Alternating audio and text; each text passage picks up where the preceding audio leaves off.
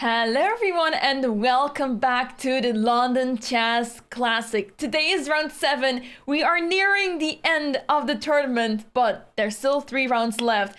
And what an exciting tournament we have had so far. 6 rounds of lots of decisive games. Yesterday we were very close to having 5 decisive games, but we had to finish with a draw, as the last game that was happening, that was insane. It was insane defense by young talent from England, Shreyas Royal, who was facing none other than England's #1, Nikita Vitiugov. And Nikita had a really amazing position. He was completely winning at the end, but he missed the opportunity to win in an easy way. And then a few moves later, he allowed a lot of checks, ending up in sort of a repetition. He tried to avoid it as much as he could, but at the end, the pawns dropped and it was agreed to a draw. So, a lot of excitement thus far in the tournament. And as you can see on the camera, the arbiters are ready to scan the players. Some of the players have been entering the hall already. We have a new playing hall, as the location looks a little bit different on the camera, but I believe it's still in the same building, but they just switched rooms. But yeah, we see there in the middle, one of the arbiters, one of the organizers with the metal scan detector. So every single round the players are checked and it is ensured that everything is going fairly. And on top of that, we also have the 15-minute delay. So the games have started in London, but here we're still early. We're still early, and the games will start for us in about 6 minutes. So yeah, what happened yesterday? Yesterday we had Hans losing his first game in the tournament. Andrei Volotin had a really amazing masterpiece of a game. If you haven't seen it already, you should totally check it out, as that game was simply brilliant. I have no other words to describe this, as he just played really well and showed us that sometimes it's not a bad idea to sacrifice in exchange and try to go for a win that way. Then we had Bartel facing Tabatabai. Amin seemed to have been in trouble at the start, but he recovered very quickly, and at the end he managed to beat Mateusz, as Mateusz was not handling the situation well. He allowed a crazy sacrifice, and after that it was simple for Amin, who actually managed to spoil for one move, but Mateusz didn't see the way to equalize. So still a very exciting game at the end of the day. So then again, Nikita Vitiugov was in a winning position, but he spoiled against Shreyas Royal. And then we had Gukesh, who managed to beat none other than McShane. It was a very even game for the longest time, but in time scramble, Luke simply slipped, and from then onwards, it was quickly downhill. And finally, the game that we were absolutely shocked about was the game between Moussard and Michael Adams. So that was absolutely crazy. Michael Adams was completely losing, and all of a sudden, after having played a brilliant move by Jules, he spoiled the next move right after it, and suddenly it was completely lost. So that goes to show, chess is crazy and anything can happen. And with that being said, let's quickly take a look at the standings. Here we have them. So we have Michael Adams leading with 4.5 out of 6. Gukesh is on 4 points right behind him, and Amin is on 3.5. So anything can still happen in this tournament, and we have 3 rounds left. So every single point is going to matter, and the point that Jules lost yesterday is going to be a very costly one, but we'll see if that is of any significant importance, as the 3 rounds will determine who will prevail and become the winner of the London Chess Classic. So who is facing who today? Here we have the pairings. We see that Michael Adams is facing Andrei Volotin, the rematch we have been waiting for, as Andrei beat Michael Adams in the UK versus Ukraine match earlier this year. So we were very excited to follow that journey along as well. So we will see them back facing each other this time. Let's see how that will go. And we have McShane against Jules Moussard, Shreyas Royale against Gukesh, the youngsters facing each other. And we have Amin Tabatabai against Nikita Vitugov, and finally Hans Niemann versus Mateusz Bartel. Once again, very exciting matchups. Super excited to see how these games will, how they will progress today. But first, we have a little video for you guys, because as one of the names is pretty difficult to pronounce, and I'm struggling every single day to pronounce this name, we have a video from none other than International Master Malcolm Payne, the tournament director of this tournament, talking with none other than Shorai Bayat about this pronunciation. Let's take a look at the video. So here we are at the London Chess Classic tournament, waiting for the 7th round to happen and for the players to arrive. And I've got with me the chief arbiter, Shorai Bayat, who is, of course, from Iran originally. And I've been struggling with the pronunciation of one of the players. How do you actually say this great Iranian grandmaster's name, Shorai? Tabatabai. Tabatabai. Tabatabai. Tabatabai. Tabatabai. Tabatabai. Oh, Yeah! Tabatabai. I will try to remember this, but not easy to remember. Not easy to remember. Tabatabai. Yeah, I was definitely not pronouncing it that way. But yeah, the more you know, the more you know. So as Shorai Bayat is also originally from Iran, so she of course is very familiar with the name, knows how to pronounce it. So really nice to see that we get to know now how to pronounce Tabatabai. So make sure to remember that. Tough one, exactly. But yeah, hope you enjoyed that little video. It's really nice to have some insights and extra content besides the tournament, of course, the games themselves, as a lot is happening right behind the scenes. And the people you saw on the screen, so on the right was Malcolm Payne, the organizer of the tournament, and on the left, Shorai Bayat, arbiter, a very well-known arbiter, and she is also the arbiter of this event. And she was also the arbiter in the UK versus Ukraine match, which was super exciting to follow. And yeah, she was also helping us a lot to arrange post interviews and everything with the two players. But now that there's 10 players and there's a delay of 15 minutes, interviews are much harder to do from a distance. But we'll see what we can do in the next few days. The delay is 15 minutes. Another Michael Adams win, please. Let's see. The match between Michael Adams and Andrei Volotin was pretty close earlier this year, as Michael was leading the first half, but Andrei Volotin came back the second half of that tournament. So we'll have to see. It seems to be in Andrei's favor to be in the second half of the tournament, as and the last time also the second half of the tournament went much better. So let's see what he has prepared for this game, as he took down none other than Hans Niemann. That was a really good performance, as he has been struggling so far in the tournament. So let's see what is going to happen today, what we'll see on the boards, which openings we will see, as the players have taken their seats and the game can start any moment. So I hope you guys are excited for today's round. Let me check in with YouTube as well.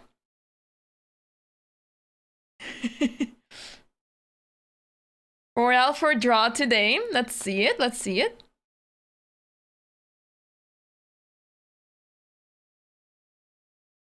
Adams faces Royale and Adams in the last 2 rounds, and they've been struggling, so they're giving us an advantage.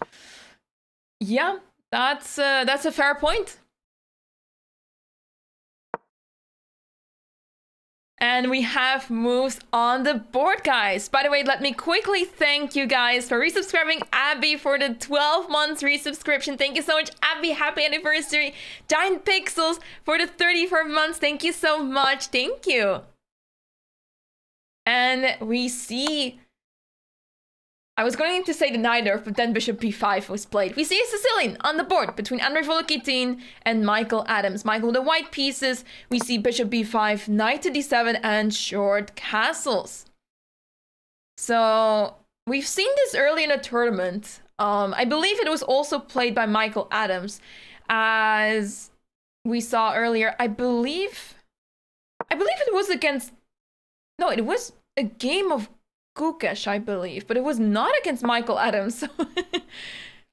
I'm trying to recall which game that was, but one of the games also happened similarly, but it was a little bit different. There was some difference. Anyways, the tables have turned.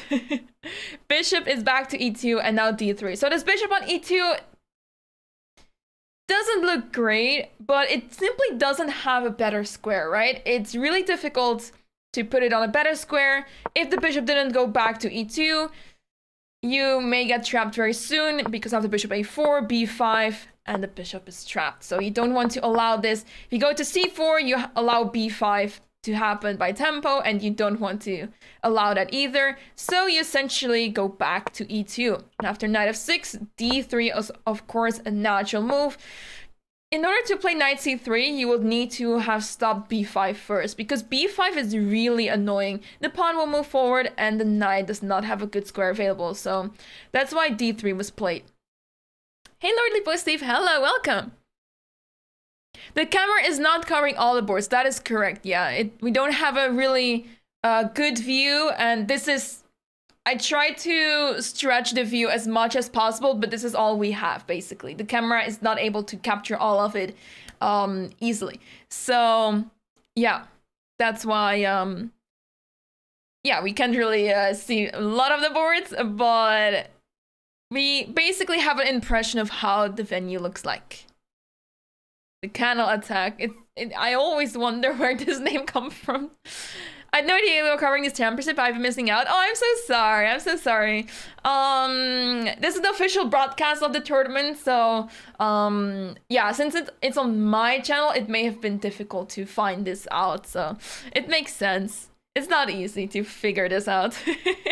But welcome. Happy to have you here. And it's not too late, of course, to join, as we have still 3 rounds ahead of us. And this is round 7, so... This is the moment that it gets exciting, right? Of course, like up until now, we have had very exciting games and a lot happened, but now it's nearing the end of the tournament and every single point matters now. So if one of the players loses, that may change a lot in the standings. So yeah, let's take a look.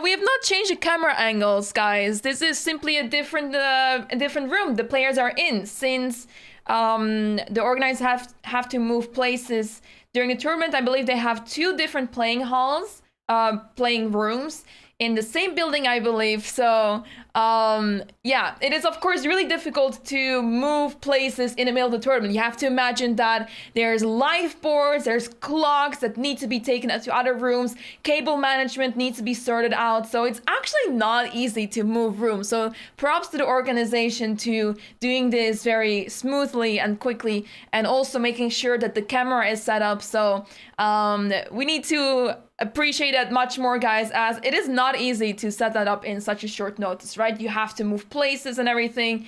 And I remember the other day that I don't know if we saw it on the camera, maybe we saw it as the organizers were cleaning up the room to move the boards to the next place already. So yeah.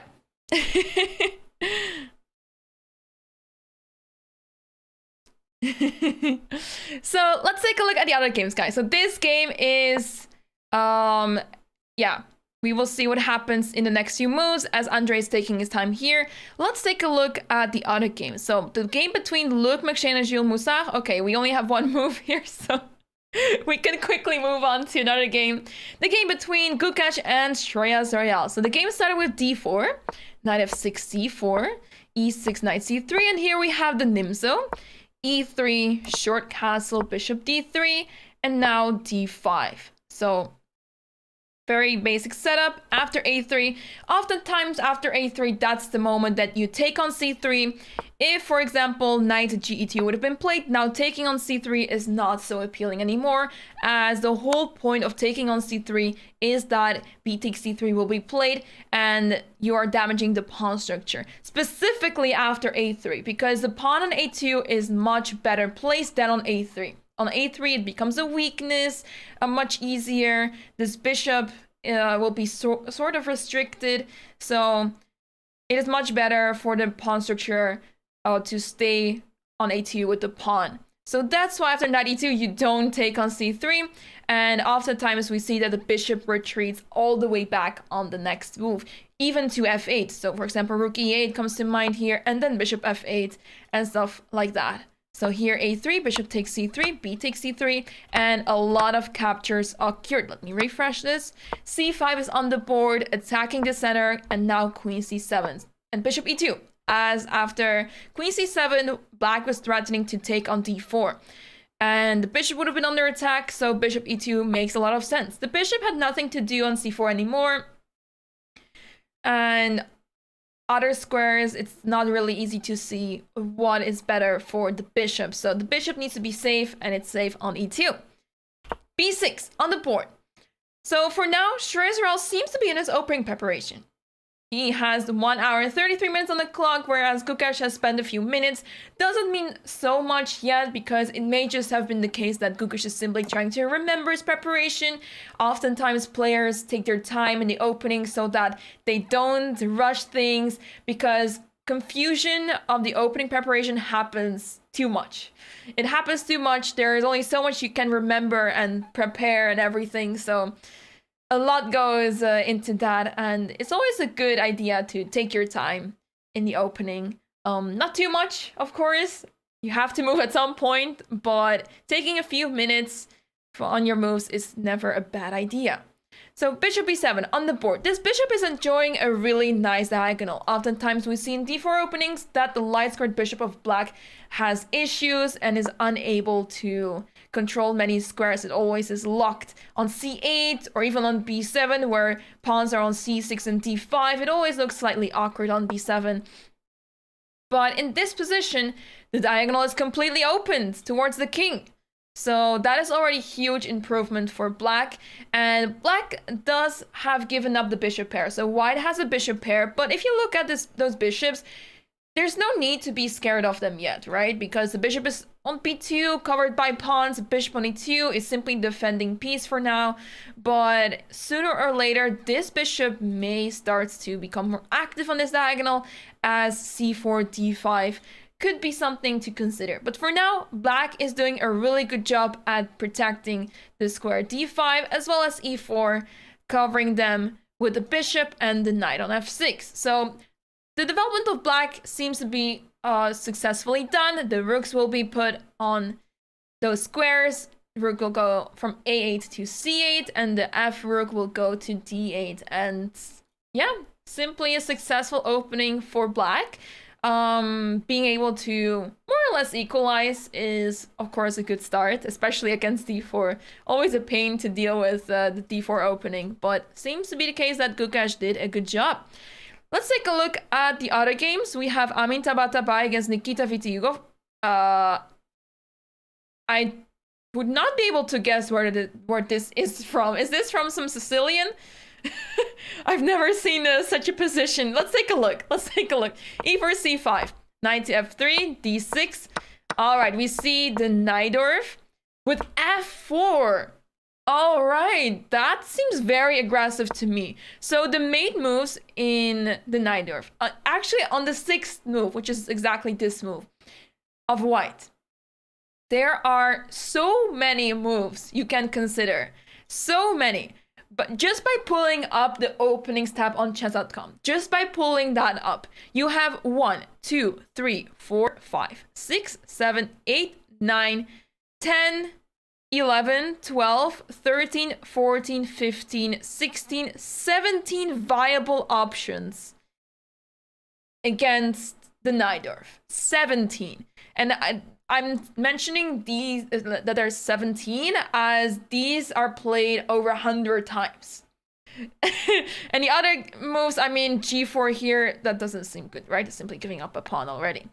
But okay, f4 is number 4, 5, 6. So that goes to show it is relatively popular, but I have not seen this before. And when you check my games, if you ever check my games in the Najdorf, I have tried almost everything as well here. I have played queen f3, there's bishop e3, one of the main moves, of course, bishop e2, there's g3, which was played a lot by Magnus Carlsen. I was inspired by Magnus Carlsen, but my games did not go the same way that they went with Magnus. He obliterated his opponents, and I could unfortunately not do the same. There is, of course, h3. There is a4 that you can even play. There's so many moves. Even bishop c4 is possible. There's simply too many moves. And f4 is one of those moves that it makes sense, but it feels like white is weakening so many squares, right? Allowing bishop g4, e5 seems still unpleasant to deal with. So e5 is actually on the board.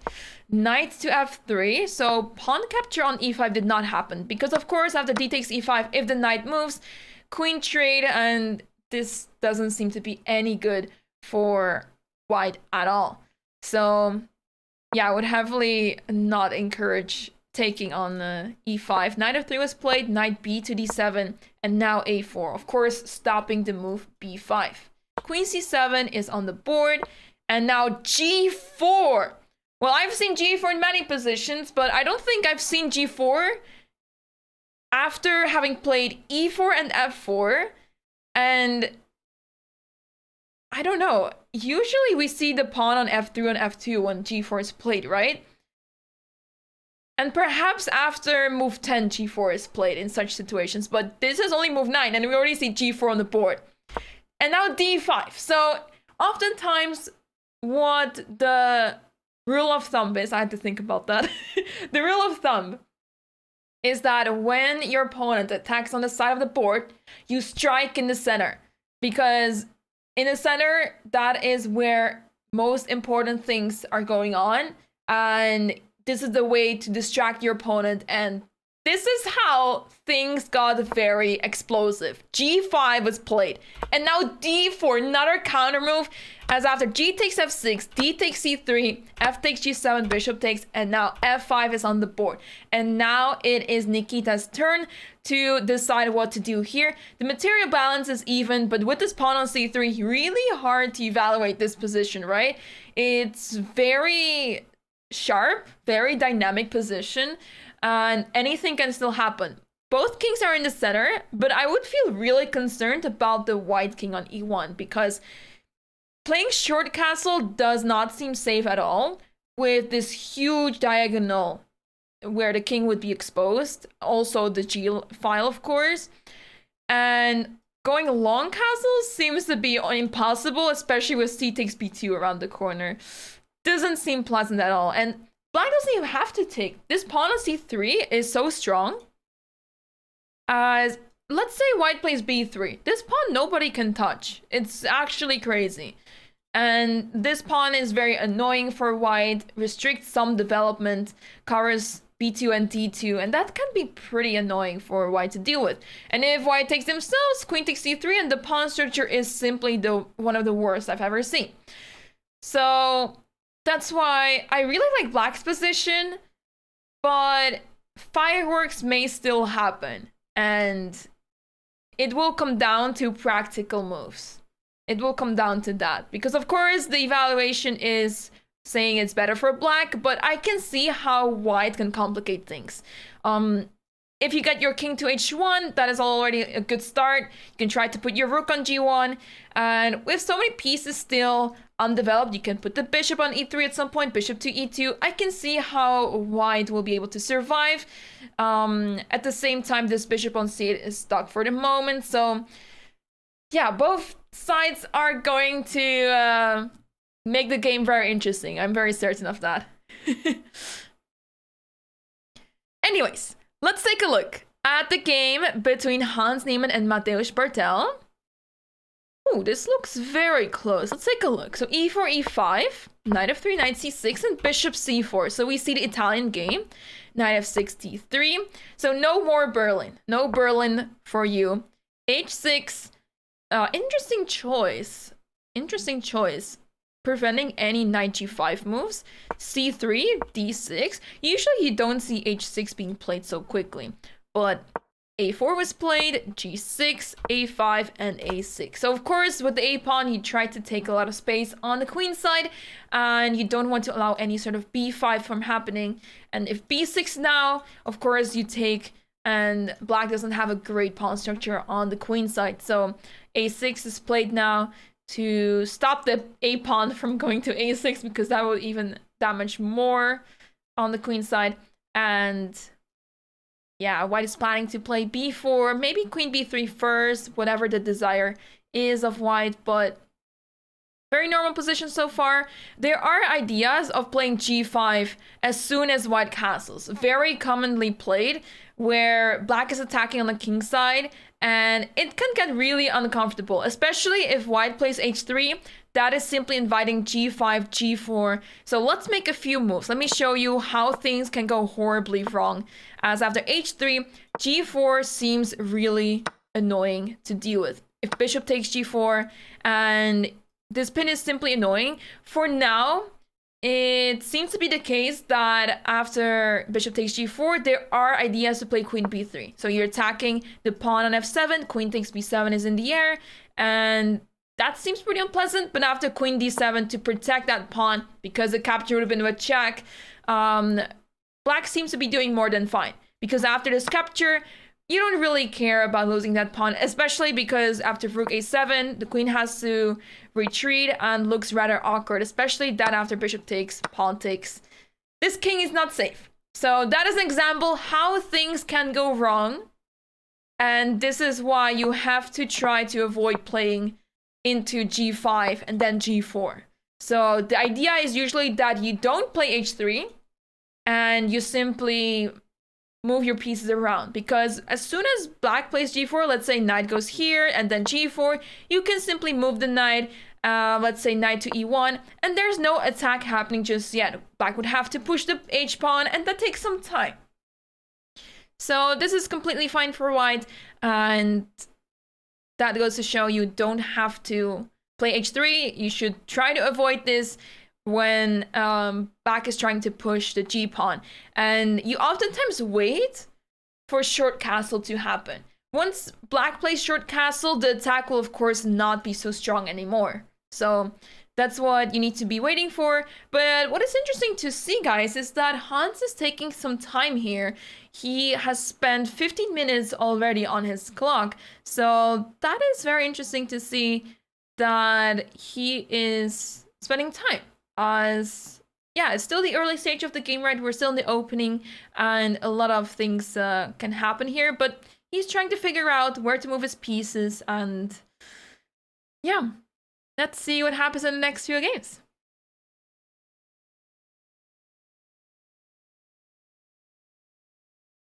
I appreciate the nice words, the kind words. Thank you so much on Ungeplant records. It seems like a Dutch word, so I was thinking, should I say it in Dutch way or the English way?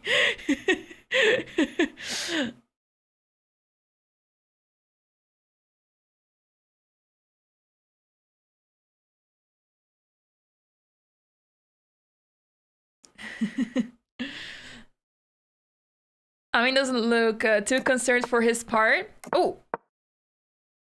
Okay, so seems to have been some delay of the moves in Hans's game. So I was already surprised why he was so low on the clock, but turns out that the moves were not registered while they were made, and the clock was simply running down. So okay, forget what I said. Hans is doing completely fine on the clock now, and he did not spend 15 minutes out of nowhere.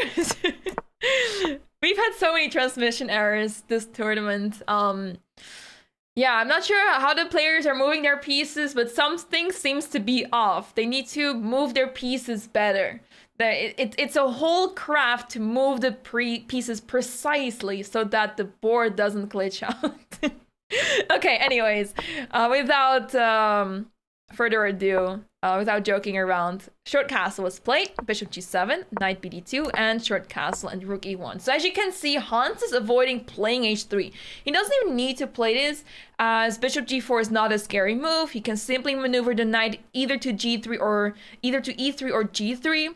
So that's why, yeah, this position is completely fine.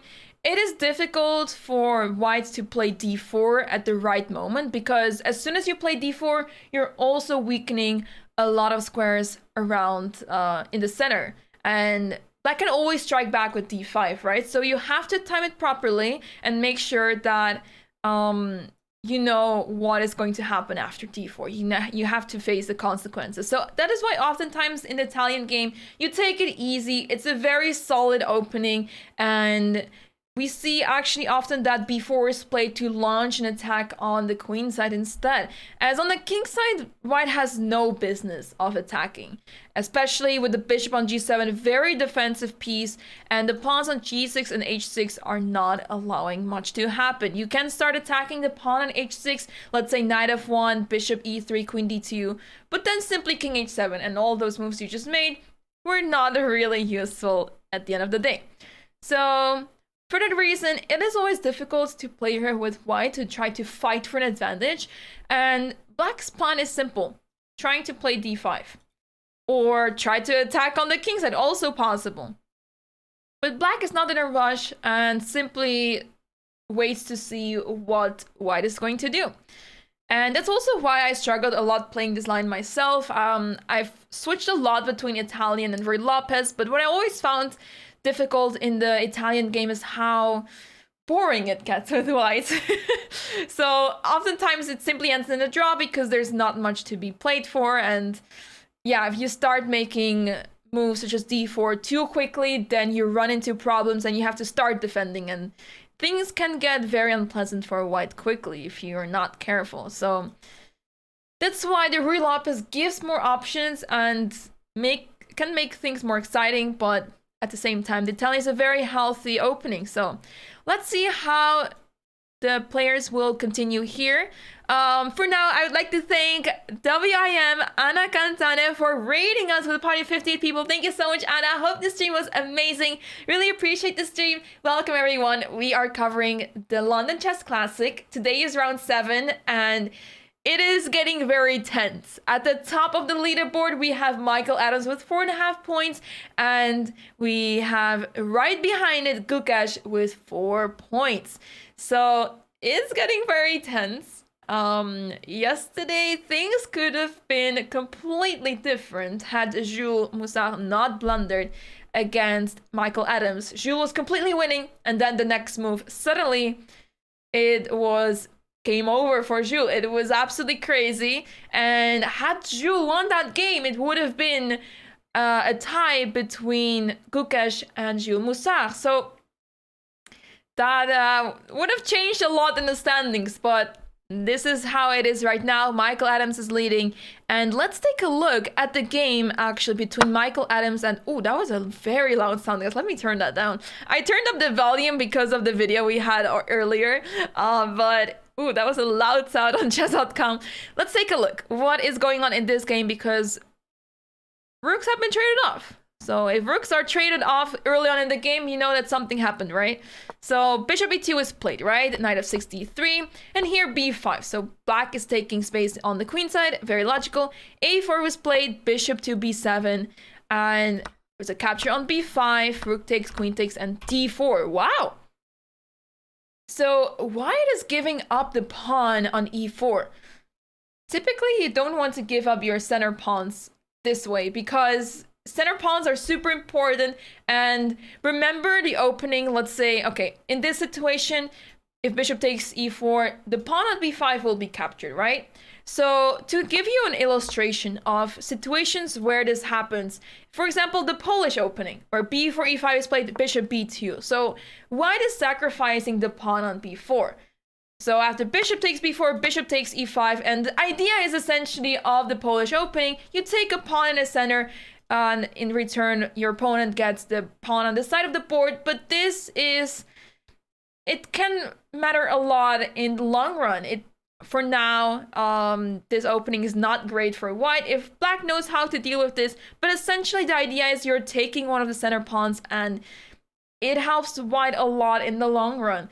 And you don't really need this b pawn anyway, as white will try to set things up in the center. This bishop will have to retreat at some point, and yeah, it's not easy for black to play this, as yeah, especially if you don't know, if you haven't really prepared against b4, it can get really difficult. But oftentimes you try to avoid taking on b4, unless you know what to do against it, of course. But this is the main idea of the Polish opening, and especially after b4, you want to make a move in the center, right? And e5 is simply, oh, I'm opening up the bishop towards that pawn, I want to capture it, but then you get hit with bishop b2, and then you get confused, what is going on? Whereas in the game that we just saw, where d4 is played, white is more than happy to give up that center pawn for the pawn on b5. So really interesting to see that Michael is going for this, as after bishop takes e4, what is apparently one of the main moves here is to play, let's put it back, knight to c3. So really interesting to see that white can simply give up this pawn and still be fine. So let's say if b4 is played, this knight takes on e4, knight takes e4, and what is pretty crazy here is that bishop b5 is extremely good for white. The reason why, the knight on d7 is under attack, and this king turns out to not be safe at all. D takes c5 is incoming, the attack opens up towards that knight, and black's pieces are simply in an unpleasant situation. So for that reason, really tricky idea by Michael Adams to play d4, and it seems to be preparation, or he seems to be very familiar with this opening, as he probably played this quite a bit, avoiding the open Sicilian games, but instead this line with d4 now. What do you do against it with black? Because bishop takes e4 looks rather dangerous, as we've seen with knight c3, and yeah, what else do we have? You can't really try to defend that pawn. If you play c4, you just allow the pawns in the center to be super strong, and you play d5, restricting the bishop as well as the queen on the diagonal. Doesn't seem pleasant at all. You still give up the pawn on e4, but you allow the opponent to have a lot of activity, and the pawn on b5 remains a weakness, right? It's actually interesting to see that knight takes e4 is still fine for white, because the pawn on d5 is hanging, right? But you're simply going after that pawn on b5. Crazy stuff. Adam's game's out of book after bishop b7. Yeah, there's no game played in the database with this move here, so Andrei Volotin is going to spend his time, and I'm already concerned about the clock. I'm just worried about Andrei. Yesterday I was also very concerned as his clock was running low, but as soon as he had complete domination in the game, I thought, okay, even if he is on 30 seconds, nothing can go wrong. He can just make some moves and still be fine. So, but yeah, in this game, okay, it's still early to say, of course, but as soon as Andrei starts spending time, I'm getting worried. So, let's take a look at the other games. What do we see in, let's say, the game between Luke McShane and Jules Moussard? Let's take a look. That is a huge time advantage already for Luke McShane. Let's take a look what happened. Oh yeah, we didn't see this game because the players arrived late.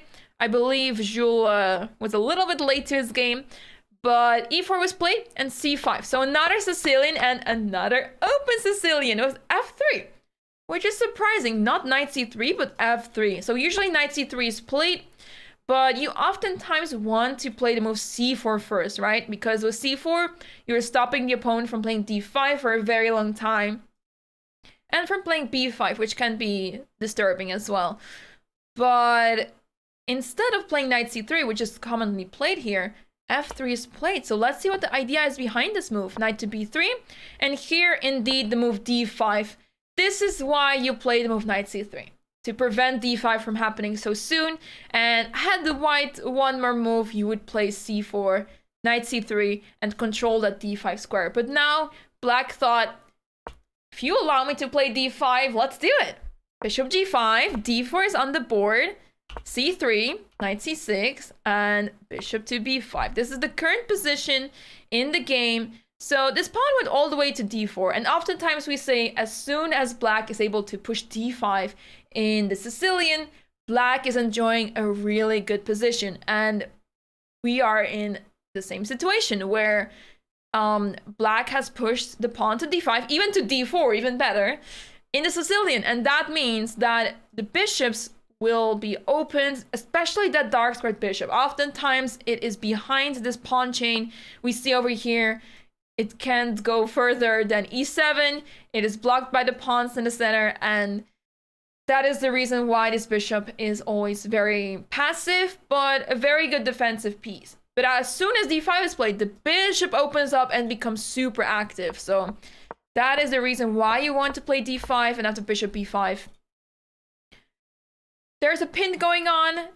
The attack on the pawn on d4 is being strengthened, but how does black continue here? As there's so much pressure on that pawn on d4. It is actually possible to capture this now because of this pin. So anyways, bishop b5 on the board. What does black do? So you don't really want to take on c3, right? Especially now with the pin on the board. After d takes c3, you allow queen takes c8, king takes, and the knight develops to c3 instantly. You don't want to allow this. And white will be able to go long castle with check. Very unpleasant position for black. So instead, you can start attacking that bishop indeed with queen b6, but at the same time, it does seem very appealing for white to take on c6. Tough to say what to think of queen b6, because bishop takes, b takes c6, you do give up the bishop pair, but at the same time the pawn on d4 is hanging, and slightly unclear position. I would say it's an unclear position. Too much is happening. So that is also probably the reason why Jules is spending so much time, and it's a very tough position, as the pawn on d4 should be good, but Luke played a very nice move, the move c3, to attack this pawn and try to destroy this nice center of white. Thank you so much to Alessia for the raid with a party of 112 people. Thank you so much. Hope this stream was amazing, Alessia. Hello. Welcome, everyone. We are commentating. We're covering the London Chess Classic. This is the official broadcast, so welcome. Hello. We are in round 7. We are already in round 7, and the tournament is almost decided, but not yet, because there's still 3 people at least fighting for first place, and it's very close at the top. Just to share the standings one more time, we have Michael Adams leading the tournament with 4.5 points out of 6. He was not supposed to win yesterday, but he still did against Jules Moussard. Then we have Gukesh on 4 points out of 6. He's been doing really well so far, but he needs to win the tournament with a sole lead in order to have enough points for the Grand Prix circuit. And then we have right behind them with 3.5 points. I mean, oh no, I forgot the pronunciation already, guys. Tabatabai. Oh, I forgot. We had a video earlier where the arbiter Shor Bayat showed us, or told us how to pronounce the name, but I already forgot. Anyways, he's on 3.5 points out of 6, so he is also still in contention for first prize. But things are looking pretty tough for those players, as Michael Adams has been doing really well this tournament, and he is in the sole lead currently. So let's take a look at some of the other games. And also, thank you so much to Nicola Stoichin for the 1,000 bits. Thank you so much, Nicola. Thank you. Tabatabai. Thank you. Thank you. Now it makes sense again in my head. What is the penalty for late arrivals? I believe in this tournament there's no penalty, but oftentimes in tournaments we see that there is a there's a penalty for late arrivals. There is a 0 tolerance of 15 minutes or 30 minutes. So if you're 30 minutes late in that case, you simply lose your game. And you don't want that to happen. You don't want that to happen. If his name is hard to pronounce, you know he's strong.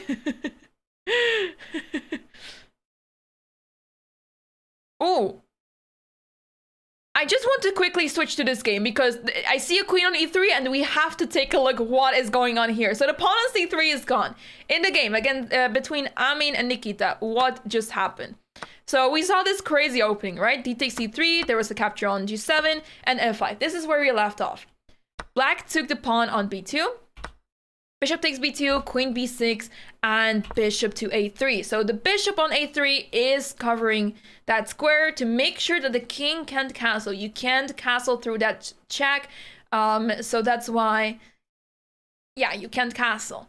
And it restricts black a lot, as imagine a queen appears on d6. The queen will be heading towards e7, and that is a checkmate. So you have to be really careful, as the dark squares are extremely weak around the black king. Queen e3 check is played, and now bishop e2. So in any case, after moves such as queen d6, bishop f8 will occur, so that is completely fine for black. But now, after bishop e2, we see that the pawn on e4 is hanging. So that is probably what Nikita is going for, as he tries to capture the pawns in the center, but lots of trades have occurred here. And the less pawns we see on the board, the more we're leaning towards a draw, right? So currently the material balance is equal, but with that pawn capture on e4, black will be ahead of pawn. And yeah, there's not a lot of pawns left, actually. Amin is from Iran.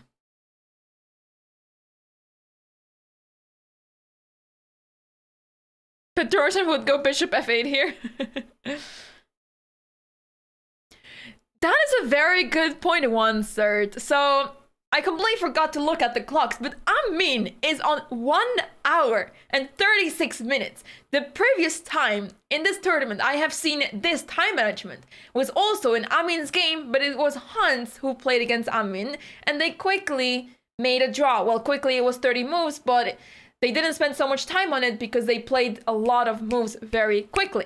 So that's why now we see Amin having spent very little time. He played his moves pretty much instantly, and at the same time Nikita has spent already 30 minutes of his clock. So that is interesting. It's interesting to see how much ready Amin is in this game, as this line that we're looking at looks completely ridiculous.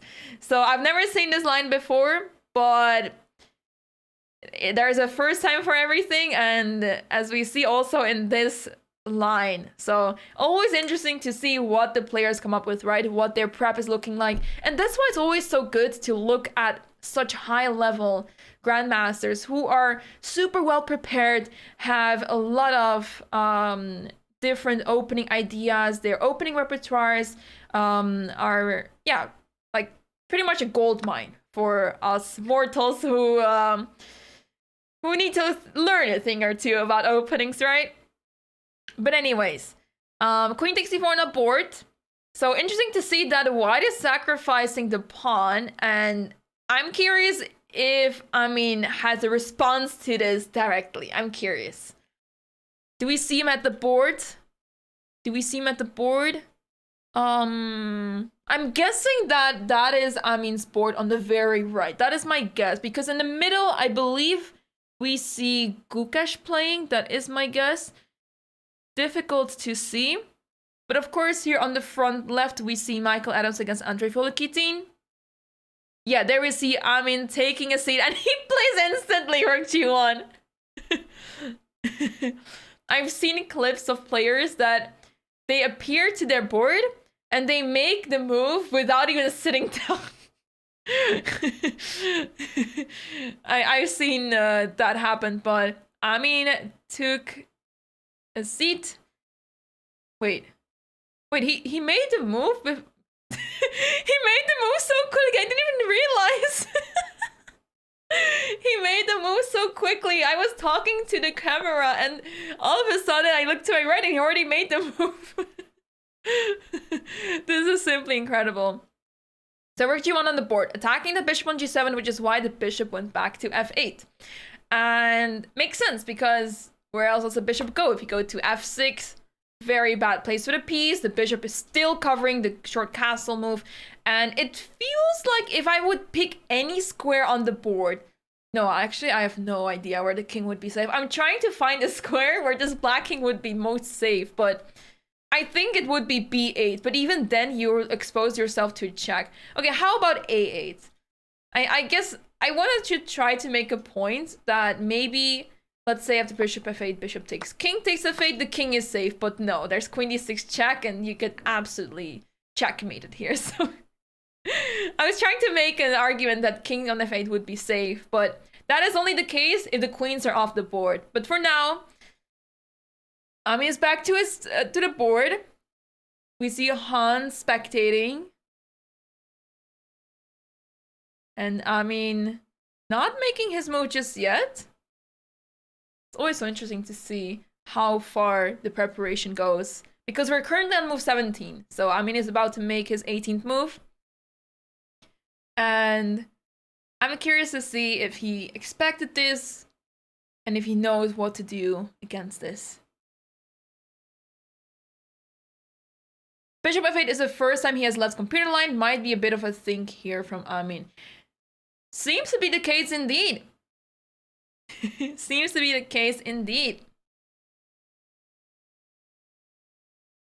So we will leave Amin up to the decision what to do here, but seems to be the case that yeah, bishop takes f8 seems appealing, but then at the same time you allow knight takes f8, opening up the bishop, and after that, once this pawn is captured on f5, this knight will be able to move around, and I'm not sure if I would like white's position so much. Apparently the engine is completely happy about white's position here, which is really funny to see.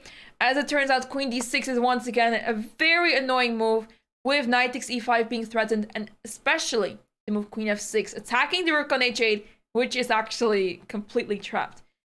The strength of the move, rook g1, comes to light, and we will leave Amin to decide what to do about this. But if bishop takes f8, knight takes f8 is so bad, I would be concerned about black's position.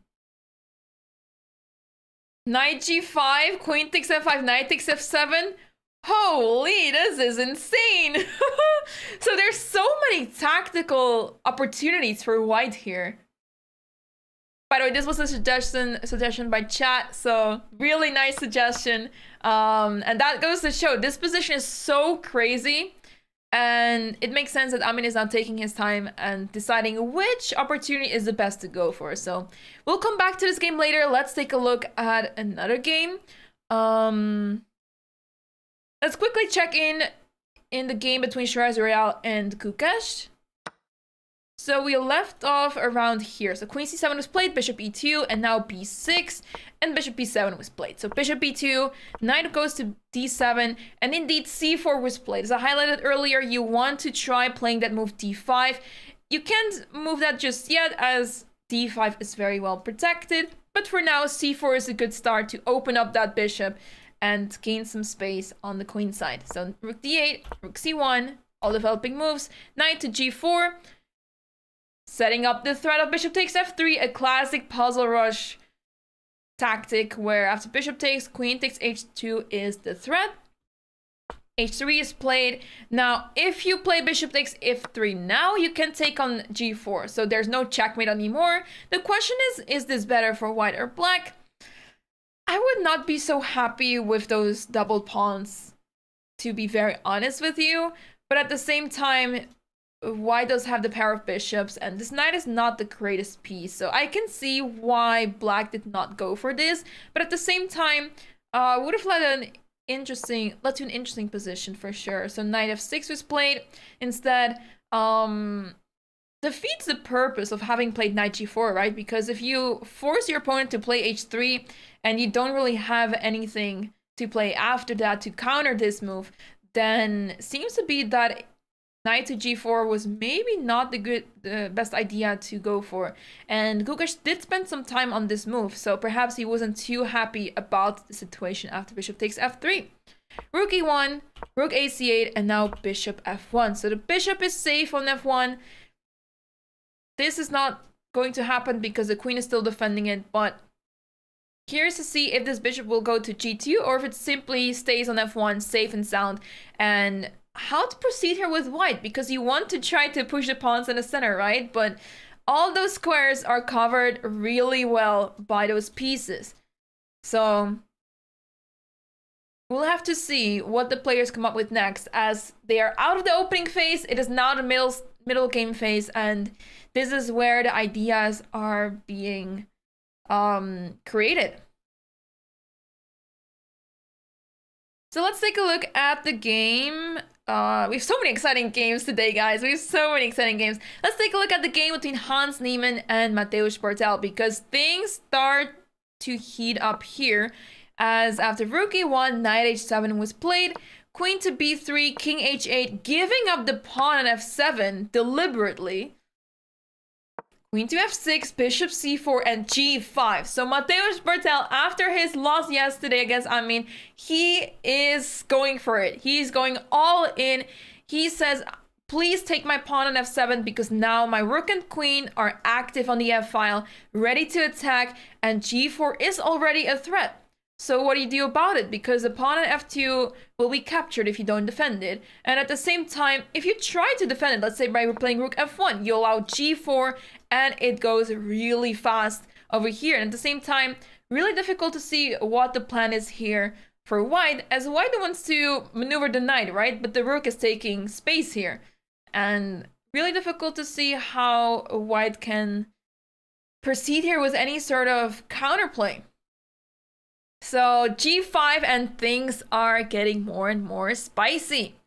Interesting to see that Hans is actually walking around, but it's his turn. So I guess we're on a slight delay here on the camera. No, he's just sitting down. Maybe it seems to be the case that Mateusz just made the move, and that's why Hans sit down just now to respond as well. So let's take a look at the other games. Let's see where we see some updates.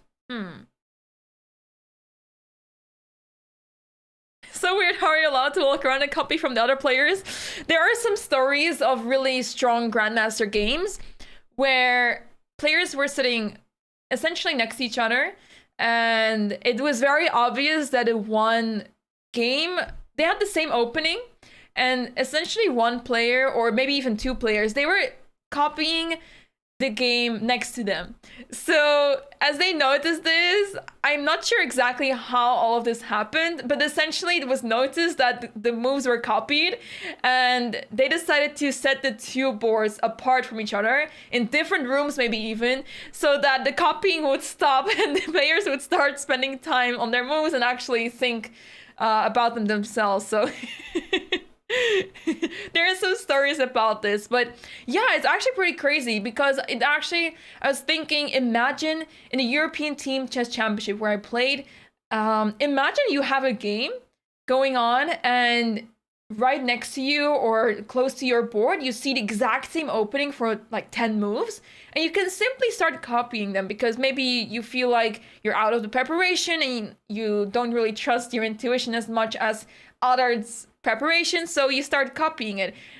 I have not experienced it myself where I was like, hey, that is the same opening as me.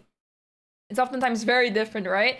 But yeah, I was thinking, imagine you have someone in the playing hall that has the exact same opening as you, but you don't know about this. The winning prize of this tournament is £15,000, which is approximately 19,000 USD dollars.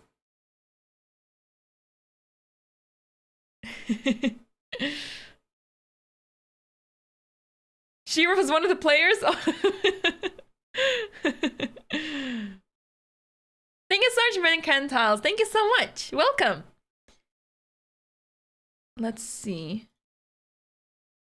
this stream does not have a delay, but we have the camera on 15-minute delay as well as the moves on 15-minute delay. So we made it possible that the camera is also on a 15-minute delay so that it is synchronized with the moves in the server or the platforms.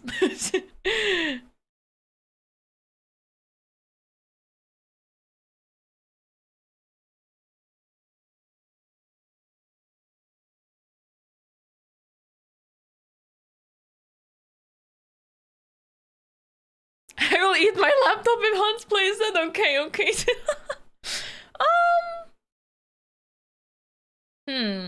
King H1. How unrealistic is this move? I'm trying to assess how unrealistic this is.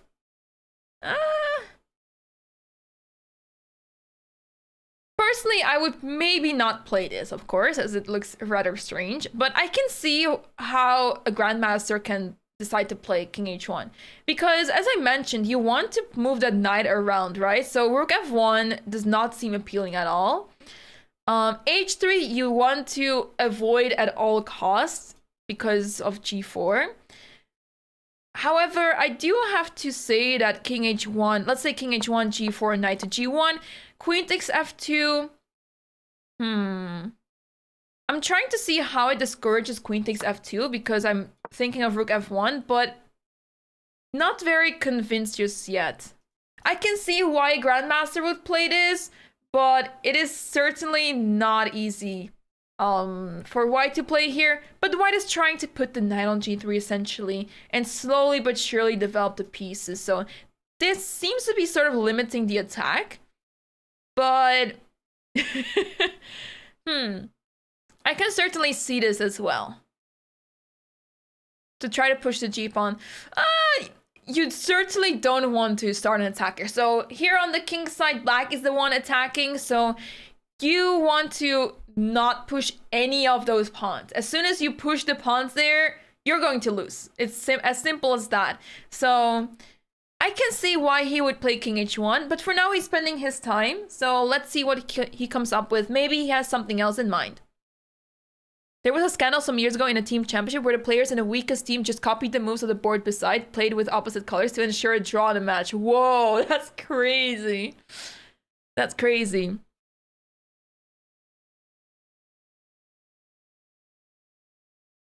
You've taken a time machine back to 15 minutes ago. Hey, Ismail, welcome. Hello.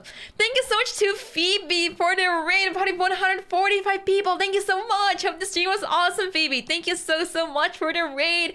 Welcome, everyone. Hello. We are commentating on the London Chess Classic. Today is round 7. It's super exciting as we are nearing the end of the tournament and things are heating up. Things are heating up as the players are fighting still for first place, and we don't have a clear winner just yet. So the last 3 rounds will be very important to decide the winner of the tournament. So I hope you guys are as excited as I am for the final 3 rounds of the tournament. But today, round 7, and we have some exciting matchups. So let's take a look at the other games before we are going to a short break. Guys, I'm not seeing any updates in this game. Oh no, I was already so scared about this, guys.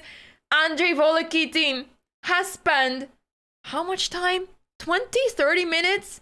Oh no, guys. Yeah, he has spent 30 minutes. I remember he had 1 hour and 17 minutes on this move. Oh no. Oh no, guys. Please don't let it happen. I try to be unbiased as a commentator, but if there's one thing I hate to see as a commentator is extreme time trouble. It is the one thing you don't want to see, as that causes not just so much stress to the players, but it is exactly the reason why many blunders happen. And now we're on move 10 and Andrei is already down to 48 minutes. This is concerning. This is concerning territory, and this is definitely not the same as we have seen yesterday from Andrei's game. He's going down the rabbit hole. He's pulling a Grishuk. I don't know what else to tell you. Thank you so much, Sinyam. Thank you so much. That's so kind.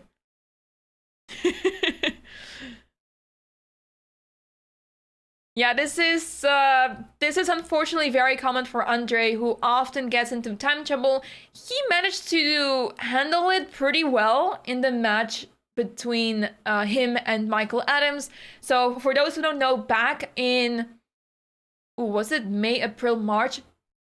Earlier this year, we had the UK versus Ukraine charity match, and it was held between Michael Adams and Andre Volotin, and Andre was in time trouble almost every single game, but he was handling it relatively well. He was coming back in time trouble, he was able to equalize the game, and he dealt with it pretty well. But in the final game, I remember he prepared super well, and he managed to console the match victory very easily. So that's why he is capable of handling it well. But in this tournament so far, he has gotten pretty easily punished for spending a lot of time. And in time trouble, he made a lot of mistakes. So, and as we're talking about the game, we do see a move on the board. And we do have to note, guys, that this was a crucial moment as d4 was played, and we analyzed that bishop takes e4 is not so easy. If you have never seen this position before and you're thinking, I can just take this pawn after knight c3, you may feel like, oh, I'm just ahead of pawn, this is perfectly fine. But we analyzed that things can get super tricky here, as the knight is heading to b5, and let's say after the move b4, knight takes e4, knight takes e4. So here it seems to be the case that Black is ahead of pawn, so what is the issue? But bishop b5, pinning that knight, and this king is extremely vulnerable on e8. The pieces are not coordinated well. The bishop and rook are out of the game, and soon d takes e5 will happen, opening up the file towards that knight, and this is almost game over. So that's why bishop takes e4 is on the board, but knight c3, very tricky move. Knight c3, concerning move, let's put it that way.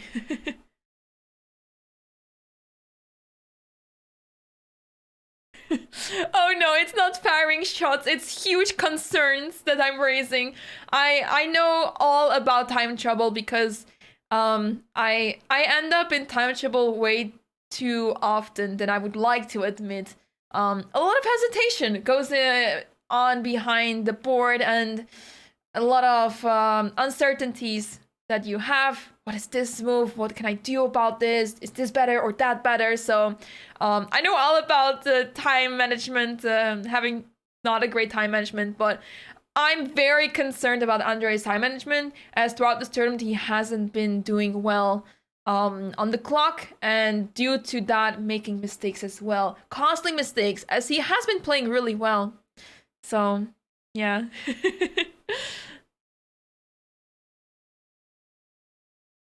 So in any case, guys, for now, we don't have too many updates going on. Just before we go to the break, I wanted to go to break already, but I didn't know this was a blunder already. I mean, it's completely winning already? Wait a second. What just happened? So queen d2 and knight c5 is played, and apparently this is completely losing already. Amin has showed us an amazing preparation line here, some complete craziness, and after knight to c5, Black is losing.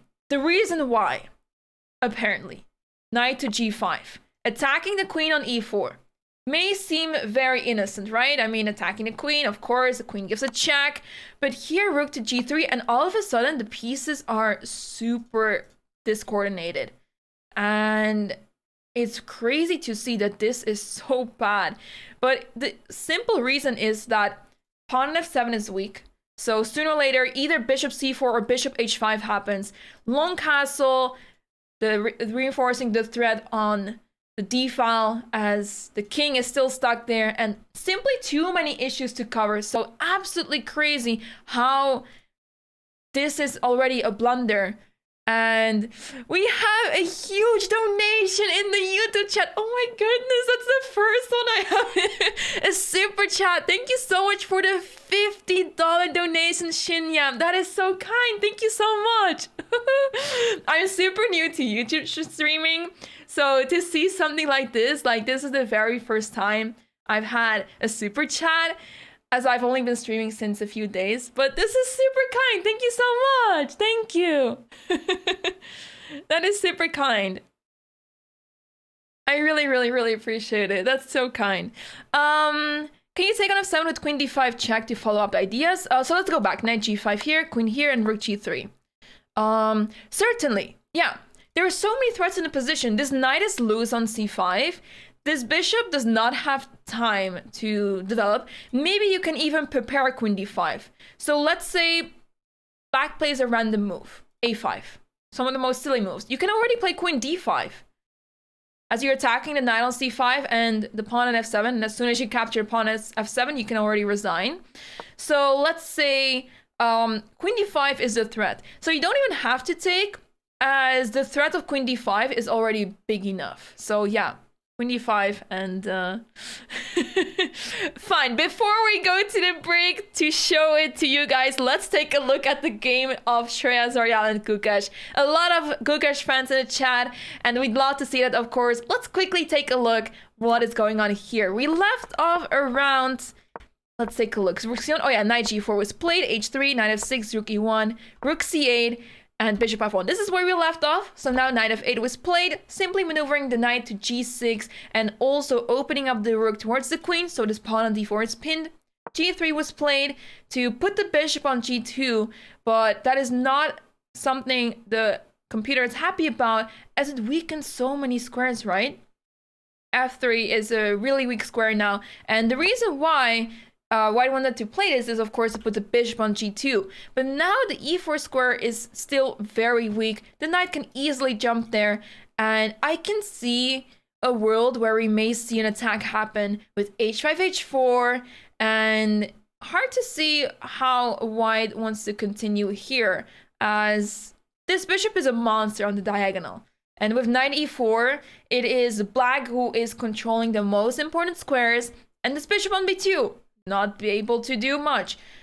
The rooks and the queen of white are also not able to do much. So with the knight on e4 super well placed on that square, hard to see how white proceeds here. So I really like how the opening has gone for Gukesh, but let's see how the players deal with this situation, as they're not spending so much time. They are already around move 20. They're one move away from move 20, so we won't see any time scrambles in this game, but things will start to get very positional very soon. So really like what Gukesh has done, but let's see what Shreya manages to come up with as he maneuvered his bishop to g2 and perhaps may start with g4. We've seen a lot of games this tournament with the move g4. Not sure if it's so ideal here. I would say if white had another knight on the board, let's say on f1, you could easily think of g4 and knight g3, but that knight is gone now.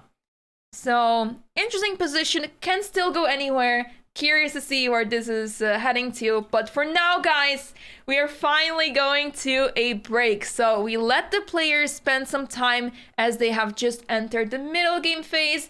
A lot of ideas are being thought out and calculated, as now the players are out of their preps mostly. Even Amin is spending some time on his move. So let's take a short break, guys. We will come back very soon as things are heating up in the tournament. It's getting very exciting. Don't go anywhere. Make sure to stick around as we will continue the coverage of the London Chess Classic Round 7 right after the break. So see you in a short moment.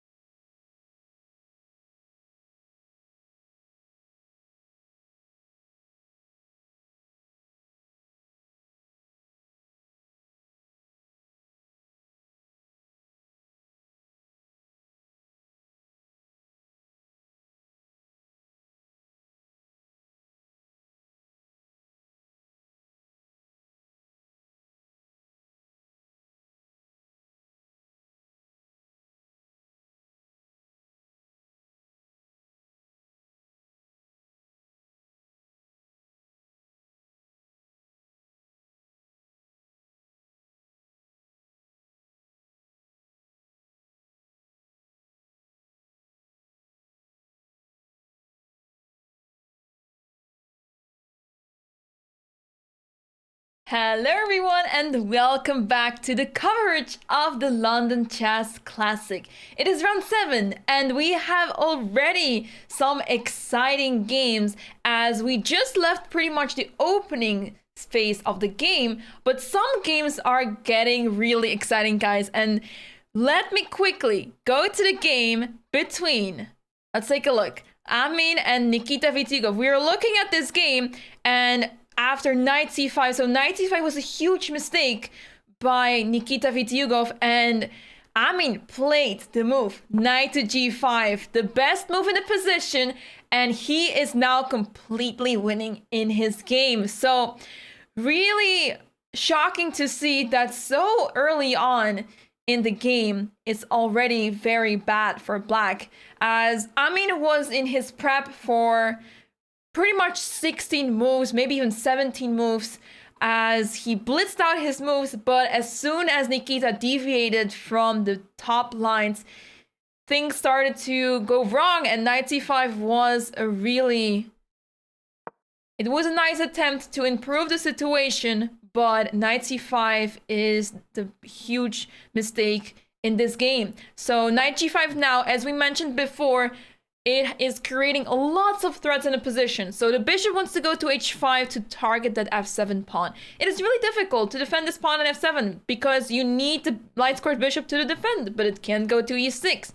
At the same time, if not bishop h5, we want to play bishop c4. If the queen leaves to, let's say, h4, we first covered a check, but we really want to play that move queen to d5. And let me remind you guys that after queen h4 check, rook g3, it may appear that the pawn on h2 is hanging, right? So why not just take the pawn? Well, bishop b5 check, opening up the queen, and after pawn takes, queen takes h2, you lose the queen. So that's why knight g5 is so strong, and there's just too many threats that the queen cannot cover on its own, on her own. So that's why white is completely winning here. Nikita Vitiugov in complete trouble, and if Amin is going to win this game, he will be still competing for the first place in the tournament, as he's currently 1 point behind Michael Adams.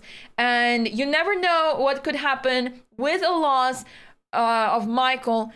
We could see anything happen in the tournament. So things are getting very exciting, everyone. Let's take a look at the YouTube chat as well. Hello, hello. Let's take a look. Oh, I pressed the wrong button. Okay, there we go.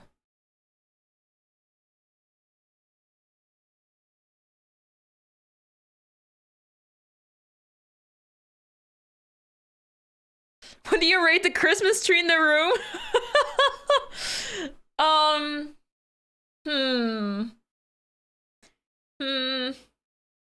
I'll give it a pass. I'll give it a pass. I mean, it looks really cute, right? But I believe this one doesn't have lights. Because the previous Christmas tree we saw did have lights, and that was really exciting. I think this Christmas tree is a little bit of a downgrade, or they turned off the lights on purpose so it doesn't disturb the players, as the Christmas tree is a little bit closer to the boards now. But without lights, I'll give it a 6 out of 10. It needs a bit more decoration. Same tree, lights off. Okay. Yeah, we can't go higher than a 6 then. But here we see queen h4 on the board, giving a check, but now I'm expecting rook to go to g3. And that may soon be lights out. Let's take a look. Rook g3. It has lights. We left them off. Okay, yes, makes sense.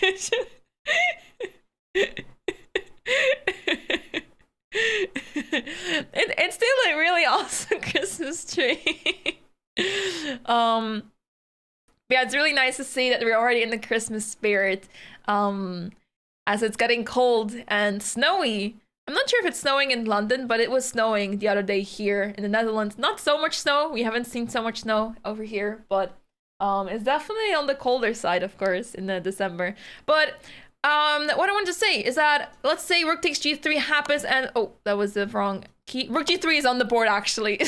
So quickly played by Amin. But let's see what happens if bishop takes f5, because we have to figure out what happens after bishop takes f5, as that is the only move that could try to defend that pawn on f7 on the next move. But what happens then is queen d5, attacking the knight on c5 and also on f7. And you may think, okay, we can try to play bishop e6 because that defends the pawn, attacks the queen, so the knight cannot be captured yet.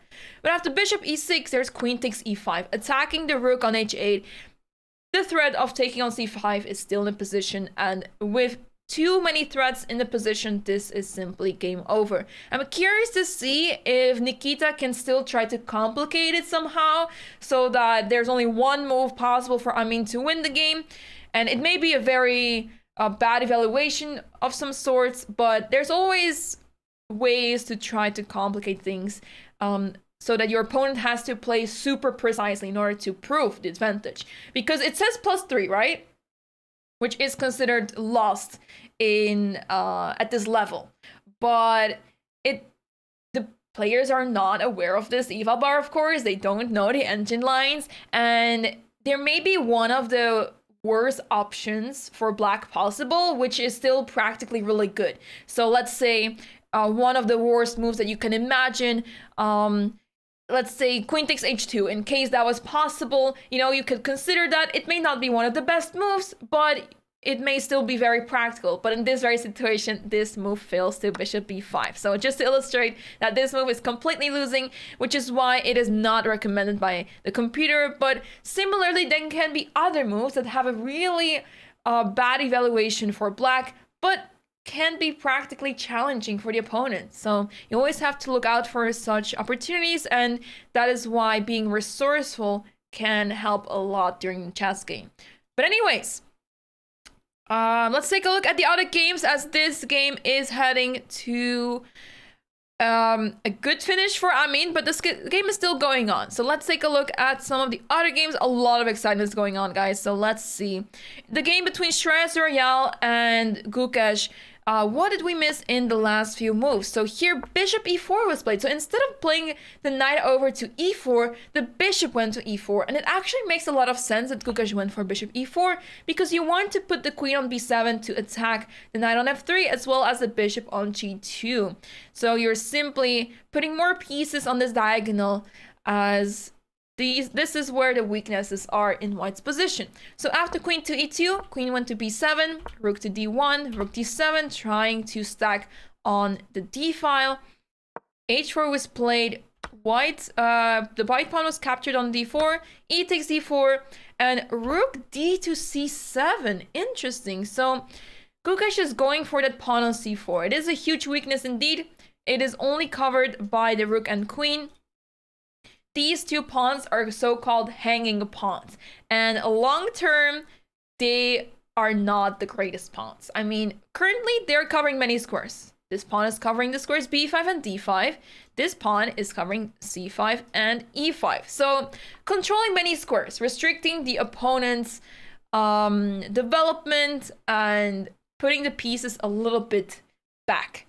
But that does mean that the pawns in the center are super weak, as this pawn cannot be defended by the other pawn. Similarly, the d4 pawn is not defended by the other pawn. And pushing the pawn to c5 is, of course, going to be lost immediately, as there's too many pieces looking at a c5 square.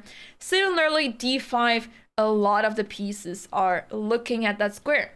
However, one small detail that may have been missed by Gukesh is that after d5, the bishop opens up towards that knight, and it's actually not so easy how to handle this. So to illustrate, after e takes d5, white can capture the knight on f6, and after g takes f6, the pawns on the king side are not great of black, and you can suddenly start attacking with h5, and you lost the pawn over here. Black is up a pawn, but what I'm worried about is this king on g8. This bishop is not able to do much over here. This knight will have to retreat after h5, and white is simply getting more and more active. White is not interested in capturing this pawn back. There's no need to do this. But things are getting dicey for black here. And if the knight retreats here, you can play knight to h4, queen g4, and the attack looks pretty bad for black.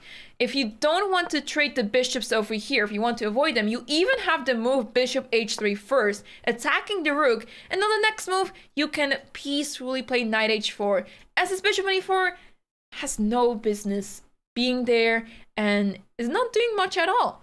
So I'm sincerely concerned about the position of the king here. And let's see if Shreyas can figure out that he is actually able to play the move d5. So for the Gukesh fans, this is not looking good for Gukesh, but it is still an early stage in the game. And the eval bar doesn't mean so much. It is plus 1.4, but it doesn't say much. Anything can still happen, and it's still practically possible for Gukesh to come back from this. And who knows, maybe d5 will be missed, because if d5 is not played, then the rook move to c7 is justified, right? Because the only reason why it's not good is because of the availability of that move to d5. So he needs to find this indeed, and let's see if he will be able to do so. In the meantime, let's take a look at the other games. Let's see how the game is going between Hans Niemann and Mateusz Bartel, as in this game, we see a huge kingside attack happening. So after the move g5, rook e2 was played. Oh yeah, remember? So I remember a comment where someone was saying that they'll eat their laptop if king h1 will be played. So your laptop is safe, as well as you. So king h1 was not played. Instead, rook e2. As I mentioned, it is logical to play rook f1, but you want to maneuver the knight to e3 or g3 via f1. So rook e2 was played instead, defending that pawn on f2, and after g4, the knight went back to e1. h5 is played, knight to f1, h4, and white is playing very passively, rightfully so, because there is a huge attack incoming that white needs to stop. White is up a pawn, so you may think that nothing's wrong, but practically speaking, black has a really good attack, and the fact that in this position, black is down a pawn, but better on the evaluation bar, it already says a lot, right? So knight went to e7, knight is maneuvering to g6, probably towards f4, and now queen d2 is on the board. What is the idea behind queen to d2? It seems to be stopping any sort of bishop h6 and knight to g5 for the moment, but the computer does not like this move whatsoever. It seems to be very passive, but also restricting the development of the pieces. This bishop is behind. You want to develop that to e3, right? And then play queen d2. But instead, queen d2 was played. And how can black punish this? It's not easy to figure this out. Not so easy. Because you can't currently go for a move such as g3. Simply doesn't really do much. Black will need to start to spend some time, and it is difficult to understand what is wrong with queen to d2. I am guessing that black will continue with the move knight to g6 to maneuver the knight to f4. It is interesting to see that queen to g6 is preferred here. Difficult to understand what the reason behind this move is. Perhaps to give some space to that bishop to go to g5 anyways. So after queen to g6, you can play bishop f6, bishop to g5, and then you'll get to your desired square on f4 anyways. So that could be the idea, but not easy to understand. And I am simply expecting knight g6 to be played because it makes a lot of sense. And you want to put that knight on f4 eventually.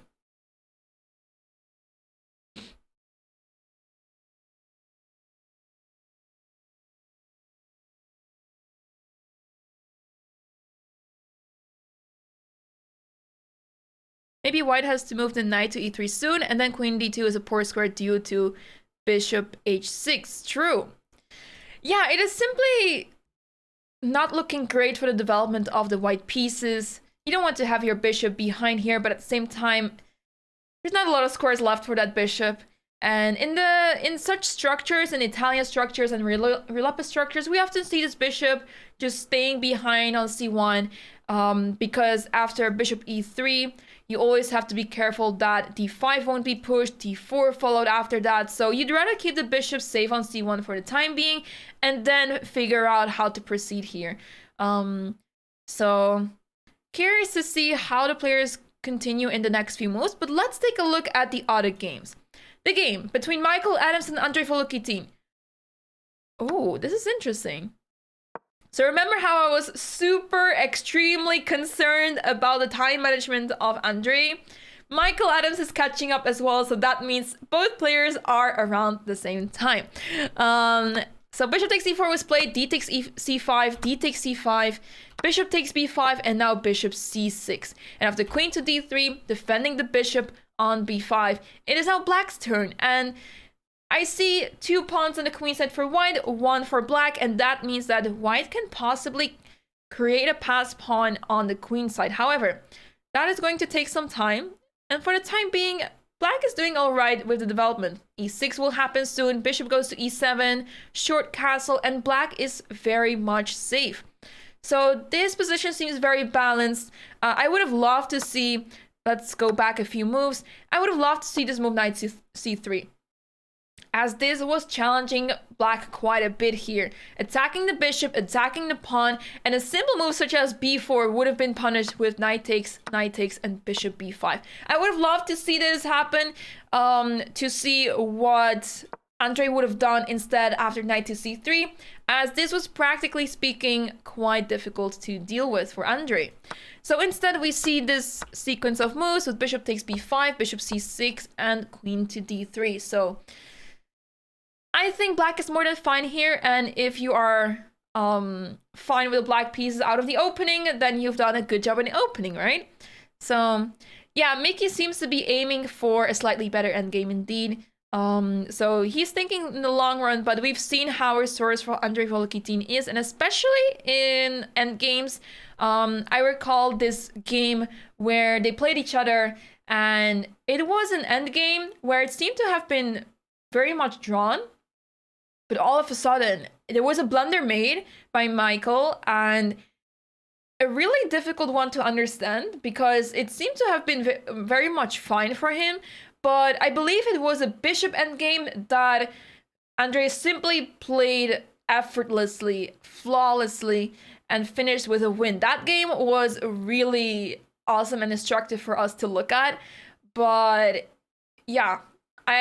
What I wanted to say with this is that Andrei's openings, endgames knowledge is very in high regard. Yeah, is really good. So I would say that slight advantage indeed for white, but very, very small. And I think it's in the draw range currently. So let's take a look.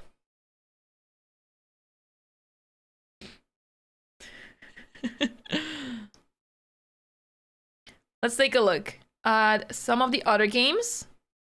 In the meantime, we see that Nikita Vityugov has played the move h6, attacking the knight on g5. Interesting decision to go for this. It does invite the move knight takes f7.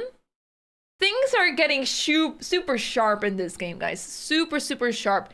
I mean, just return to his board, and let's see what he decides to do, as the knight doesn't really have many squares left, right? You can go back to f3, but that would be really sad. I'm really sure that he is considering the move knight takes f7 here. Let's take a look. After king takes f7, of course, queen to d5 check is disastrous. This king is running out of squares. It is not supposed to be in the middle of the board, and bishop takes c5 is also going to happen. But instead of knight takes f7, as it turns out, knight to e4 can be played, attacking the queen as well as the rook on g3. So it looks rather dangerous, right? A fork on the queen and rook. The rook is pinned, so this seems to be super tricky. However, as it turns out, Unfortunately for white, there's no queen d8 check as the queen is covering that square. But there seems to be queen d5, which is absolutely insane. After knight takes g3, queen takes e5. Because after king takes f7, you have bishop to no, not bishop c4, because that is covered by the queen. You can take back, attack the queen. But this is getting absolutely crazy, guys. Where does the queen go?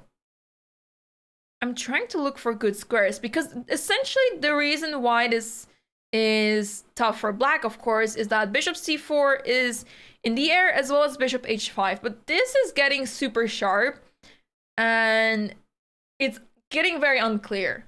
So I'm really curious if this move will happen knight to e4, but that is completely madness. And this requires a lot of calculation. And fortunately for Armin, he does have a lot of time for this, so that is going to be interesting to look at. Yeah, let me just make the moves one more time. After pawn takes, there is some intermezzo in the bishop b4, but this is absolutely crazy, right? After bishop takes, queen takes here, there's pawn to c3, and white is down a rook, but with this king in the middle of the board, there should be a checkmate somewhere. If you retreat all the way back to f8, it's going to be checkmate with bishop c4. The king doesn't have any squares left, so after bishop e6, queen takes, this is checkmate. So that is, of course, losing the game. If the queen moves anywhere else, let's say queen b2, a counter-attacking move, same issue. Bishop h5 check. Where does the king go? If the king goes here, there's queen e8 check and checkmate. And similarly, if king to g8, you also give checkmate in the same way. So some crazy lines over here. And where else does the queen go? Because bishop h5 is essentially the threat. One more move that comes to mind to try to survive all the threats is queen to e7, because that stops all the checks. After bishop h5, the king goes back and the queen is pinned. So that stops the checkmate threats. But here the queen can capture the rook. This bishop is pinned. The rook and bishop are not developed. And as soon as this king is back to a safe square, this bishop will support the attack and this king is simply in trouble. So that is why this is completely winning, but a completely crazy line. And it was expected that this was going to happen. Not exactly that white would be winning, but that this game was going to end up being super crazy, given the preparation of Amin and seeing how sharp this can get. So it would be awesome to see this. It would be awesome to see this on the board. Amin is not in prep anymore, so he was basically in his preparation up until bishop f8. So as it turns out, bishop f8 was not the top move of the engine. And as soon as they know that, okay, this was not in my preparation, as soon as these players know that their opponent has deviated from the top moves from the engine of some sorts, they start to realize that they are better and they have to figure out that there's something going on here. So this was the first moment that queen d2, when queen d2 was played, it was the first moment that Amin spent some time on his move. And from there onwards, things went downhill for Nikita. So let's take a look at the other games. Where do we have some updates? Let's take a look at the game between Luc McShane and Jules Moussard as we see d takes c3 on the board. So the players have spent a lot of time in the last two moves, as ever since we left off. We left off here and we discussed queen b6, which was indeed played, but this was almost an hour ago. And in the meantime, the players have spent all their time. So queen b6 is on the board, queen to d3, knight to d7, knight 1 to d2, and d takes c3. So this knight is clearly heading to c4, because after knight c4, there's no queen takes b5 because you lose the queen after knight d6. Bishop takes, you have to take back, and queen takes b5, you're up a queen. It's not completely winning just yet, actually, because this pawn is super dangerous. The pieces can get really active, and it's a material balance, imbalance that is, of queen versus knight and bishop. And how many pawns one pawn, but you're taking another pawn. So that is quite a lot of compensation for black still. So it's not the end of the world, but of course, white is not going to allow, black is not going to allow this to happen. So d takes c3 on the board. What does white do about this? Because queen takes c3, you lose a bishop. So you have to take back with the pawn, right? Or is he still considering to play knight c4? You don't really have another move, as c takes d2 check is a big threat. So you can't consider moves such as bishop takes c6. So I'm expecting b takes c3 to be played.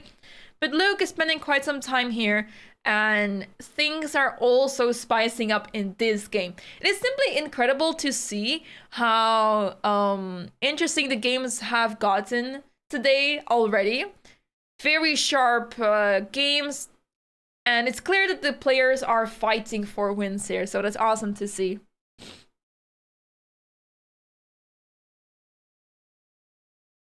Let's see. Who is spinning around the cam? Ooh, I missed it, but I'll try to keep an eye on it. Are you sure there's a 15-minute delay? Yes, there is. There is. There is a 15-minute delay.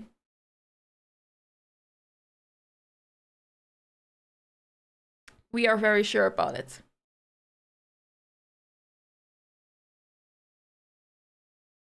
So in the game between Hans Niemann and Mateusz Bartel, ooh, something happened here. Let's take a look. c6 was played. Ooh, that is a big miss by Mateusz, who had a really good position. So c6 was played, and trying to play d5, of course. But for some reason, this is not favored by the computer. It turns out that d4 is a really challenging move for this, but of course, it's not really natural to play d4 just like that. It seems to be hanging a pawn, right? Simply queen takes d4, and why would you do this?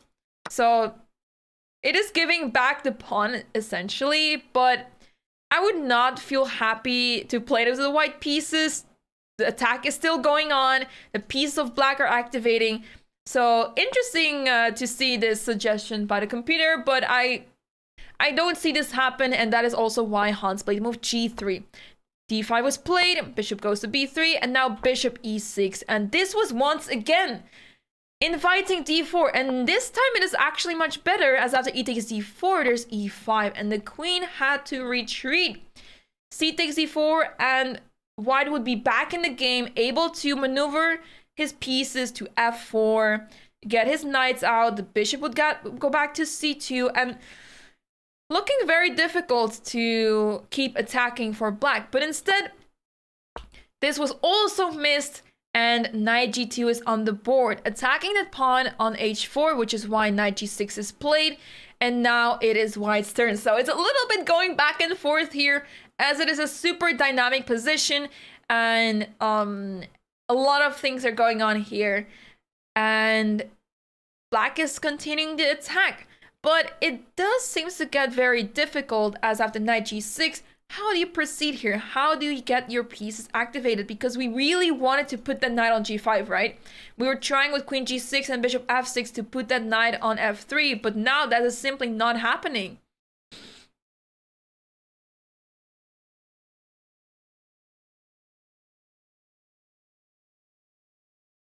So this game is spicing up, but looking slightly concerning still for white. But it may be the case that black is losing the advantage, as he is unable to continue attacking now. So this game is getting very exciting. We won't see any time scrambles here, but we have other games where things are heating up as well. Let's go back to the game between Shreya Zorial and Gukesh. We left off here. So no new move has been made. Shreya Zorial has been spending about 20 minutes now. So that indicates that he may be considering d5, but he may not be so sure. We see on the camera feed that Gukesh seems very confident. He is sitting completely upright, so he seems to be very in a confident state. And we see that his opponent, Shreya Zorial, is in a completely different state instead. So,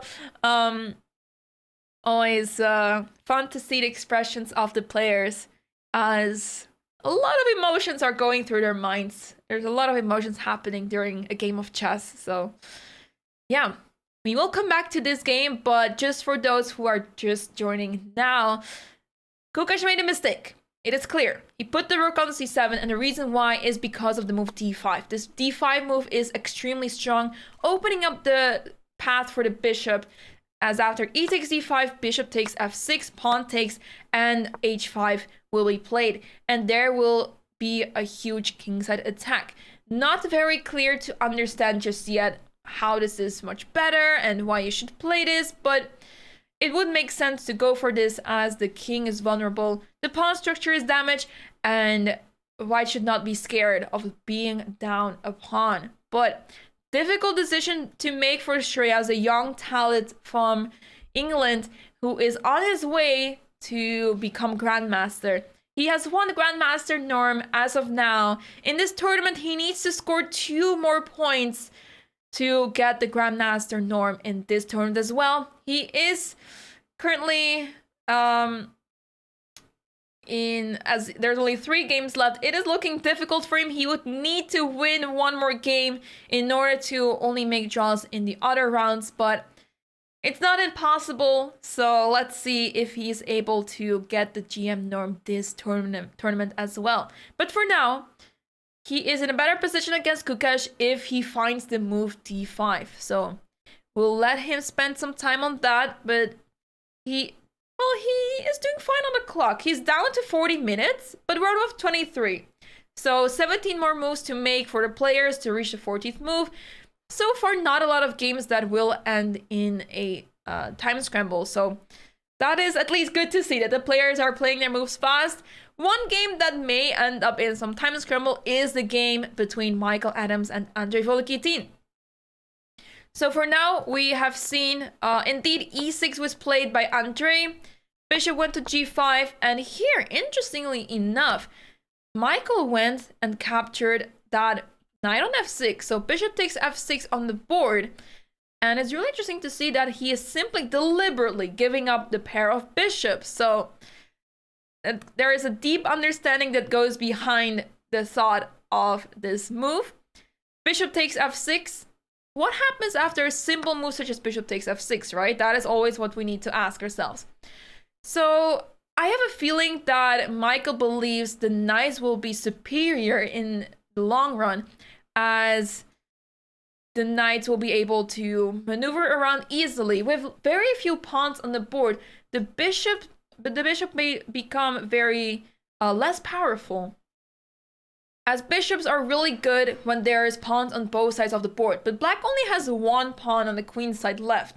So there's not really much to play for here, and it will mostly be whites trying to create a pass pawn and maneuvering the knights around.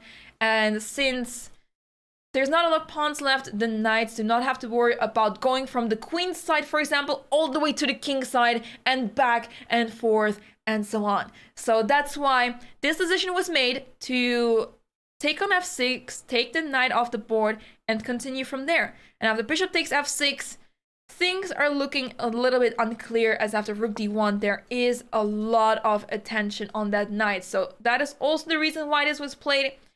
This knight is very vulnerable over here, and sooner or later, bishop takes c6 will happen. The knight will jump all the way to b5. And of course, the question is, what happens after bishop takes b2? Because it makes sense to capture the pawn, right? The bishop gets a little bit trapped, and it seems to be impossible to try to save this.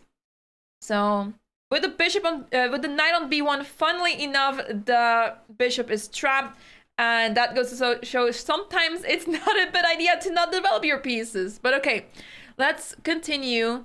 And we don't have a new move yet. So let's take a look. d5 is found on the board. Let's take a look.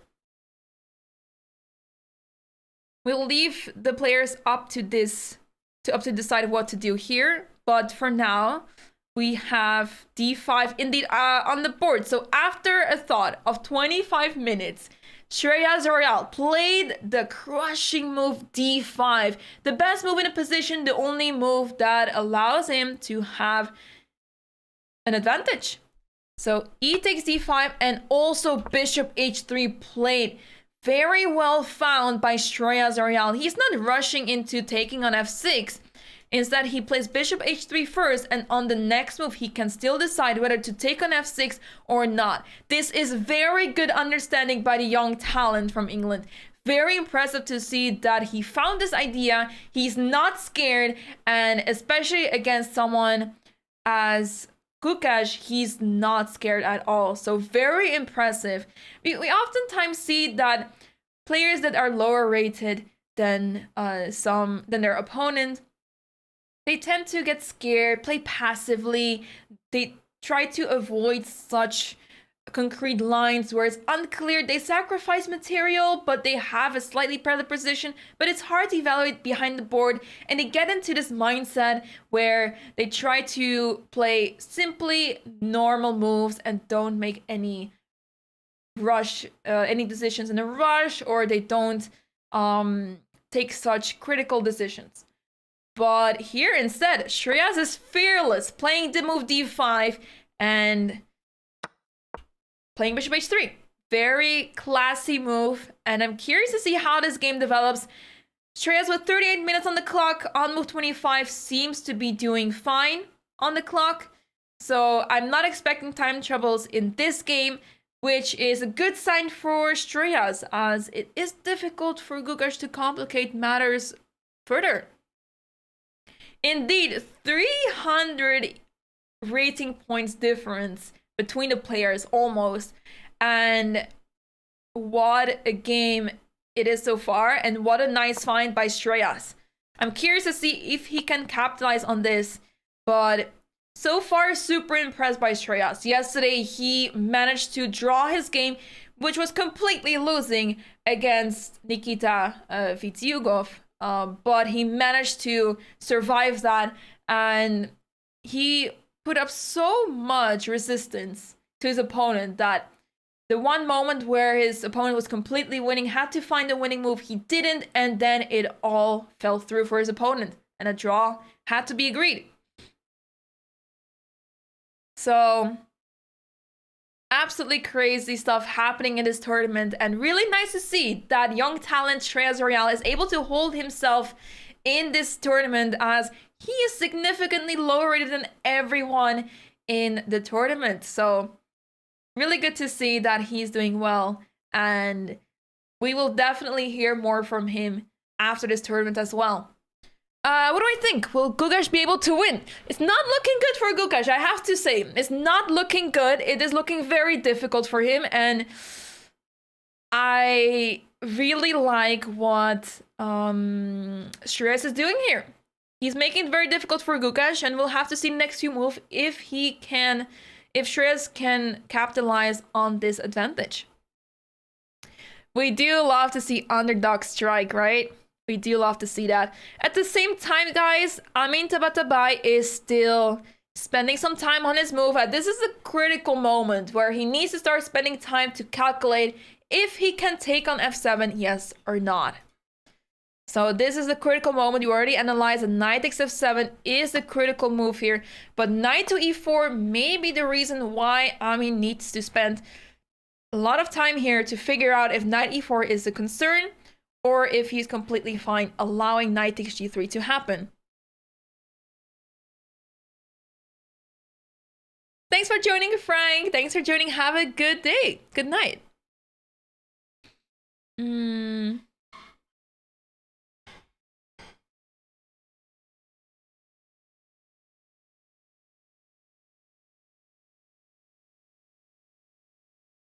So let's see. I'm checking the other games, but I'm not seeing any new moves, guys. This is the moment that the players are spending time. Oh, wait, we see knight c4 on the board. We actually see knight c4 on the board. I was so sure that b takes c3 was going to happen. But okay, knight c4 on the board. So of course black is not going to capture this bishop, right? It's not going to do that. But what else is there? If you retreat, feels a little bit sad. I don't like retreating. Generally, retreating is not really nice. But at the same time, you do have the move knight to b4, counter-attacking the queen. But is it really worth it? Knight takes b6, knight takes d3, bishop takes d3, knight takes b6. Hard to say what is going on in this game as b takes c3 will be played. The pawns of white are not very, yeah, not doing well. But at the same time, white does have the development advantage, so this position seems to be survivable for white, but I would also prefer to take the black pieces and try to win this with knight a4, rook coming to c8, and things will move quickly here. So that's why knight b4 may be a challenging move. And the queen would have to retreat then if knight takes b6 is not good enough. Now the queen to e2, things will get very spicy. With this pawn on c3, the queen has to move, of course, first. So let's say queen e2. The queen has to move somewhere. You can actually put the queen on g6, attacking that bishop. A lot of counter-attacking moves. And I love seeing that when there is always a counter move to play and making it very interesting. And there's a lot of those moves that can easily be missed by the opponent, right? So with 29 minutes on the clock for Jules Moussard, this is only move 12, guys. So this is, I think, one of the few games that we will see today in a time scramble.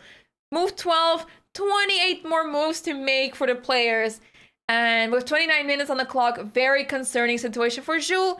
But he is doing okay on the board. So let's see what he comes up with here.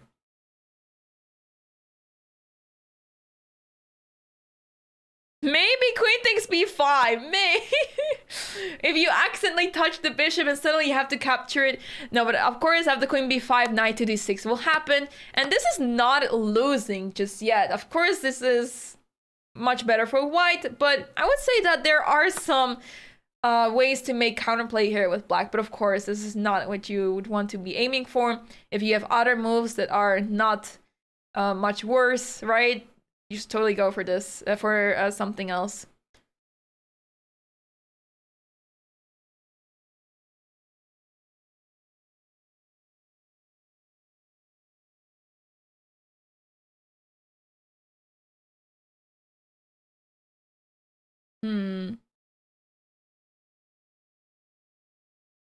So in the meantime, I'm just checking in the other games. No updates just yet. Gukesh has played the move rook e8, very logical move, putting the rook on the same file as the queen, but I don't see a good discovery attack for this bishop just yet. Okay, I guess there is bishop f5, but for that reason, we are going to take that knight off the board, because after bishop takes, f6, pawn takes, the rook is not defended anymore, so bishop f5 is not a move to be concerned about. But even then, even if bishop f5 would be possible, we can easily defend the bishop and all is good. But now it would make sense to take that knight off the board on f6 and try to start attacking on the king side. How is Hans doing? Good question. Things are really spicing up in this game as well. So we saw earlier, knight to g2, knight went to g6, and after e takes e5, c takes e5, d4 was played, inviting the move e4, and now rook a4, which is really creative. So Hans is trying to activate the rook on the queen side. He found a path for his rook, so that's really interesting to see. And he could actually start to annoy his opponent with rook b6, pinning that bishop, threatening bishop takes d5. So his opponent will have to figure out how to proceed the attack here, because now the knight is able to jump to f4 at the convenient moment. For now, you play knight f4.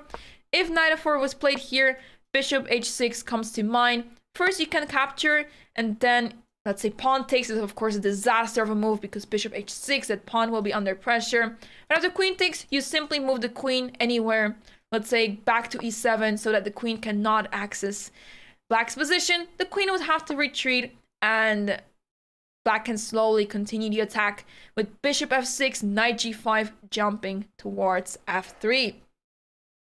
But here in this position, too many pieces are on the king side, and black's mobility is limited on the king side. All the pieces are more or less ready, but they're not able to proceed. We would love to get the bishop involved on the g7, going to h6, but not possible here. Knight to g5, not possible to play here. So black has to get really creative after rook a4. Really difficult to see how black can maneuver here, especially as after knight to g6, it restricts the queen a lot, and we really wanted to play that move queen g6 to get that bishop to f6 and continue with knight to g5. So for now, very balanced position, not a lot of threatened position just yet, but looking very interesting for sure.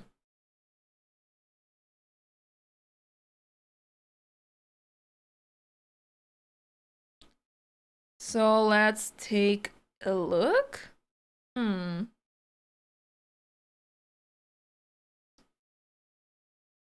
we have any other updates? We do see indeed in the game between Luc McShane and Jules Moussard that knight b4 is on the board and queen e2. So this is exactly on the board we were talking about. So this game is getting very spicy as well. And at the same time, guys, another update is that Shreyas Royal took on f6. He took on f6 and is enjoying a much better position. And Gukesh does not seem to be concerned. Looking at his posture behind the board, he does not seem concerned whatsoever. So he either has a good poker face or he's always this way. But it is looking very good for Shreyas Royal regardless, as things are not looking good for Gukesh in this position. The pawn structure is completely damaged on the king's side. The king is now opened and very vulnerable to attacks. This bishop feels misplaced. It can't go anywhere. And after h5, the knight will have to retreat. So not looking good for Gukesh. Not looking good.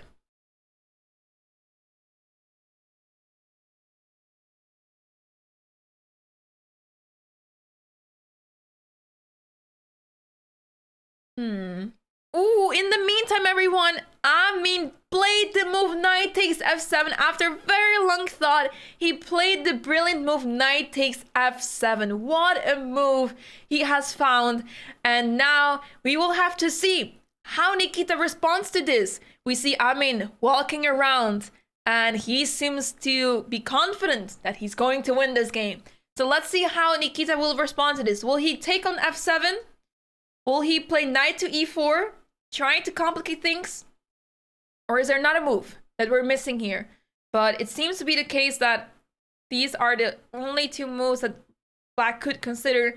Rook Jade is also interesting in the sense that you're attacking a rook that is pinned. So rook takes Jade is not possible, of course. But here, knight d6 check becomes super annoying. As after bishop takes e6, queen takes, this knight is under attack. This king is extremely vulnerable, and long castle may actually occur here. Long castle to have the rook involved into the game, and this king is a really sad king. Exactly, knight to e4 prolongs the game and still keeps it very exciting, as white needs to be very precise, but I'm sure that the players realize there's not much happening after knight e4. White played the move knight takes f7 very convincingly. So let's see what happens now. Amin on fire indeed, playing a very great tournament so far. He had a really tough start, losing against Shreyas Royal, and that may become very costly now, as he's exactly 1 point behind the leader of the tournament, Michael Adams. So he may actually really regret losing that game now, as he is very close to the top, and being 1 point away from leading the tournament. Anything can still happen, but there's only 3 rounds left, right? So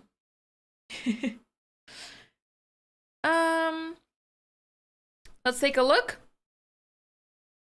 A question I saw in the chat. Do you think Gukesh planning d takes c4 if h5? Interesting suggestion. After after h5, d takes c4. the problem here is that after d takes c4, there's a knight hanging, I would say. And after bishop takes f3, there's a rook hanging, right? I'm actually surprised that the evaluation is saying that this is not good enough for white, but you're simply capturing this pawn, the knight on the g6 with the pawn, and there's no bishop takes f3, right? So, interesting. I guess black is taking lots of pawns, but I think this is just completely lost at the end of the day. Instead of this, so it seems to be the case that these are the only options that Gukesh has, right, after h5, because apparently knight f8 is so bad that you're just running into a lot of attacks, right? So knight can go back to d2, queen gets involved. The problem here is for Gukesh is that his bishop is trapped. So that's why you play knight to d2 to prepare f3. And this bishop doesn't have a single square available. Which is probably why this move, d takes c4, is suggested by the computer, so that you at least take some pawns with you to compensate for the material loss, but not something you want to play, especially in this situation where Gukesh is facing Shreyas, and I'm sure that Shreyas will know what to do in this situation, so not looking good for Gukesh at all if he has to settle for this. Not looking good.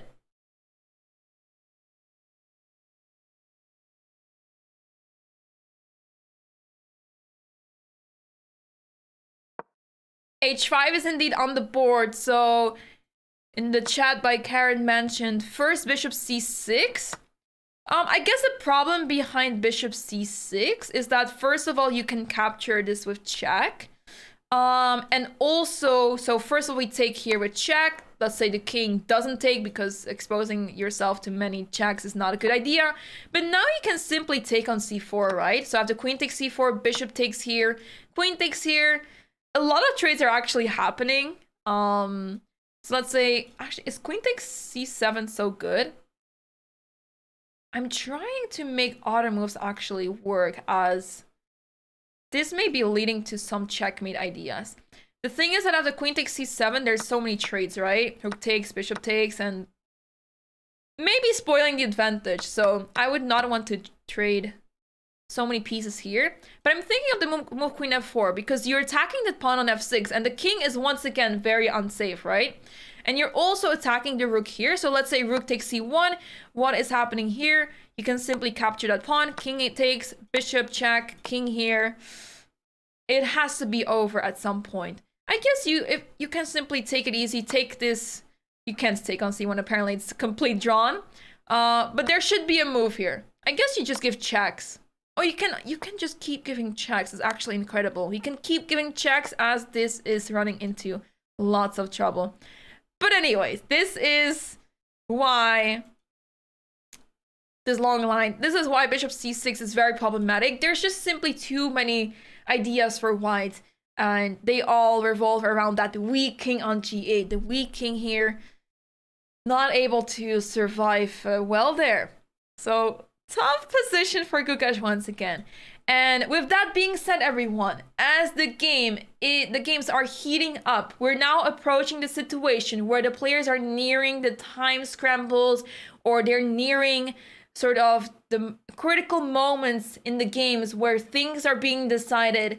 As things are heating up, we're going to take a short break, everyone, just to remind you that this tournament is organized by Chess in Schools and Communities. This tournament could not have been held without their support. It is a charity from the UK that makes sure this tournament is organized, as well as many other events happening throughout the UK. So in the break, we'll be looking at some of the videos showing what this amazing charity has to offer. Ask them CSC in the chat for more information about this amazing cause. But for now, we're taking a short break, and we will be back after a break with lots of more action in the London Chess Classic Round 7. See you after the break.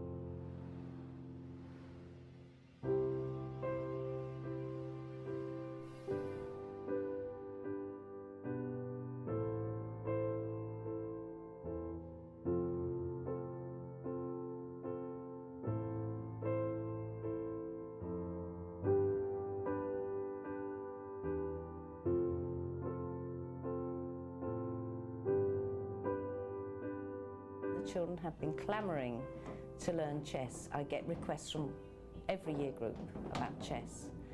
I'm convinced that the strategy, the discussion, the enjoyment, the game playing all have something to add and will in fact enhance the children's attainments in other subject areas.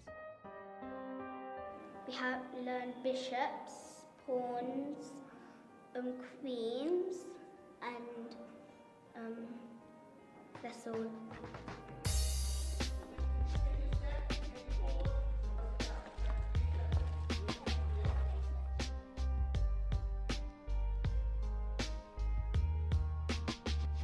Next, after Queens, we're learning about knights, and these are probably the most difficult. With CSC, we follow a curriculum, which I think is fantastic because the way that the curriculum works up, step by step, small bit by small bit, really helps the children digest it, and I think they can understand it a lot easier that way. The lessons that I did today, that was only their 6th lesson in each class. They were giving moves that more advanced players may even struggle with. I mean, they were giving moves where the queen was attacking more than one pawn when they've never learned about a queen before. That's really good. So that kind of tells me that they're really understanding what we've done so far. Well, in Hungary we made a very big step from starting from 2013. Chess will be a choosable subject from September in every school. The school can decide whether they choose chess as a skill development.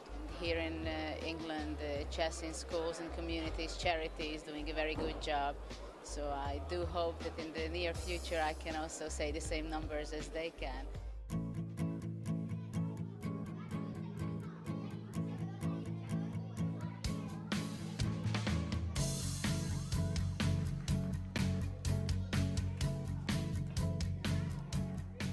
The lesson you just saw was their first full game of chess. We build it up gradually, you know, from pawn games to rook games, knight games, bishop games, so that they get to know how the pieces move.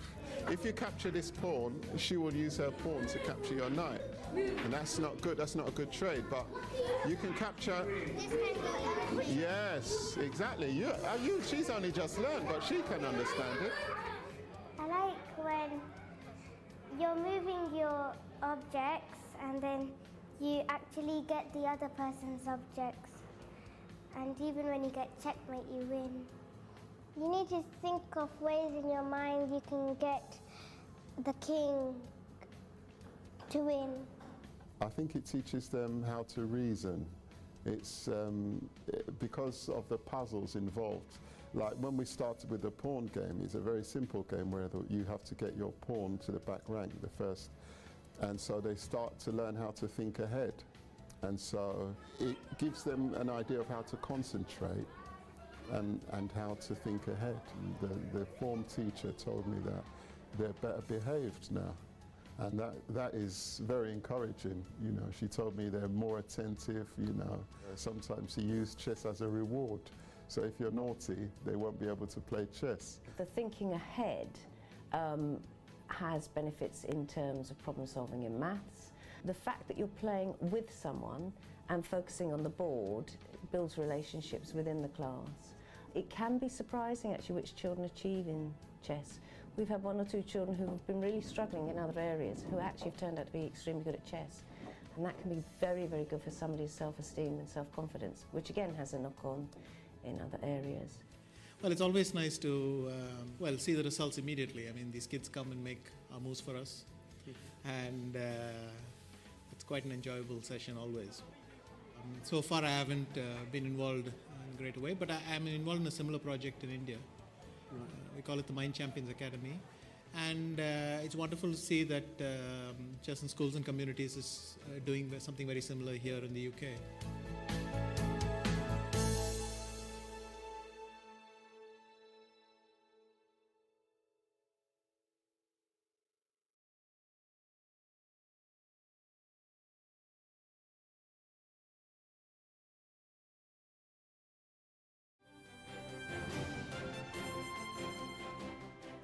Now, 43 teams from 31 countries competing in an online chess contest spanning the globe. The difference, all of the players are behind bars. 4 of them are in Wandsworth Prison, one of the largest jails in England and Wales, and one of 9 now running chess clubs. Advocates claim that taking part in the game can play a role in rehabilitating inmates for life outside, as well as providing a way out of an often violent prison culture. Our Home Affairs correspondent, Andy Davis, has this report.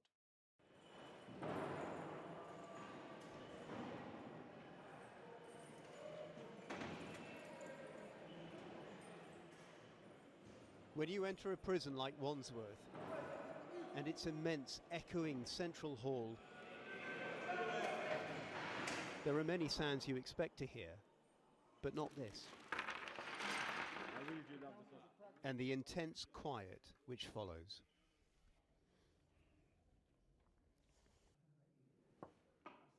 We join a game between cellmates. So tactically, how are you approaching this? Well, the very basic is just to try to take over the center, which is at these 4 squares. And once you control the 4 squares, you pretty much control the game. A lot like football. Teaching them are Peter Sullivan and Malcolm Payne, the England chess team manager whose charity now runs chess clubs in 9 prisons.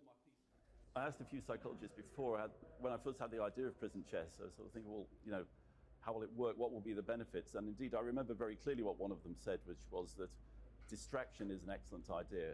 If a prisoner can forget where they are for even just a few minutes, then that will, you know, that will be beneficial. I think, though, that genuinely what learning chess in prison does, and a lot of people here in the club have learned chess in prison, is giving them a life skill, something they can do on the outside, something that will help them integrate when they're released. Check.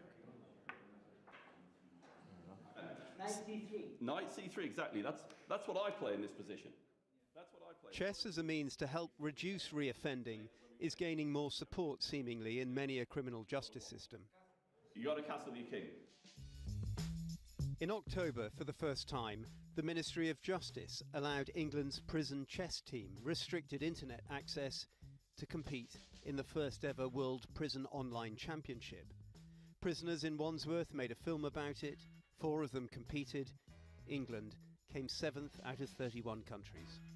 Do you see this as a form of rehabilitation, or is it just a means to relieve the boredom of being in prison?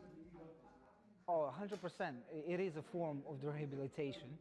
One thing it teaches you, for instance, is that to think before you make a move. And I think it's quite applicable in life to always think before you do something.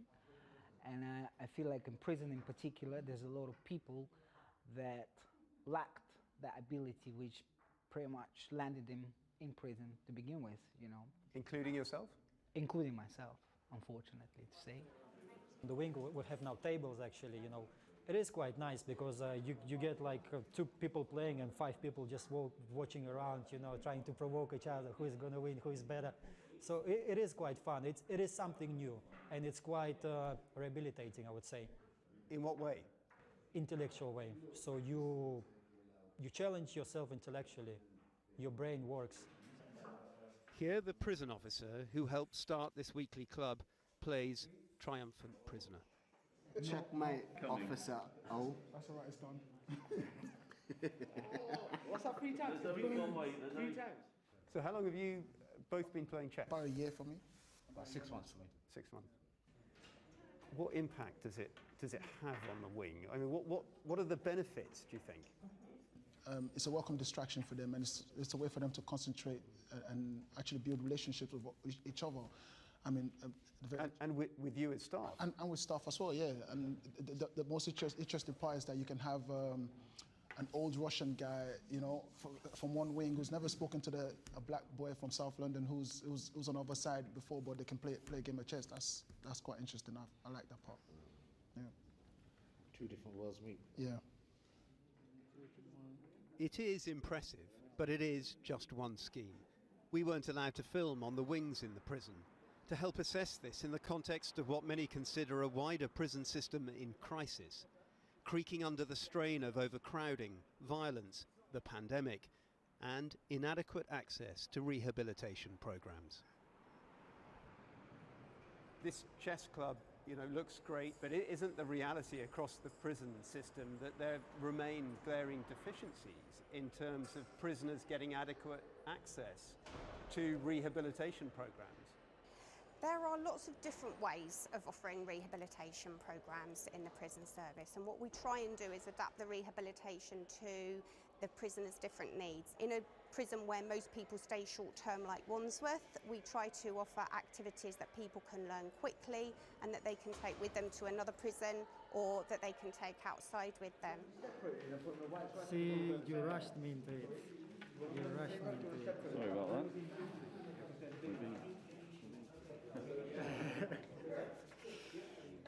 It is a cheerful club, said one observer recently in an often cheerless place.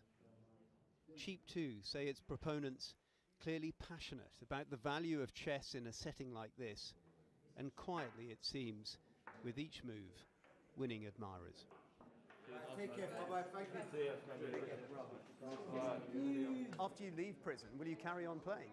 Oh, that's 100%. I'm already thinking that I will always, at this point on out, I have some chess set. That's one of the first things I'm going to do, is get myself a nice chess set. I think this will follow me for the rest of my life.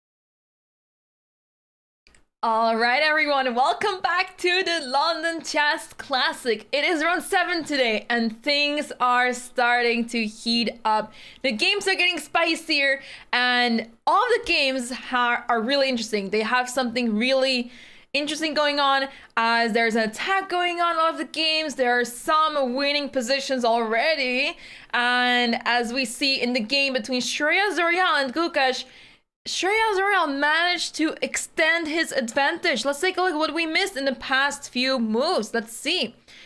So remember this moment when Gukesh played the move rook d to c7, which was a mistake, allowing the move d5.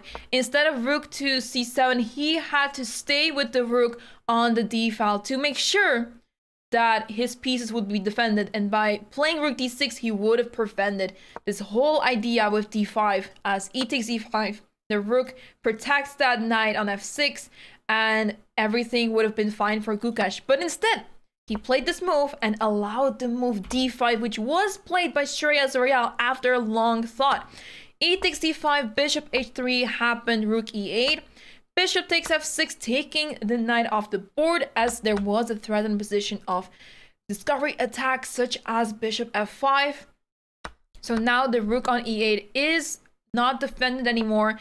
h5 on the board, knight to e5, and this was captured by Shreyas, as after rook takes e5, he is enjoying a really good position. And now it does seem to be the case that, practically speaking, that Black is slowly coming back. His rook is centralized. Bishop has survived all of the threats. Remember, we were really worried about this bishop ending up being lost as it's trapped on e4. But now the bishop can safely retreat to f5, and the rook is covered by the pawn on f6. So this may seem to be fine when we look at it without seeing the evaluation bar, when we just look at it without any sort of assistance. It seems to be fine for Gukesh. He's up a pawn. What is the issue? Well, let's take a look.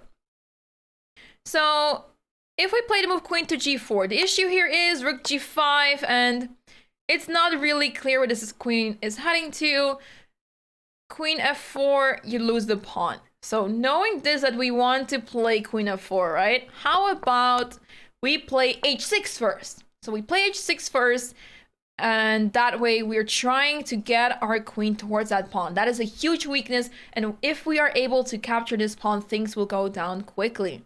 So we're trying to get to queen to g4, queen f4, and then attack that pawn. And the pieces are slightly awkwardly placed. So the queen on b7 and rook on c7 are not really helping the king so much. They are just standing there in awkward places. C takes e5 may happen any moment as well, opening up the rook, and that will help White's attack a lot. But for now, h6 seems to be the important move to make here, because after h6, what does Black have as options? f3 is always in the air, so moving the rook is not possible as of now.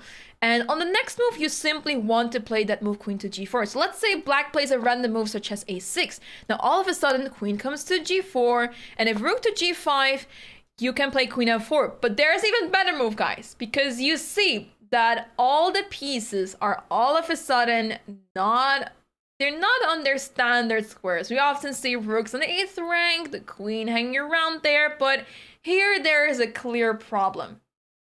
Queen takes e4, sacrificing the queen, while after d takes e4, this is a checkmate. So you can't take the queen. And that means that queen g4, after queen g4, rook g5 cannot be played, and the king has to go to f8. And now all sorts of issues arise. Queen g7 comes in. You can start with f4 to attack the rook. Make sure that it gets out of there before rook g5 will occur, stopping any sort of threats. And if the rook retreats, we can simply start attacking with queen g7. And this king is running out of moves. It is running away for now, but not for long, as the threats are stacking up. Soon c takes d5 will happen, and it is simply too much for Black to defend. So instead, f4 is played actually. Ooh, f4 is on the board. And wait a second, what is going on? f4 and rook e8 is a huge miss. Hold on there. Hold on there. What is happening? Why is rook e8 not good in this situation? I'm guessing it's the same position we just saw. But what I'm failing to see is that what was a better move instead. I think the computer is hallucinating here. I'm very deceived by this evaluation bar. But after f4, rook 8 seems to be a logical move, right? Yeah, I think Chess.com is trolling. This is not a weak engine, guys. This has nothing to do with the weak engine, but it's the evaluation breaking, yeah. Making my job difficult, of course. But yeah, I don't see the issue with f4, to be honest, because what move is there for black? The rook is under attack.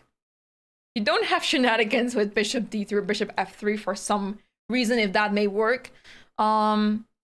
It's simply the same idea, as long as you don't allow rook g5. So it's interesting that rook e8 is mentioned as the best move, but then it is mentioned as a miss. So I think the chance outcome engine is simply having a field date, and that's what we'll leave it at. But as I mentioned just now, queen g4 check, h6, and same position. It's simply losing, and nothing that black can do about this.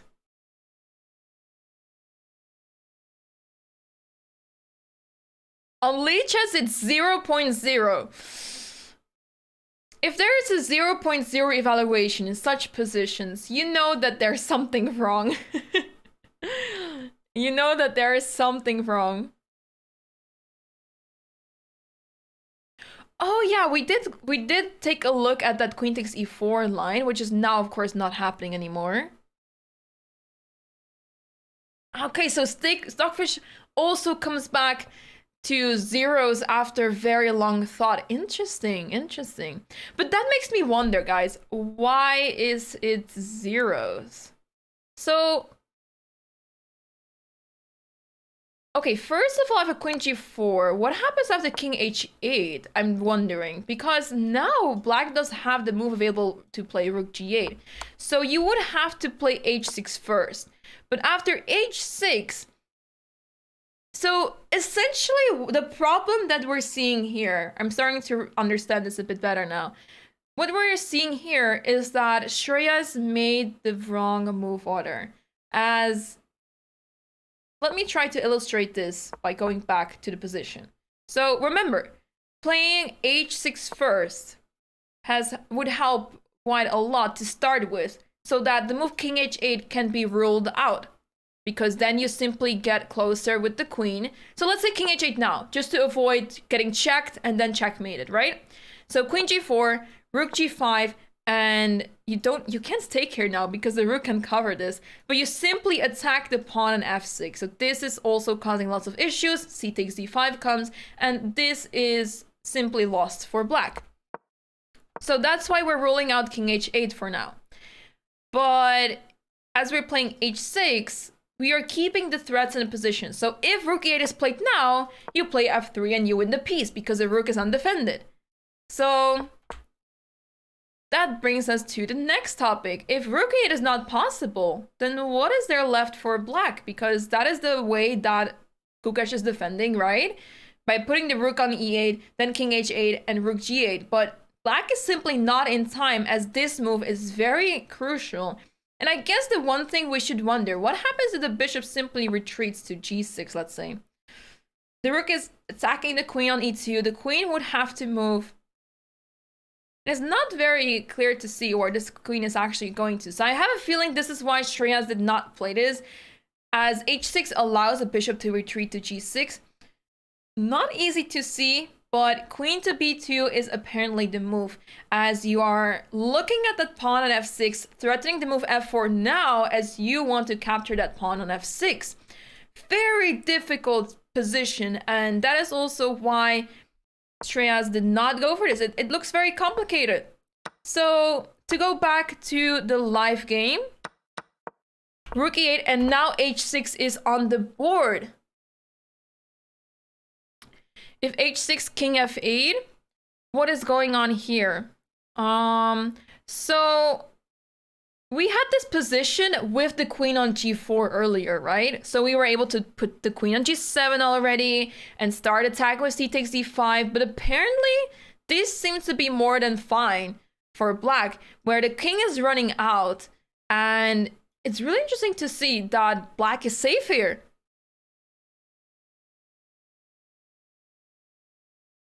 Of course, the white king is open, but for the time being, it is difficult to see how black can start attacking here, right? Because the queen is out of the game, the rook is stuck on c7. This rook is not going to g8 if I play queen g4, right? So difficult to see how to attack the white king. The focus will be on that black king, but I have a feeling, I'm sensing that it's really difficult for black to defend this. The engine is saying zeros, but we know that when we see zeros in such positions where the repetition is not easy to see, it is very unclear what is going on, and it is a very dynamic position. We know that zeros suggested by the computer is very unpredictable and hard to rely on. It's essentially, if you look at the engine and after having played the game, you look at the analysis and you're like, zeros, you're like, yeah, surely. It's a classic computer evaluation that is really difficult to understand for humans. So it remains to be seen if this is actually survivable for black. But for the time being, let's see what Gukesh decides to do after h6, as it is his turn right now. It's not so easy. Not so easy. Everything is zeros these days. Chess has been solved. I'm joking.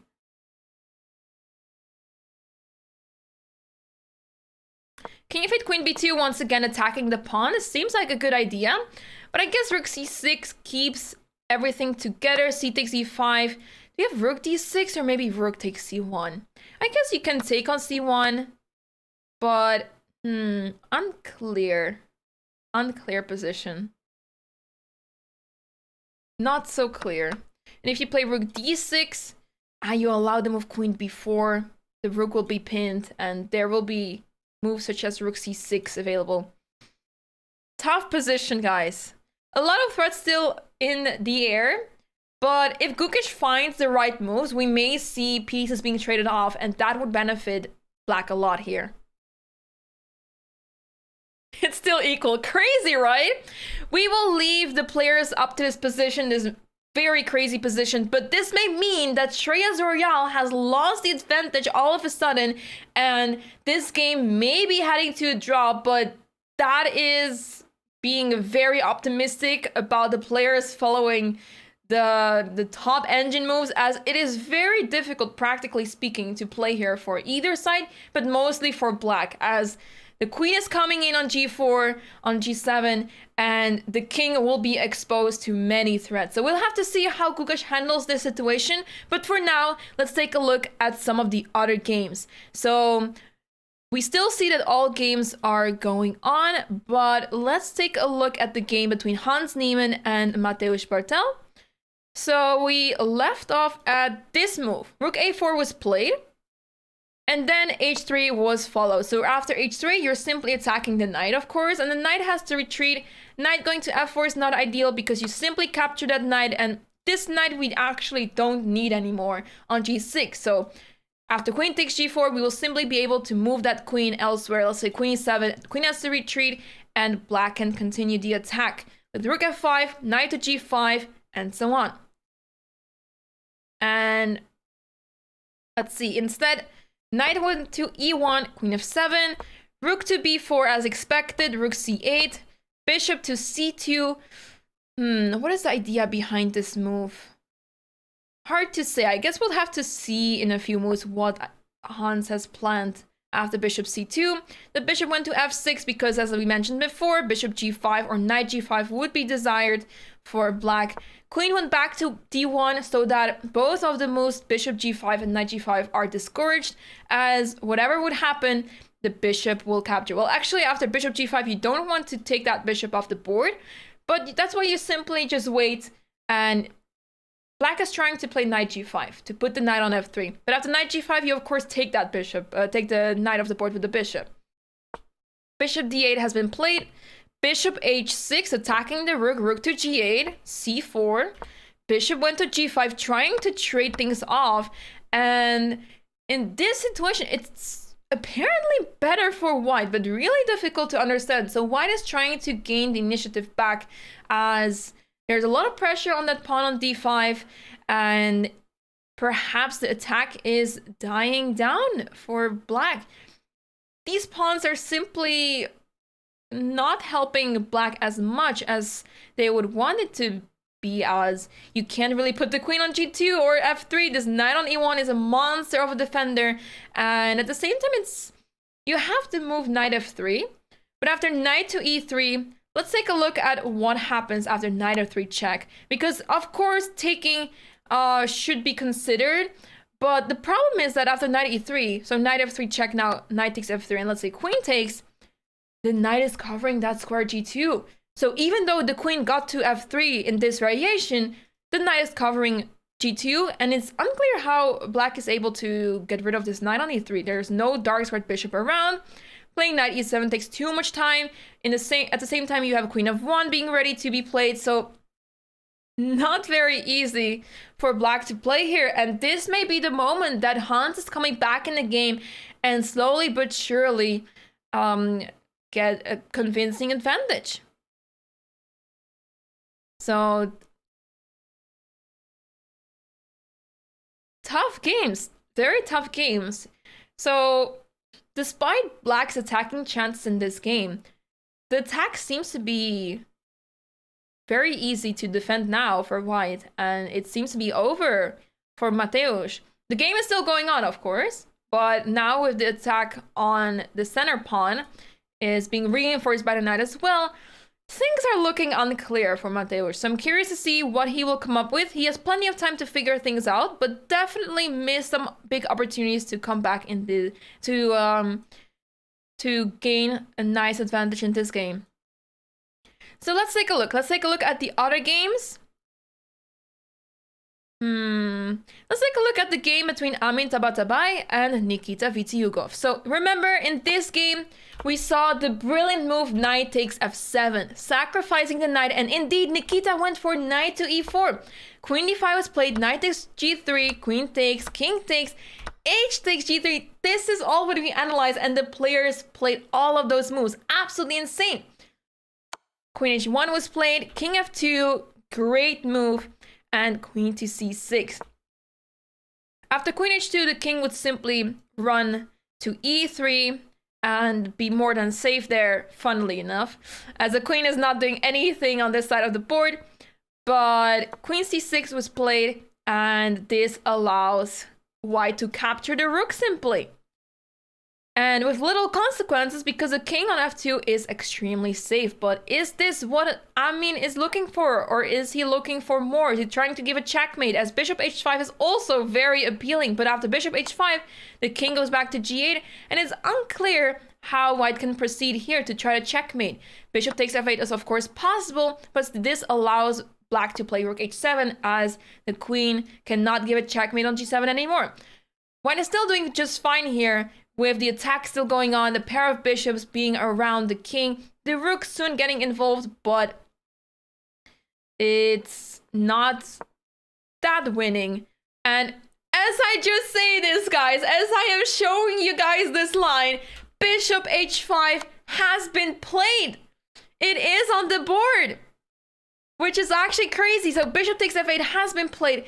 As I said, it is still winning, but it's not the best line. Taking the rook was probably better, but yeah, this is on the board now. Threatening checkmate, so rook h7 has to be played. I guess queen d7 also covers a checkmate, but then bishop e8, funnily enough. And bishop e8, queen d2. A lot of tricky moves still possible in the game, so this is getting very exciting. It's not that clear. It's not that clear. Bishop f3 next.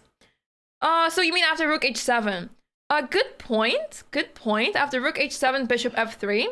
What would happen after bishop to f3? I guess there is a pawn under attack first of all. But of course there's a big threat of going bishop to d5. But I'm guessing that after bishop f3, you take the pawn on c2 and then you take the bishop on f8. So perhaps that is the way to survive here.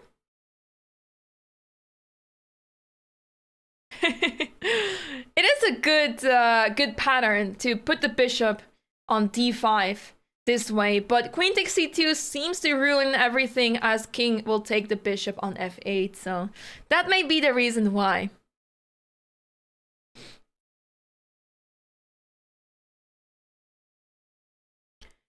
I think you think queen d7 will be played? Good point. Queen takes f5 is also looking very interesting. So you would have to think of other moves, but I wonder what Amin has thought about this, as after queen d7, queen takes f5 is indeed a big threat. So queen d7, what can white do about this? I guess you can just play moves such as g4 or bishop g6. As king takes f8 is not a move because of queen takes h8 check, but it's not easy. I can see how people that play this position with the white pieces can suddenly start losing the position, start losing the advantage, and it can all go wrong. Now, Amin does have enough time on his clock to figure things out. Not that much anymore. He spent a lot of time already.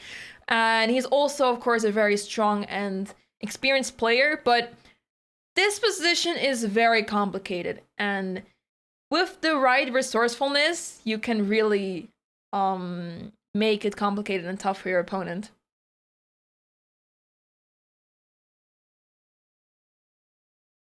We're using chess.com, guys, and since this is the official broadcast and I am a chess.com partner streamer, I am not able to use anything else, and it's also very difficult to install and I mean, of course I have engine available on ChessBase and stuff like that, but during such a broadcast, as I'm commentating this game on my own, and you have limited resources during such a broadcast, right? It is a very different situation. So if I want to, I can access the top engine moves, but that would be less fun and make it less exciting. So I'm trying to look at things from a human point of view as much as I can. So yeah, the engine that we have currently over here is good enough, and it is mostly used for the eval bar over here. So I appreciate the thoughtfulness, guys, but this is the situation at hand. Rook h7 is on the board, so I'm curious to see what Amin will come up with here now. In the meantime, let's take a look at the other games, because a lot of things are happening on the boards. We need to quickly move around to see where things are at the games. In this game between Michael Adams and Andrei Volotin, we left off actually quite some time ago in this position where Andrei's knight was captured on f6. Michael sacrificed, well, he got rid of his pair of bishops essentially, rook d1, and it was actually, it seems to be a very good decision, as practically speaking in the long run the knight may become very tricky in the endgame. So knight c3 was played, short castle. The bishops were traded off, queen to e3, and g3 now, making sure that the king has some luft. Knight to c4, queen f4, sacrificing the pawn on b2. So now black is up a pawn, knight went back to c4, so queen cannot capture this knight, right? Because of queen takes f3. So knight to e4, king to g7, and wait a second. Did we just arrive in the moment that the players are repeating their moves? I know that Andrei has avoided repetition many times throughout the tournament already. He really tried his best to avoid this repetition against Jules Moussard, where he had a really nice attack, but he was forced to go into repetition, as otherwise he would be lost. So he tried his best for more than 15 moves, I think. He was trying to give checks in many different ways, tried to complicate it further, but eventually he had to settle for the draw, and now it is his turn. If he plays king g7, he essentially can claim the draw and go back to his room. But with 6 minutes on the clock, I would certainly accept the draw. I mean, okay, black is up a pawn, right? But look at black's pawn structure. Do we really think that black can make anything happen with this pawn structure? I don't think so. I don't really think so. So I think it would make a lot of sense to go king g7. I don't see a way for black to complicate things here. And if you go with moves such as f5, you only make it difficult for yourself, as knight g5 will be played, queen h4, and suddenly there's checkmate opportunities for white. So this will be devastating. Apparently this is completely fine, as you can capture and play f6. So that is pretty funny to see how that can be punished so quickly. Apparently there is a queen h6, which is absolutely crazy. The reason why, after any capture on e4, let's say pawn takes, there's knight to g5. And now, before there was bishop takes g5, but now there is queen takes f8 checkmate. So that's why queen f4, and wait a second, the game has been repeated 3 times, but wait. Oh, wait.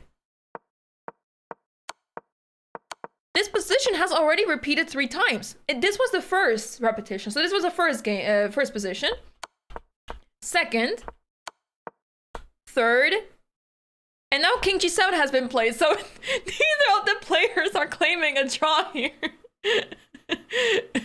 I believe when the position has been repeated 5 times, the arbiter has to interrupt and claim the draw themselves. But King G7 has been played. Wait, I don't see a handshake. Handshake? Wait, neither of the players want to draw. Queen G4. This is going to be the 4th repetition.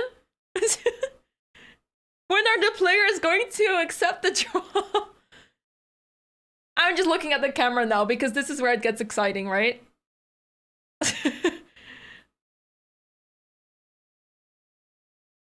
So Chesco is already saying that it's a draw because the position has repeated 3 times, but the game is going on. Oh, yeah, you see the nod. You see the nod. They finally agreed. That was actually really funny. They almost repeated the position 4 times. But anyways, this game has resulted in a draw. You see Gukesh standing up to see the result of the game. He is deeply invested, of course, in the result of this game as he is fighting for that first spot. So really nice shot that we saw there where Gukesh stood up to check the result real quick of this game. Really nice that we have access to the footage of this. So really nice shot we have there. And immediately as Gukesh realized it was a draw, he went back to his game and now he's ready to fight for a win as he's back in the game. Let's quickly move over to his game as he's still fighting for a win here. It's looking difficult to try to win in this position, but you never know what can happen. And we saw that h6 was played, queen c6, which was allowing c takes d5. And it's really interesting to see that Shreyas was slightly concerned about this. C takes d5, queen takes c1. Looks very difficult, but I'm guessing that with the queen g4 threat in a position, it's not so easy. So it makes sense that Shreyas didn't go for this. It looks actually really dangerous with the bishop on e4. Unclear what to do against it. King f8 will be played so that you defend the rook. And the bishop can leave easily, but with the pass pawn, very unclear position and probably something you don't want to risk. Queen g4 was played instead, bishop g6, and now f5. Wait, this is actually crazy. Gukesh is allowing f5 to be played. This is getting very interesting. So Gukesh is losing the piece, for sure. This bishop is not going anywhere. It's pinned, it's trapped, and it's done for. But what does Gukesh have in mind? He took on c4. I'm really curious to see where the counterplay is for Gukesh, because it's not so easy at all. So let's say white captures that bishop already. White is impatient and captures that bishop. I'm guessing there is a check on c5. But what's next? Do you just continue after taking, or I mean f takes g6? I'm not sure which one I would rather play, but either of the captures that you just play on there. 3 pawns for a piece will indeed should be enough, but very risky decision by Gukesh, and this game is getting more and more interesting. I mean, it's so difficult to assess who's better, right? Because at the same time, white is running out of pawns. Only 3 pawns remain if this occurs. So that makes it very difficult for white to try and go for a win. So this seems to be a really nice practical decision from Gukesh, as after d takes c4, what do you do with white? Not easy. Not easy at all.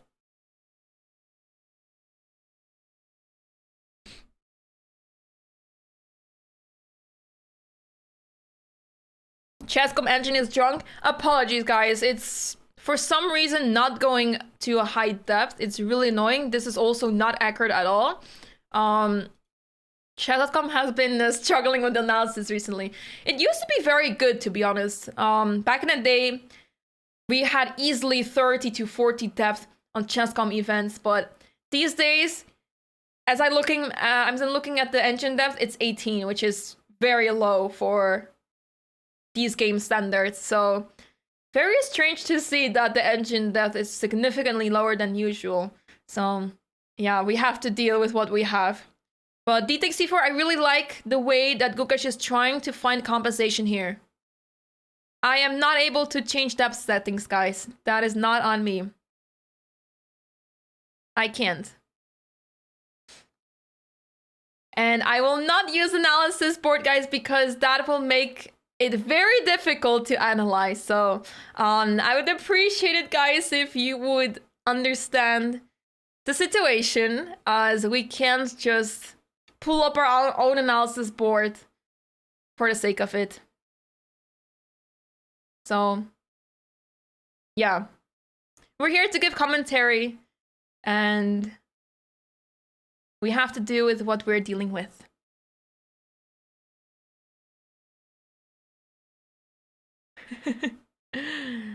And I like it much more anyway, to just look at it from a human point of view, so we don't even need the best engine out there.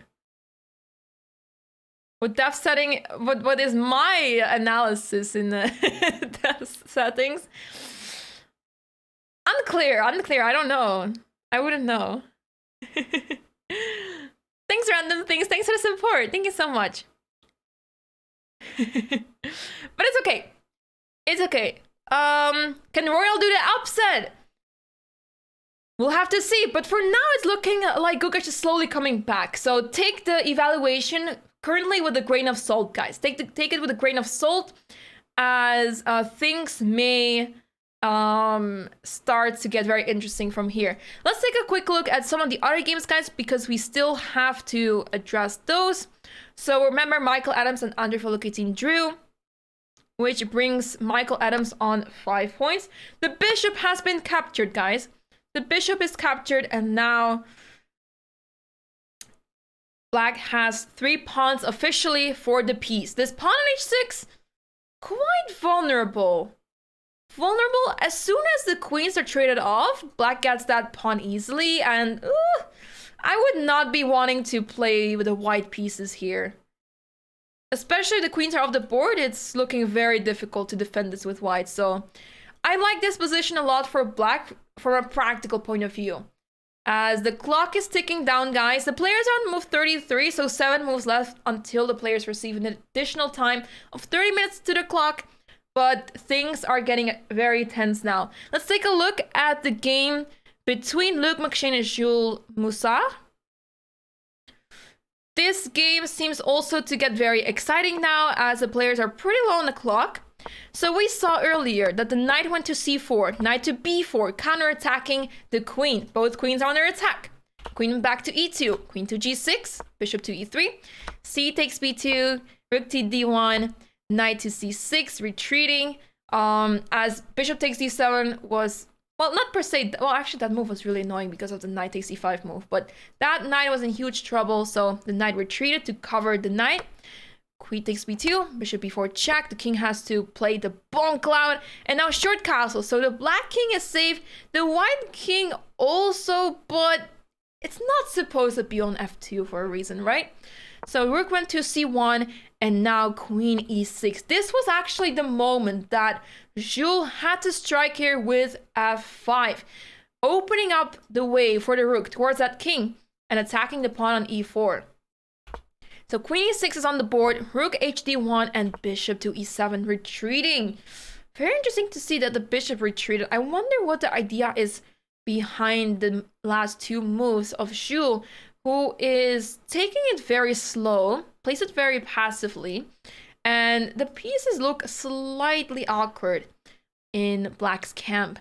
He really needs to try pushing that pawn forward, as that would give him lots of chances, but now the white king can easily go back to g1 and be safe and sound. Do you think Royal knows how to win rook and bishop versus rook? Pretty sure, yeah. Pretty sure.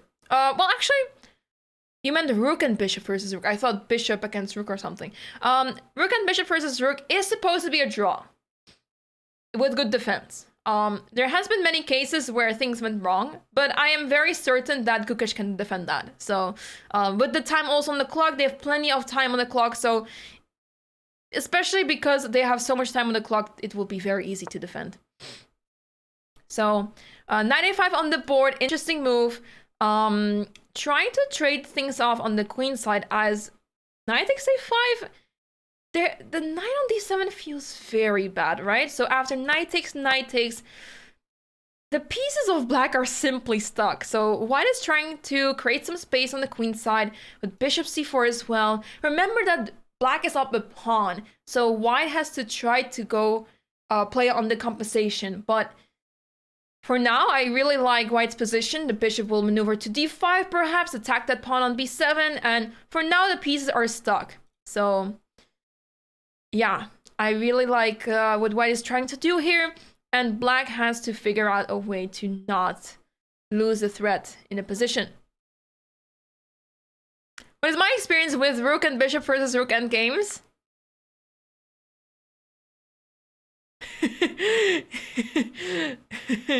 What is my experience? You're saying something that I should remember, but I don't remember. I remember holding it with the rook. I don't remember what you mean.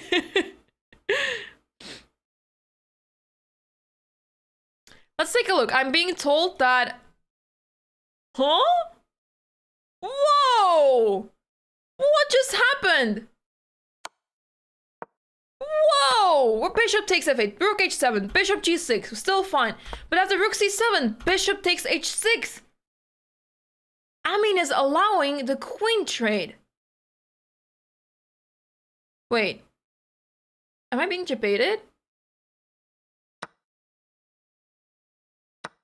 It's not a blunder, guys. The chat also told me it was a blunder, but this is not a blunder because the computer thinks that bishop g7 was played, blundering the piece. So this is the best move. We have had too many transmission errors, guys, in this tournament. We've had too many transmission errors in this tournament, especially on chess.com.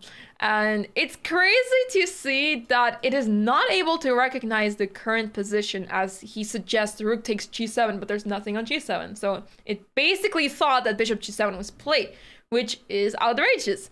Anyways, I was thinking that queen c5 check, queen takes, and rook takes would make things interesting, as bishop takes f5 suddenly under attack, and rook takes c2 as well.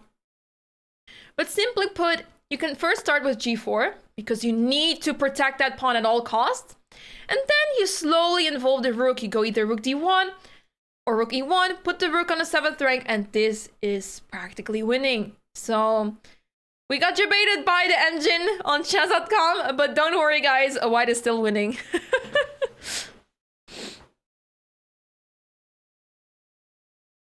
That's okay, Tim. Thanks so much.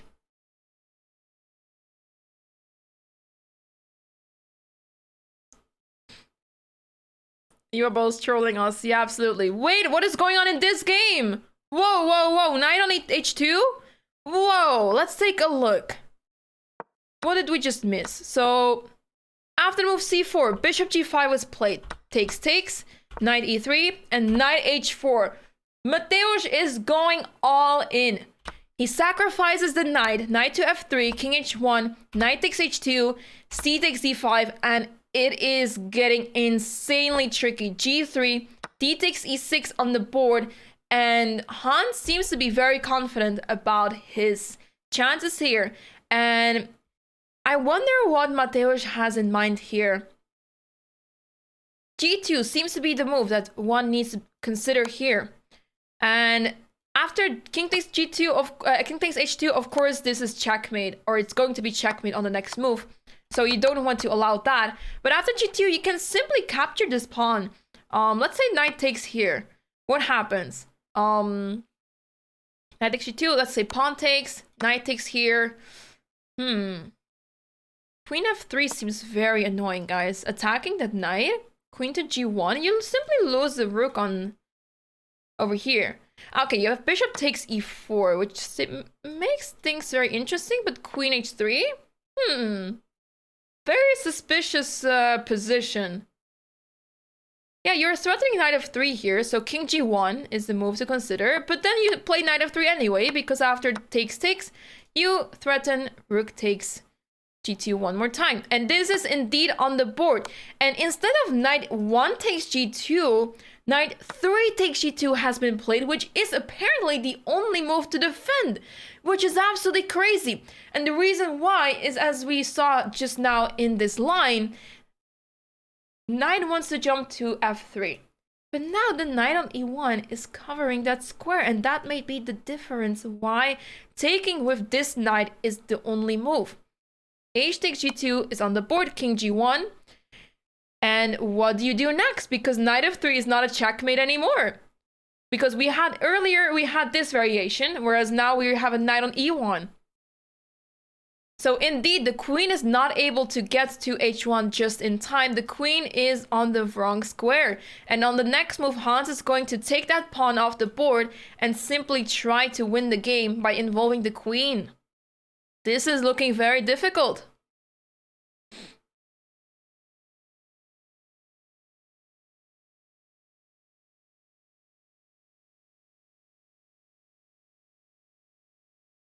What a turn of events, guys. He's gone mad.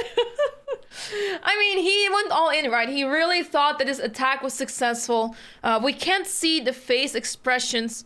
Well, we see a little bit of the camera over here. We see a little bit, but we can't see super much. But it seems to be that Mateusz realizes that this is not going his way. Queen F4 on the board, trying to get knight G4, queen H2 on the board, but now Hans can simply capture the pawn with the rook, and the attack seems to be over for black. Incredible game.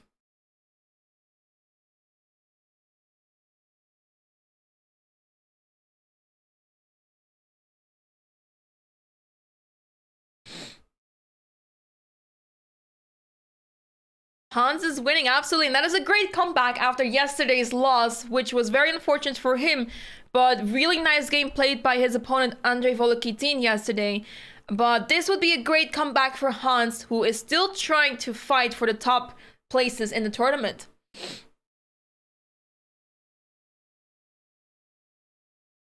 Evil Bar is indeed skyrocketing, and Hans needs to find rook takes e4. That would help him a lot to win the game, as the threats are running out for black. And if rook takes e4, queen takes f2 is actually really interesting to look at, because rook f8 check, and if you go back, you're checkmated. So I can see people lose this way. Not people from this level, but I can see this happen in, let's say, a blitz game. But the idea is, as I said, you just involve the rooks and try to promote that pawn. So with rook f8 check, apparently you're okay allowing the queen to appear. What happens after knight to f3? You still promote. Queen takes. Rook takes, king here, rook takes, and the only reason why white is winning is because of that pawn. Isn't that crazy? Isn't that crazy? And this is why, everybody, it is so important to attack in the center when your opponent is attacking you on the side of the board. Because without this pawn, if this pawn is all the way back here, it was not super clear. His king is unsafe, so anything could have still happened. But here, rook g2 check, the king goes to d1, and rook e1 can cover all the threats, and that's it.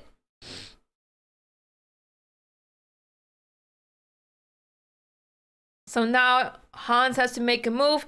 Let's take a look if we have something going on in the other games. No, this is really where things are the most spicy, as the other games, they're not a lot of updates just yet. Rook takes e4 on the board, played by Hans, and he seems to have calculated all the threats in the position, and he is confident that he is winning this game. The accuracy, can I spot that somewhere? It says for white 94%. 94. It sounds a lot like knight e4. 94. Knight e4. So I was thinking I said knight e4, but it's... Okay, don't mind me. Queen takes f2 on the board. Mateusz Bartel is still trying, but it's simply not enough because rook f8 and white has many ways to survive. g1 queen first. So we have another queen on the board. But is this enough as the king is simply running away? Yes, good you, Olivia. Make sure to remember this for a pun you may want to make at some point. I don't know. Maybe useful. 94%. But yeah, this is absolutely crazy. Hans is up a piece and 3 pawns.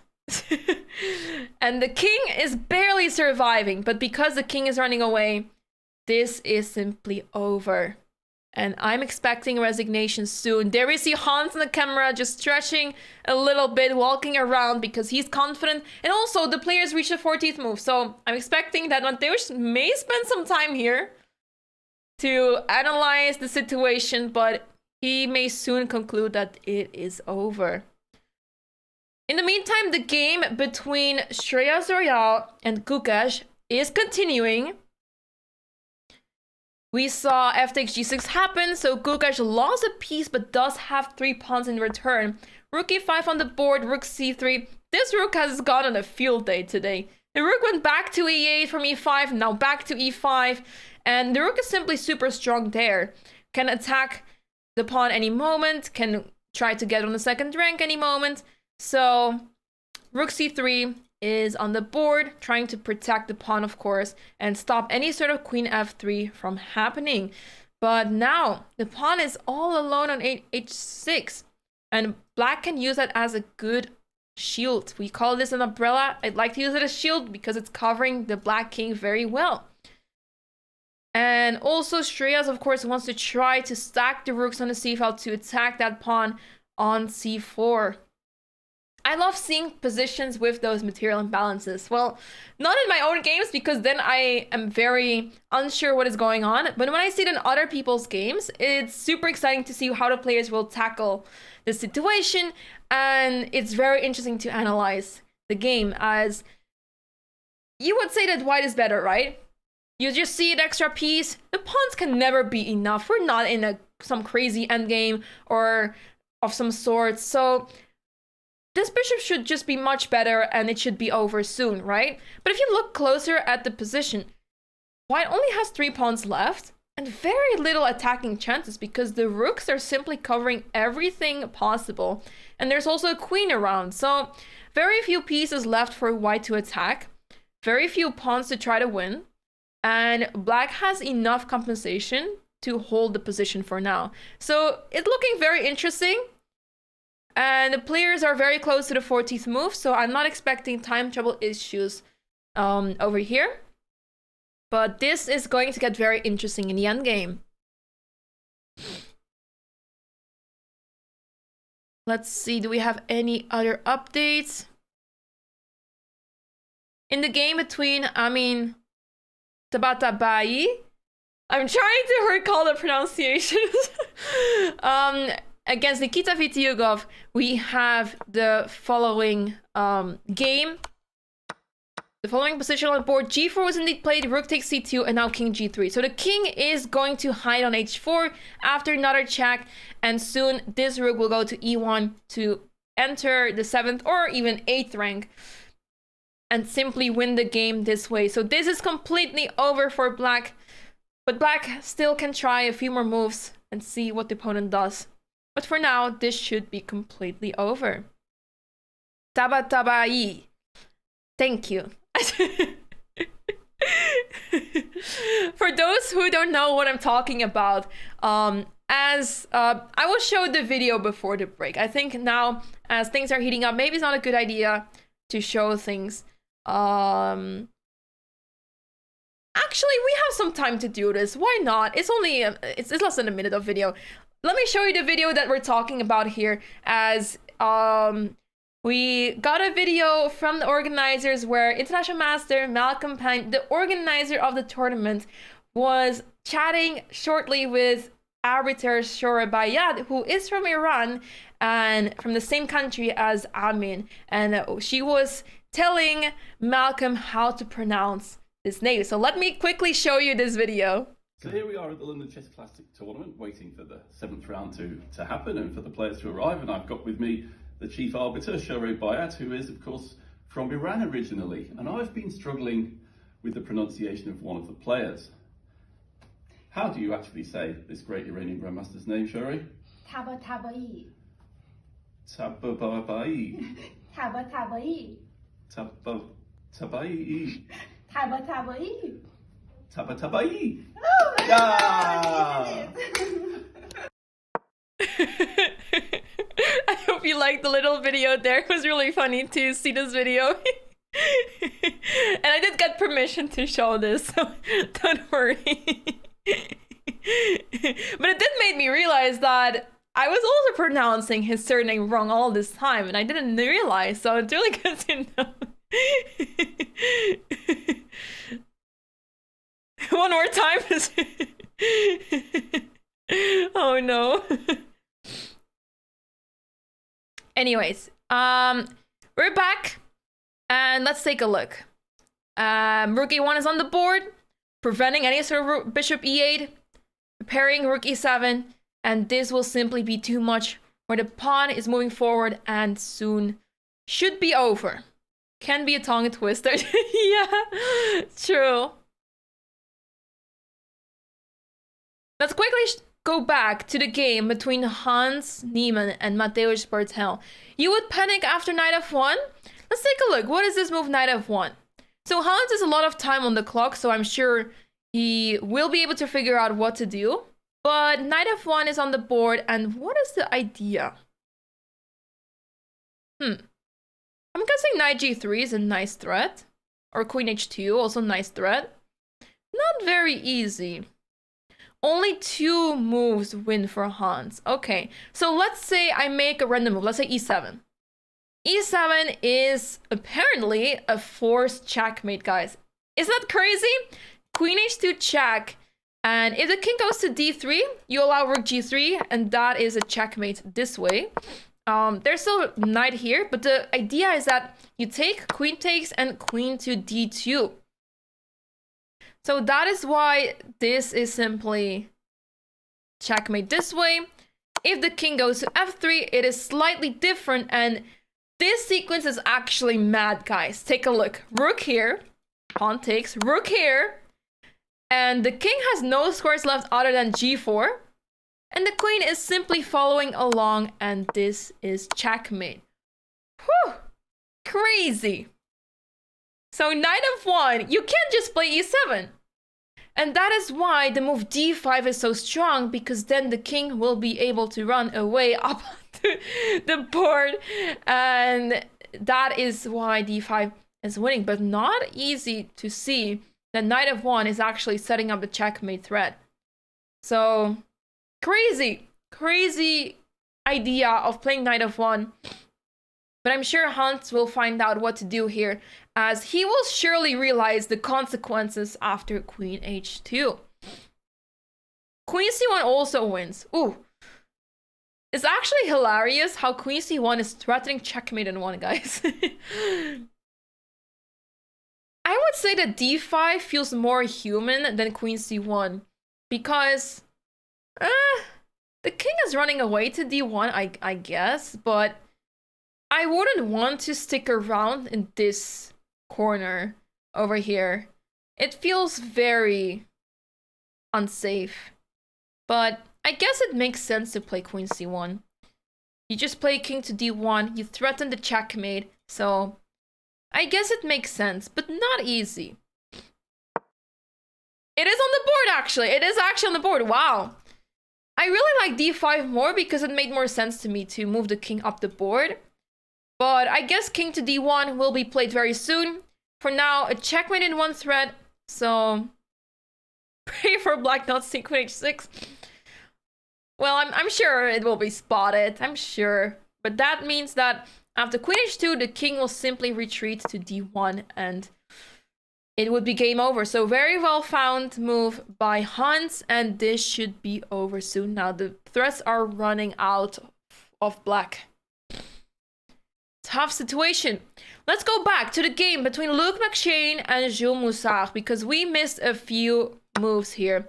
Knight to b6, knight to c4, rook d8. The knight got traded, and now black has a double pawn structure, but they're up a pawn, so it's not the end of the world. But after queen takes b6, bishop takes. Everything was traded off, and now we see rook to a4. Attacking the bishop, but what is the idea? So the idea is probably that after bishop b3, there's rook a6, attacking that bishop. But the bishop can stick around here and attack that pawn on e5, and not easy to see how to defend this pawn. So this may have been a slight slip by black over here, as the players are around, well, actually less than 2 minutes on the clock for both players. 12 more moves to be made by the players. So this is going to be exciting. Let's stick around on this game as this is the time scramble phase. I believe all the other games have passed move 40 already. Maybe the game between Amin and Nikita hasn't just yet, but that game seems pretty straightforward. So let's take a look how this time trouble phase will go on in this game. So rook c1 on the board, protecting that bishop on c4 and preparing threats such as bishop takes f7. Not a very damaging one because after king takes, so let's say any moves happens here. Bishop takes, king takes, rook takes. You can simply take the pawn on a2 and it's an even position.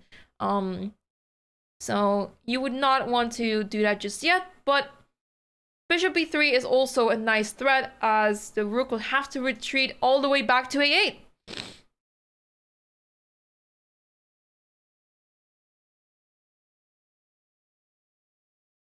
He saw queen h6. Sad face. So yeah, 30 seconds left for Jules. He has to make a move now. The board that we're looking at is right below here on the camera. The one at the very back on the camera. Rook b4 on the board. Where is this rook heading to? Attacking the bishop, so it makes sense trying to activate this bishop as if the big bishop goes here. The bishop will give a check on c5, for example. Things are getting a very spicy over here as the rook is trying to get on second rank. Not very clear who is trying to win here because the material balance is even, but the black bishops are just simply terrible. But black is trying to activate the rook. And if the rook gets to the second rank, I can see how black can try to save this. So it is all going to depend who survives the time pressure. That will be the main factor in this game. So let's see.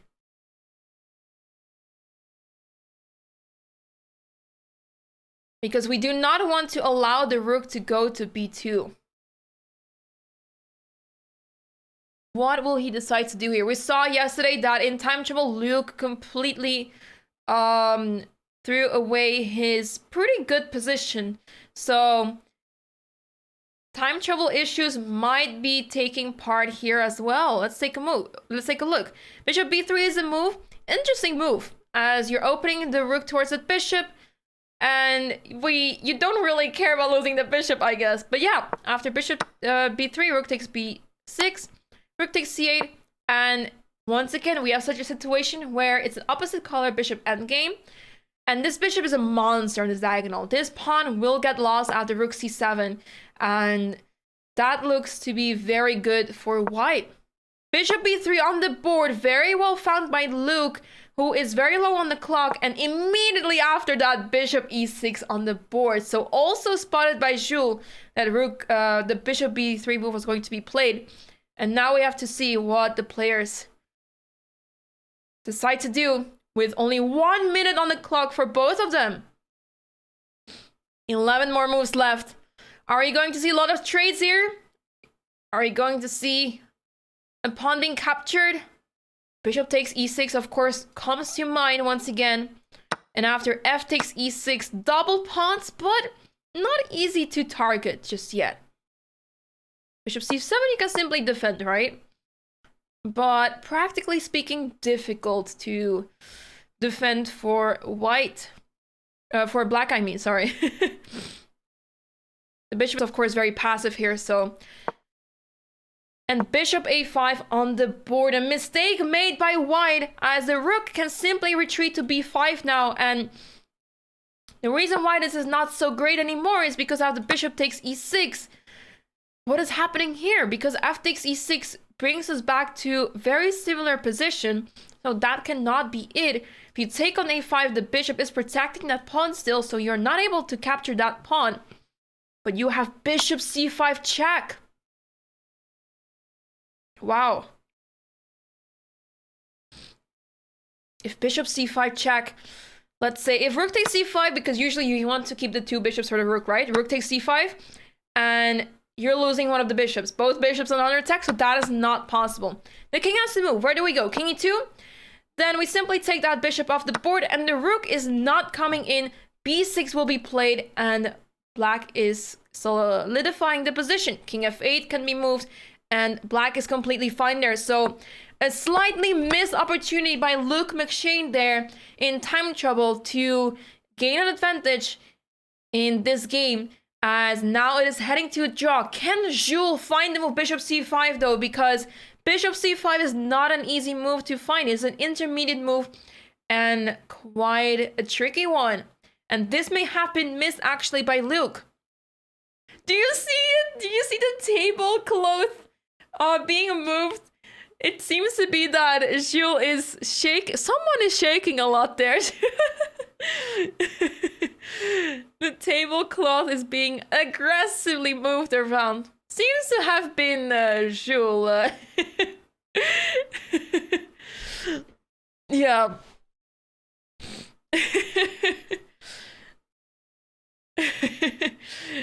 Yeah, chess is a very stressful game, guys. And bishop c5 check on the board.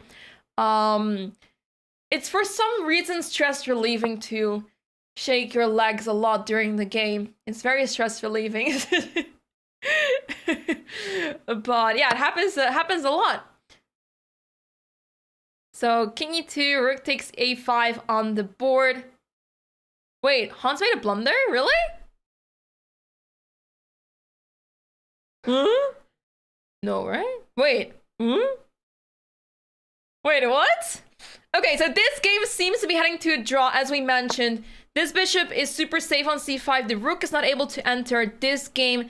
I'm expecting to end in a draw, actually, but we have to take a look.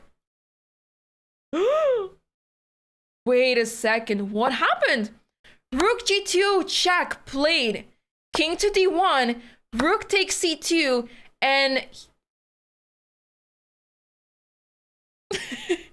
I'm trying to comprehend what is happening here, but apparently queen h6 check was the winning move.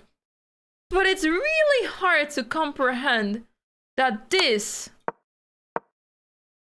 is winning. Whoa. Okay, so apparently this was winning.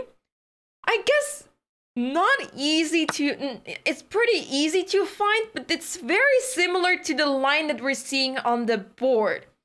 So what is the difference? We have to figure this out. e7 only move. So there is a difference here. That rook takes c2 now is completely fine for black. What is going on? So if you play e7 now, what is the difference? We have to try and figure this out. I'm trying to see what is going on here. Is there some knight e3 check? But then rook takes e3, no? Oh! e7, knight e3, rook takes, queen takes, and the pawn is stopped.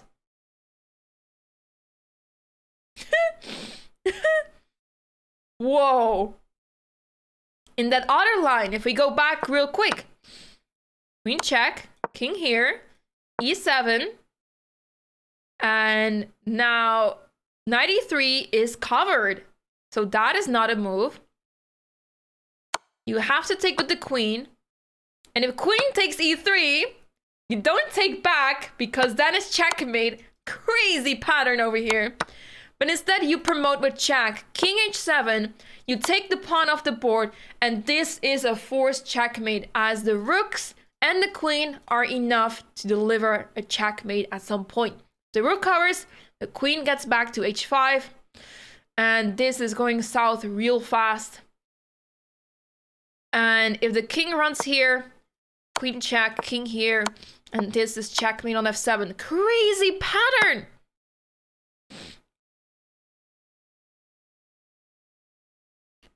Let's take a look. So queen takes, rook takes, e7. Oh my goodness. Queen g4? Queen g4? What in the world is this for a checkmate pattern? I have never seen this in my life. I have never seen anything like this in my life. What is going on? Whoa! This is not played on the board, guys, but this may happen. I don't think so, but this may happen. This is mind-blowing indeed. Whoa. This game needs to be analyzed thoroughly, as the amount of tactics here is the most I've ever seen in my life. And at the same time, guys, we see another draw happened between Luke McShane and Jules Moussard, who just didn't even reach move 40. They just made their moves, trading the rooks off the board, and they agreed to a draw, and that was it. So, tough situation for Hans. I'm still shocked by this game. But, yeah. Here, this game was ended in a peaceful draw. Let's take a look at the game of Hans, because this is getting absolutely crazy.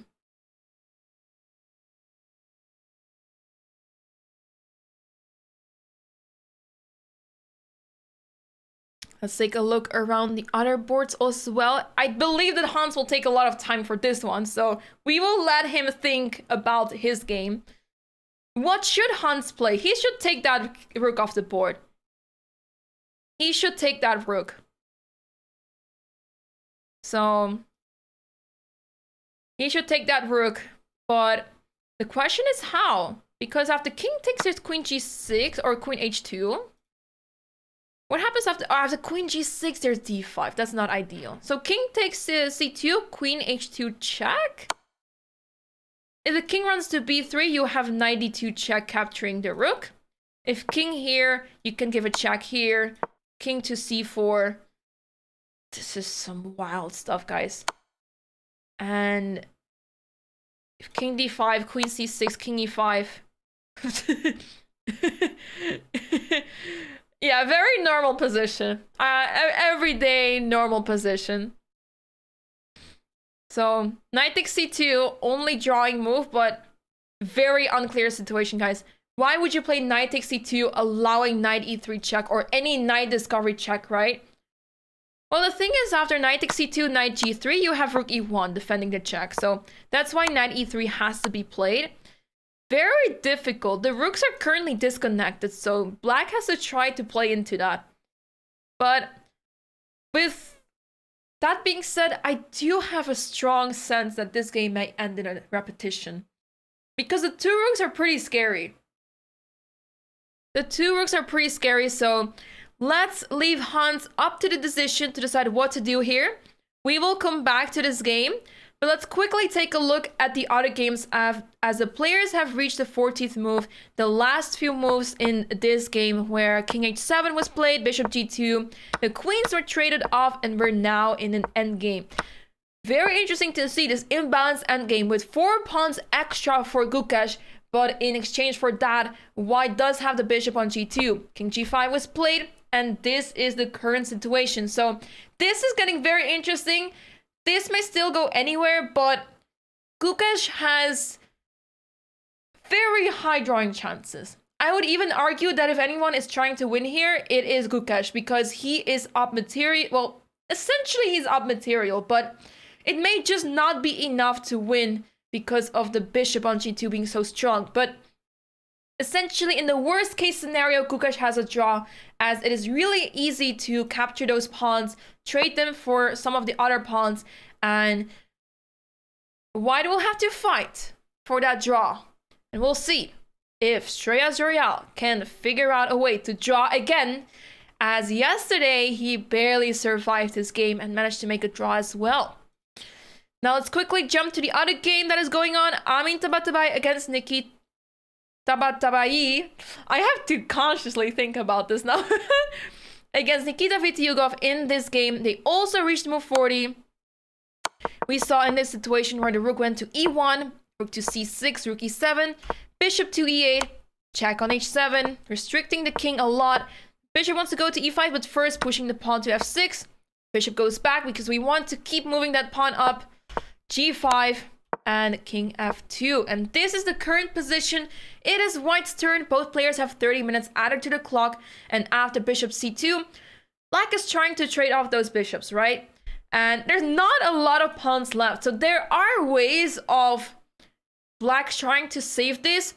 If Black manages to trade a rook for 2 pawns, that would be very helpful to make a draw. But very difficult to do that with the dark sword bishop that is going to sit on e5 and not leave. So we'll have to see if Nikita can try to find a loophole in this position. But for now, Amin is simply crushing this, putting the bishop on e5, and the pawns will move forward fast. So with that being said, everybody, we are going on... Wait, I thought that the game between Gukesh and Shiraz was over because both chairs are empty. But Gukesh still needs to come back to the board. But with that being said, everybody, we're going on a short break. Make sure to stick around because now things are getting super exciting and we can't wait to see how the games progress as we're after move 40. The dust have been cleared, you would say, but at least in one game we have a lot of uncertainty going on. So the excitement continues after the break, guys. Make sure to stick around. This is the London Chess Classic round 7 coming back to you after this break.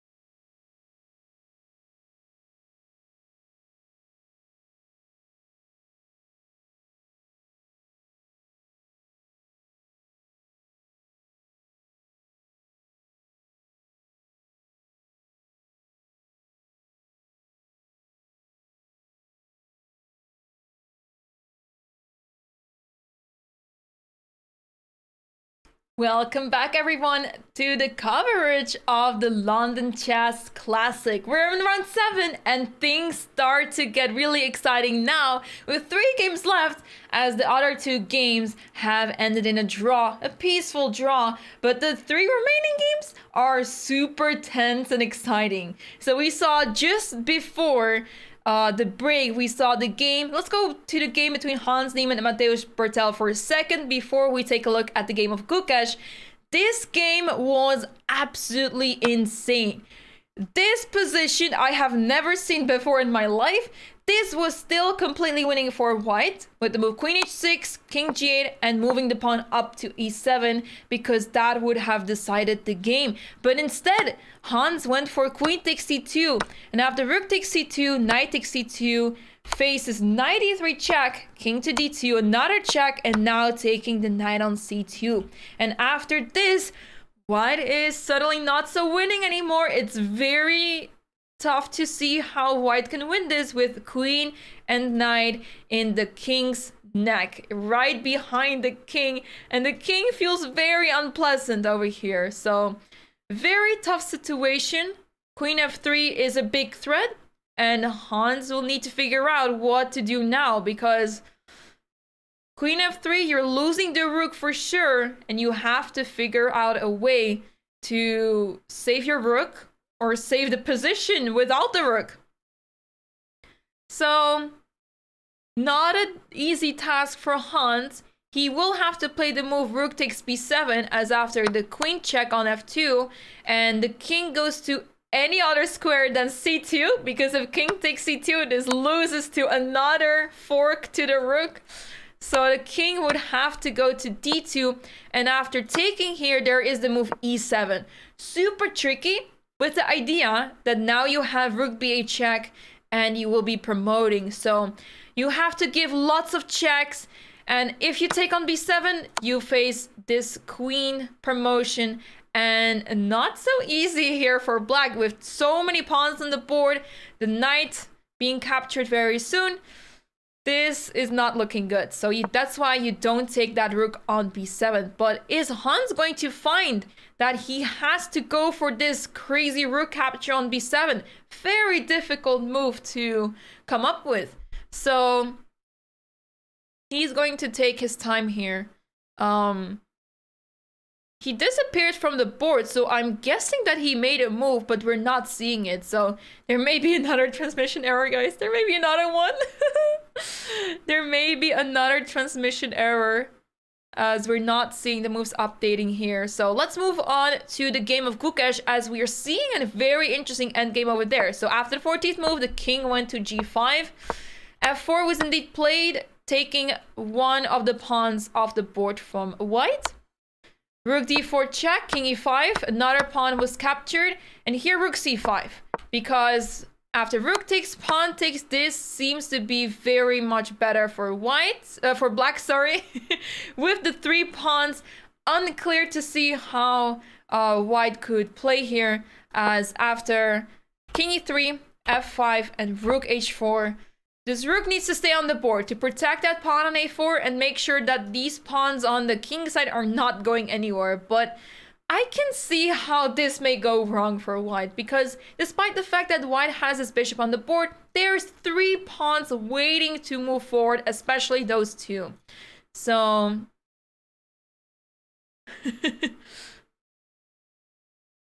and yeah, 2 pawns that are passed pawns, connected past pawns even. So these pawns are moving fast down the board and not easy to defend against those. So practically speaking, looking good for Gukesh, but very big drawing chances here for Shreya Zorial, as that would still be a very big result for the youngster from England, who is on his way to get another GM norm. But he would have to do really well in the remaining 2 rounds, and there's not a lot of rounds left, but he does need to score many more points, so not an easy task in this field.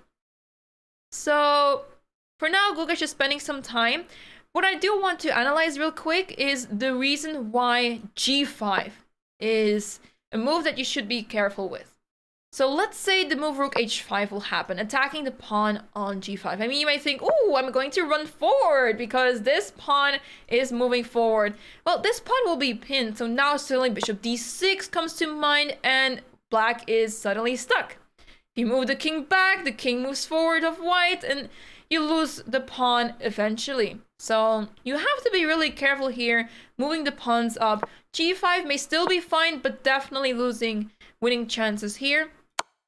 f4 can be played, but once again, this g5 pawn will be vulnerable and white will be able to easily cover the light squares here. So preferably, you put the pawns on the squares where the opponent's bishop is on. So the pawns are on light squares as a bishop is on the light square as well. So preferably, you try to push those pawns on the light squares. And that's why I don't like seeing this occur. As after f4 check, the pawns are in dark squares and difficult to see how this pawn easily moves forward, right? So, not easy. But actually after king f3, you have this funny checkmate pattern. So, after rook c3 check, the king would have to retreat. So this may still be interesting for black. This may still be interesting, but after bishop e2, you still don't have g4. So, difficult to make progress here. Gukesh is going to try and figure out what the best way is to continue and where his practical chances are. But in the meantime, we see that Hans has made a move. He has played the move d5. So he is focusing on the two passed pawns. He sacrificed the rook and now we have this endgame with queen versus a rook and 3 pawns. So that's quite a lot. Queen d6 played to prevent d6. King e4, king g7, so the king is now getting closer, trying to get the queen to a5. But how do you try to win this with black? Black should be winning this, right? With the queen on the board, but not easy to get a hold of those pawns here. They're very well defended. The rook is defending the pawn on d5 as well as the king for now. And if this pawn is defended, this pawn is never going to get lost, right? So yes, facing this pawn army is going to be very difficult. But for now, looking good for black to at least get a draw out of this game, which would be still a very good result for Mateusz, as he was in a completely losing position. So the players, I wonder if the players realized that white was completely winning. I mean, of course, Hans must have known that he was completely winning, but I wonder if Mateusz was actually aware of the fact that he was completely lost, as he threw in so many pieces into Hans's position that he was very ambitious, and I guess he had no choice anymore at the end, right? But I wonder if he ever realized if he was losing. Especially in such imbalanced endgame positions, it's hard to judge whether the computer evaluation is accurate. So really hard to go off based off the computer evaluation, as the computer has a hard time evaluating certain piece values in the endgame. So, for example, in, let's say, rook and bishop versus rook, it doesn't say that it's equal. It doesn't say that it's zeros. It says plus something for the side with rook and bishop. But we all know it's completely drawn. But the evaluation is simply not accurate enough. So that's why it's hard to rely on the computer in such imbalanced endgames. But oftentimes we can rely on the computer to analyze it properly for us, as sometimes a lot of calculation is involved.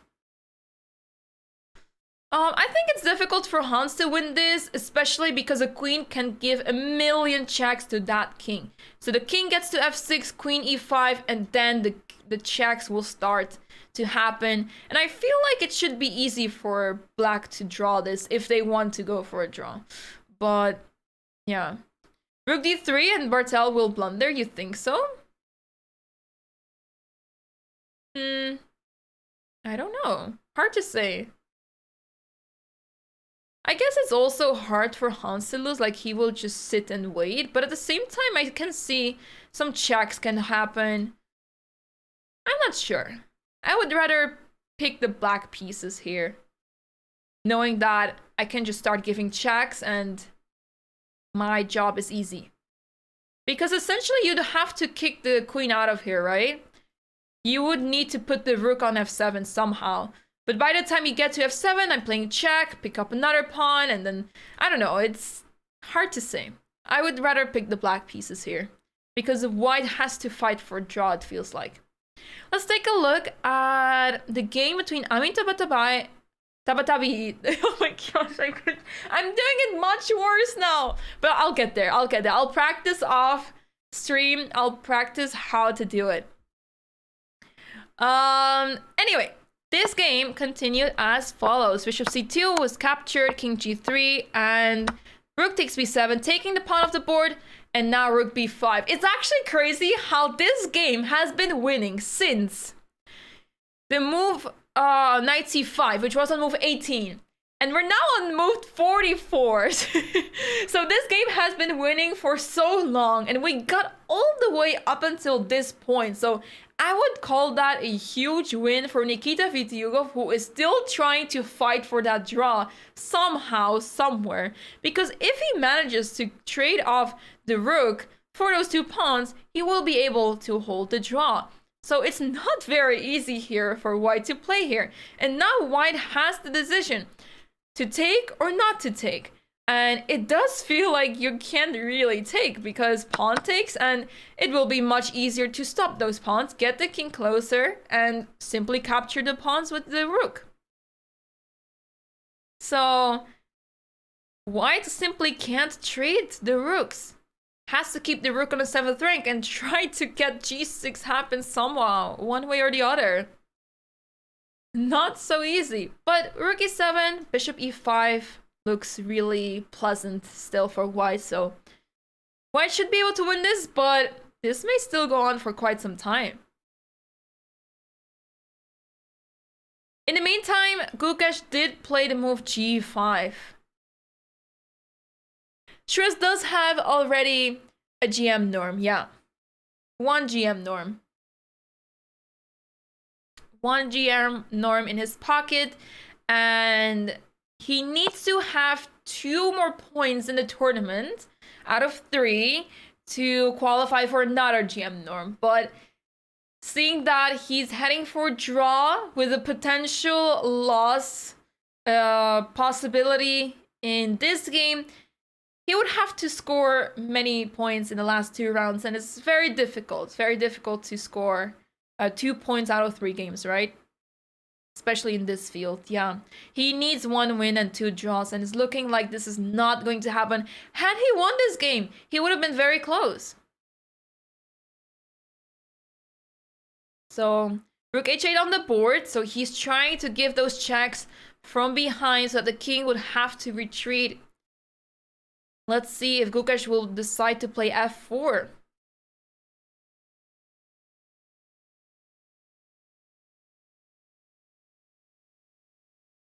Quickly checking at the other games.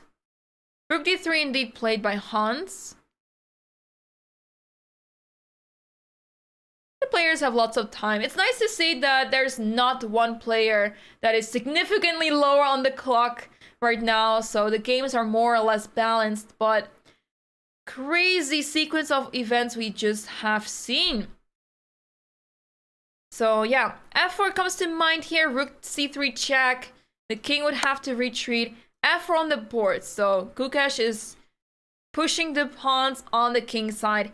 He's trying to make progress here, as the king does not have many squares available. If king to d3, you're just too far away, and I would not be happy facing those 2 pawns. Should still be even, but I would not want to face this with white.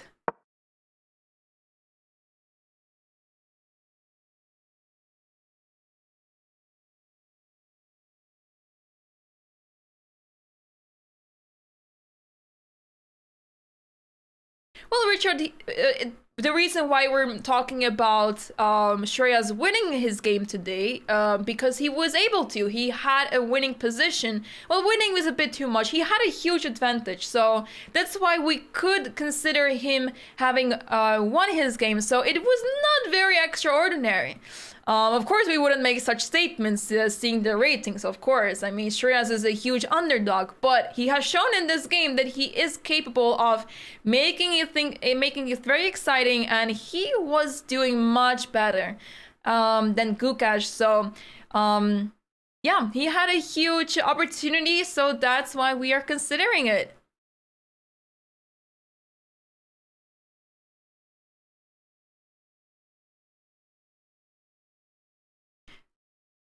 So King D2 is now on the board.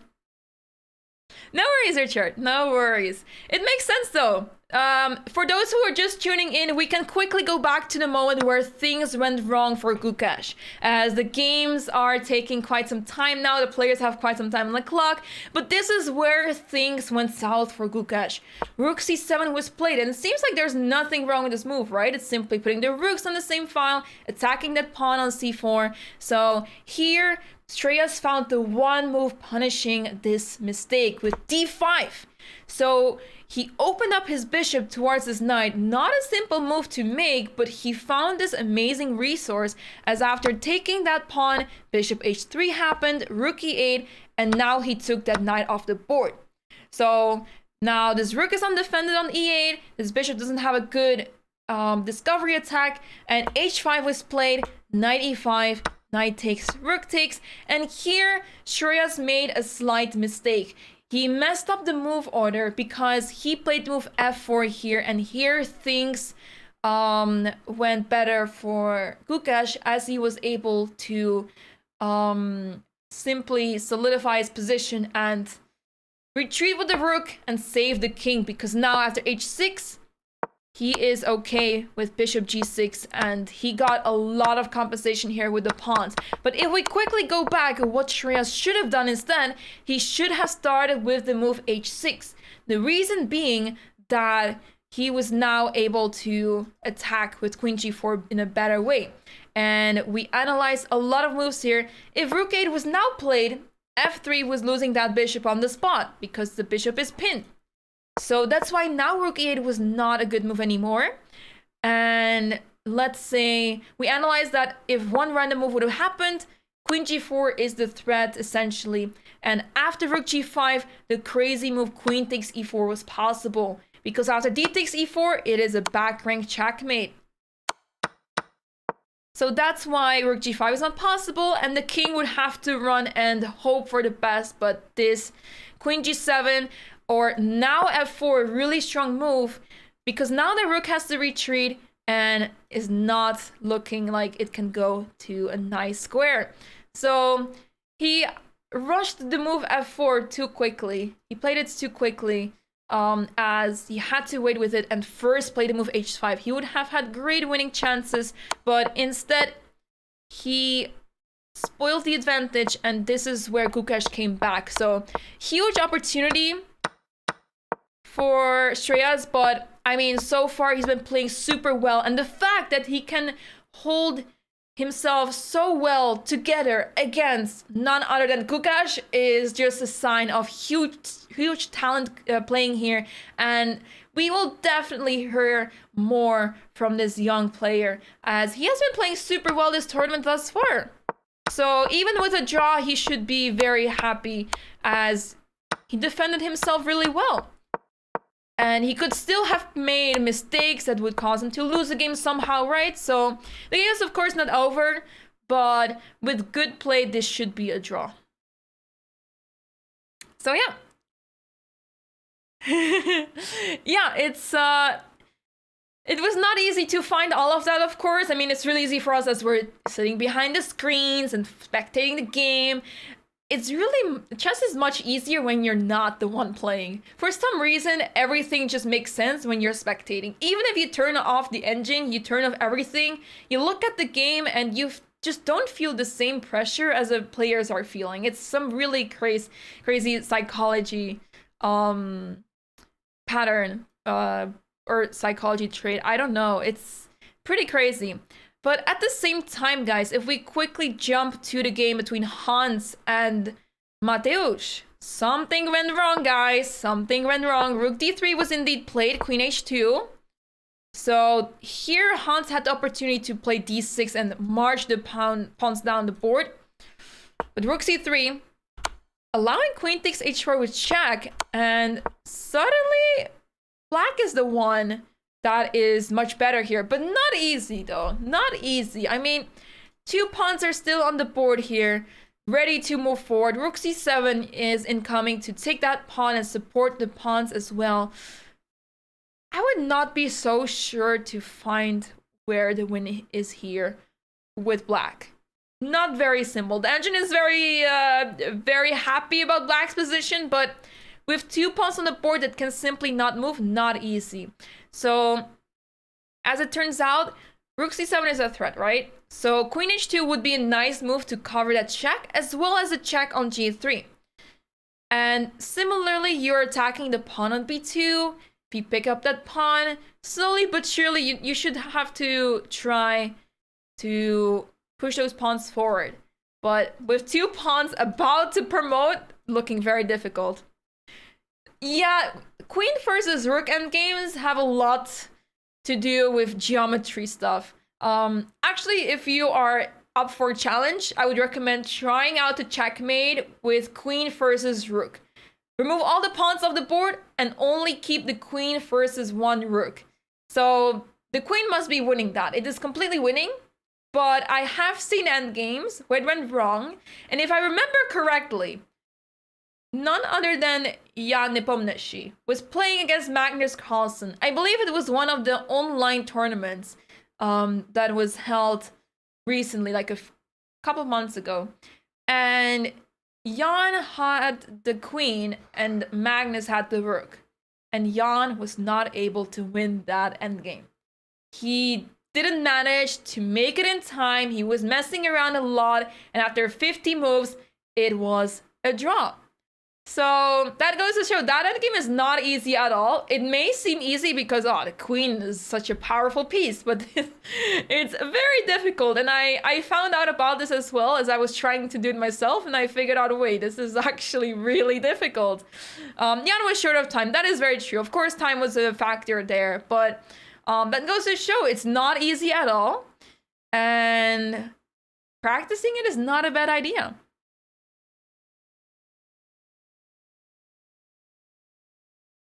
Yeah. We will miss you at the B Cup tomorrow. Aw, are you going there, Dirkia? Are you going there?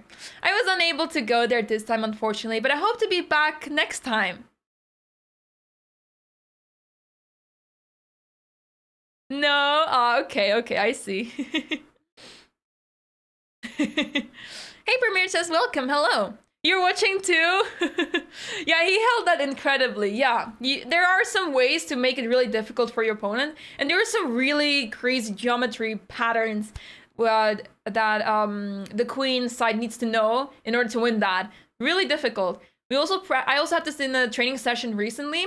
I was the one with the rook and I was like, yeah, I just moved the rook left and right. I just had to try to defend and it was not easy for my opponent to figure out how to win it.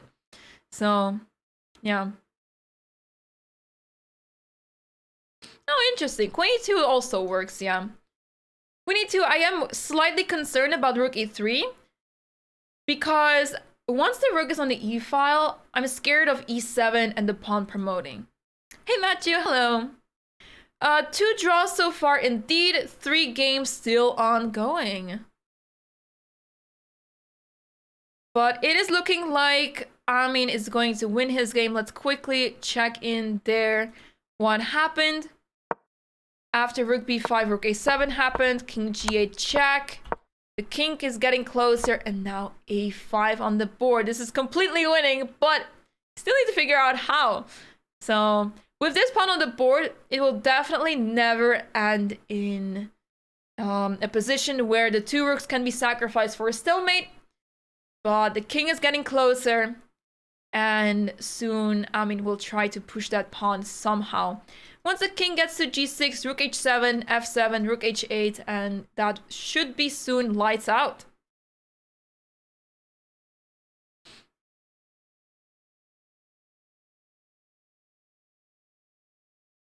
I have studied Dvorchky's Endgame books when I was like very young. When I was 10, 11, 12.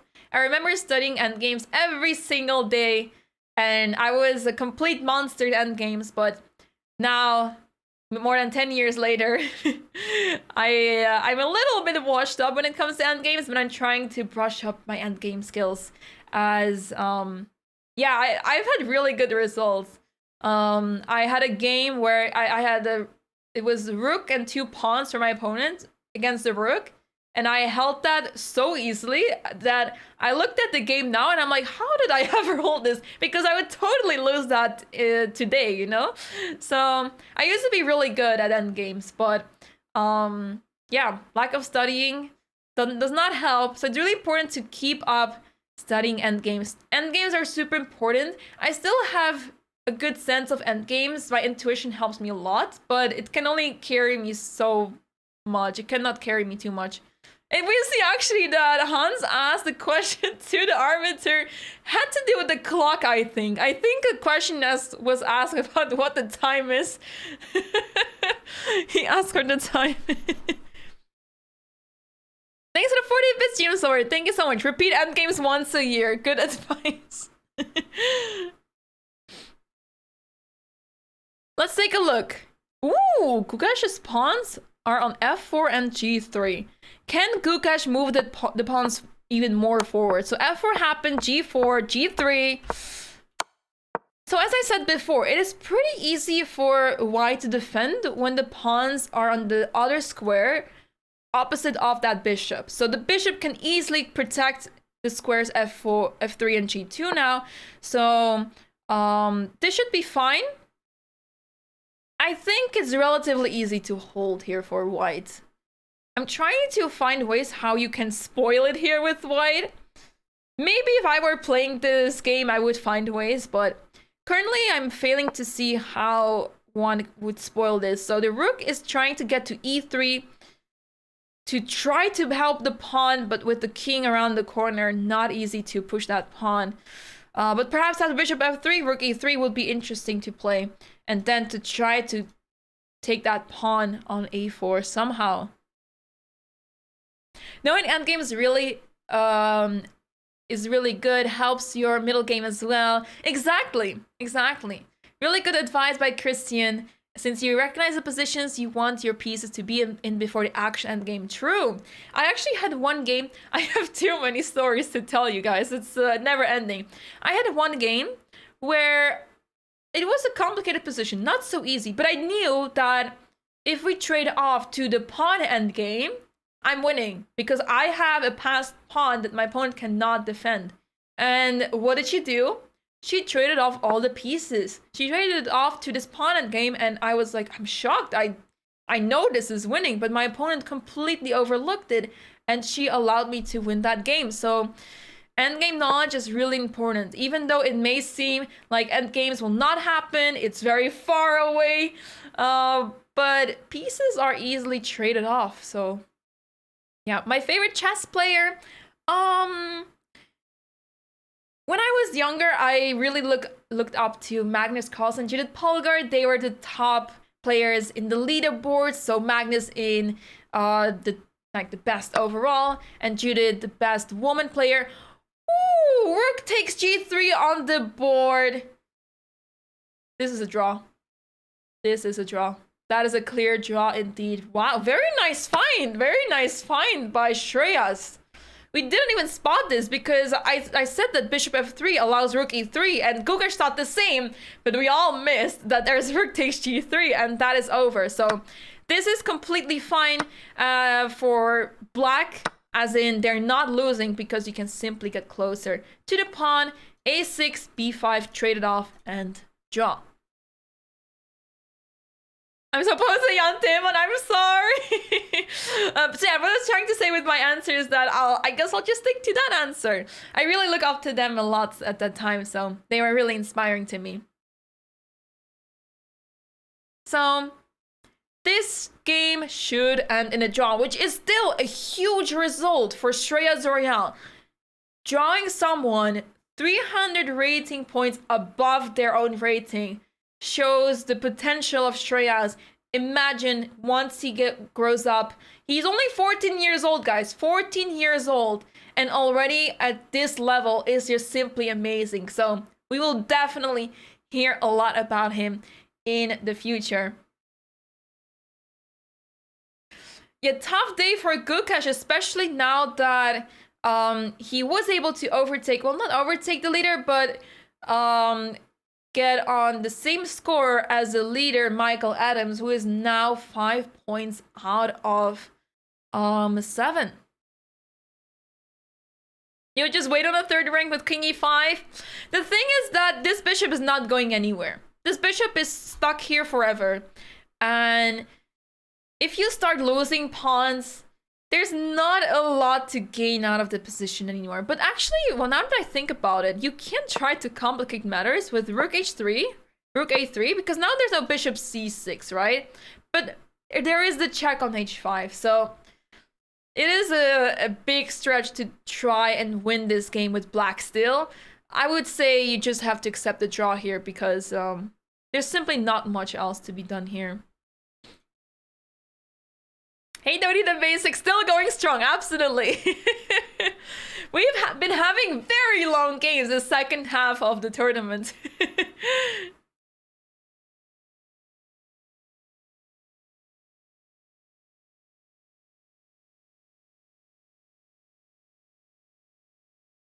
At the same time, Queen H2 has been played, everyone, so Mateusz found the very strong Queen H2, and at the same time we see on the camera that Amin is running a marathon in the playing hall.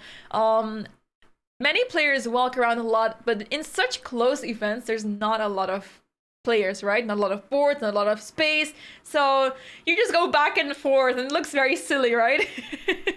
But it feels nice to walk around and clear your head a little bit, because sitting down behind a board for hours and spending so much time trying to calculate the moves back and forth is very draining for the brain.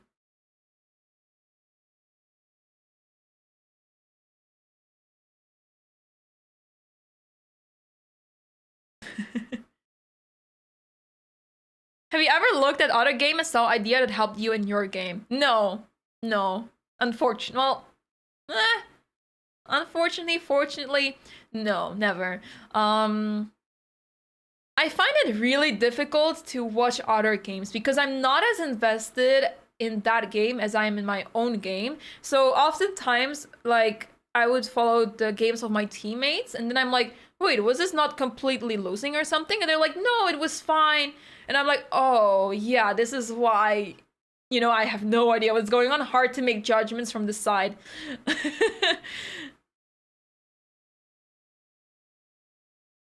Indeed, the game between Shreya... Wait, what? They made it to 2 Bear Kings this fast? Wait, how did that happen? Rook takes, pawn takes. Wait, they played that super quickly. Alright, 2 Bear Kings on the board. A draw between Shreya Zorial and Gukesh.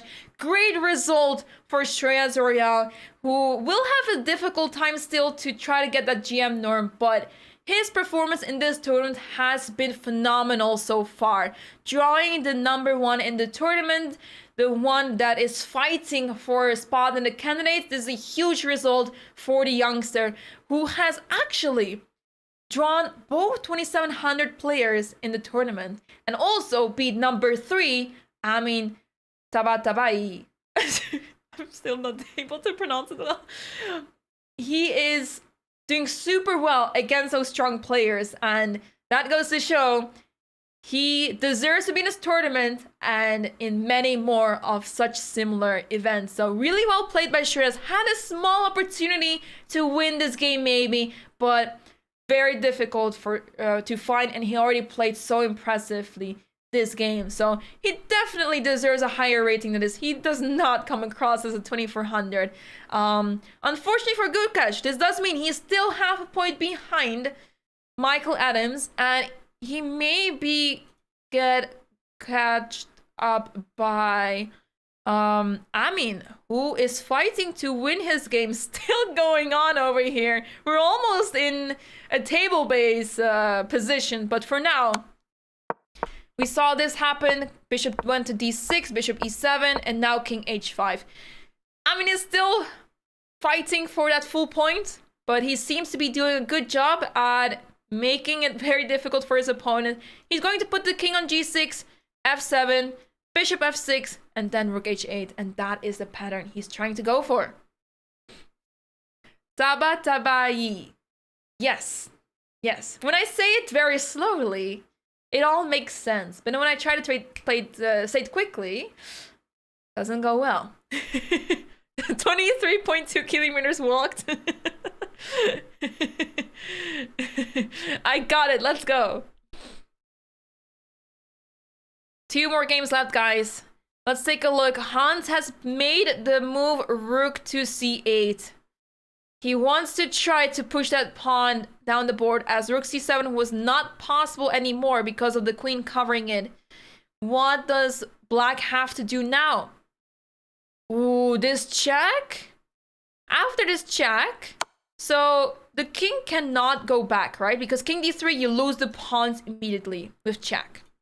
So if the king goes on the dark squares, let's say king e5, queen takes b2 comes with check.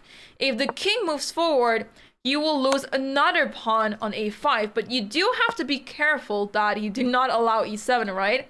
So a good move would be king f8. You stop rook f8, check with the queen.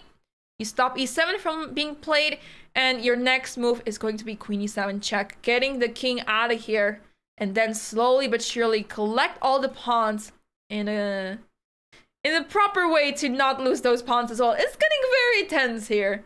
It's getting very tense as the clock is also running lower for Mateusz with 11 minutes on the clock.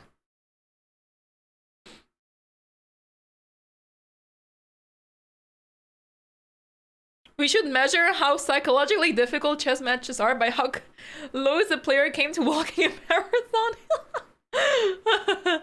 Yeah, we've seen, for example, heart rate monitors being used where the heart rate just spikes to 160 and 170 even during a game of chess, which goes to show how stressful this game is and how much calories the players are burning during a game of chess. It may seem like, okay, they're not really having much physical activity, right, during a game, but because of their constant brain power that they're using, the brain usage is super constant. Well, constant spikes, of course, maybe, but there's constant usage of it every single time, every single move, and that burns a lot of calories as well.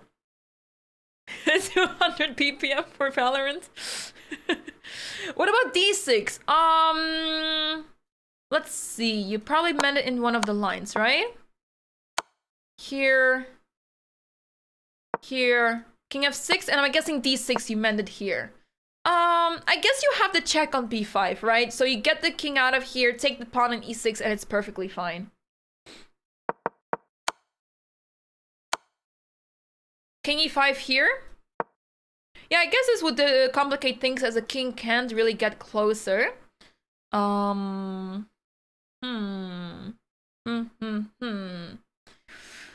Perhaps that is the reason why queen b4 is not so good. So you need to give a check on this side, but king e5 covers it, right? So queen a3.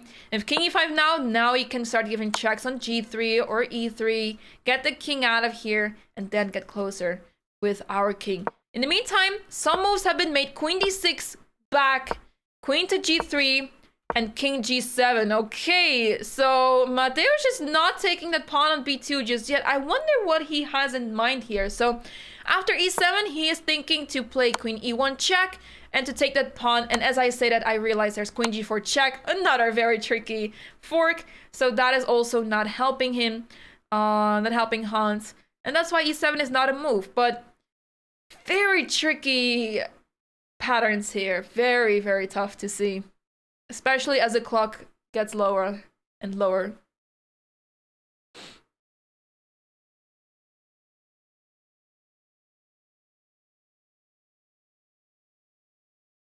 Ooh, oh, that is such a cool move. So rook g8 was played, and now rook g6.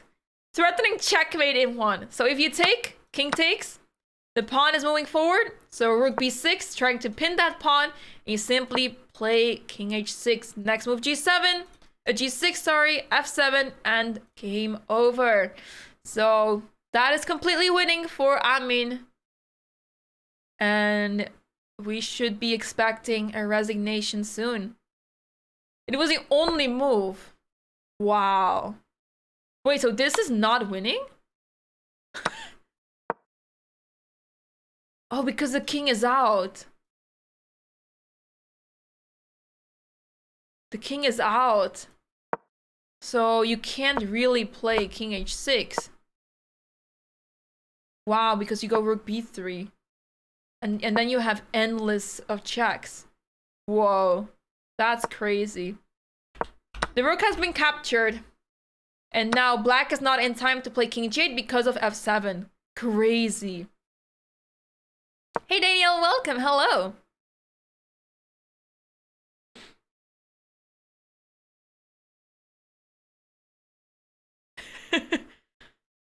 It's crazy that it was the only move actually. Very cool move.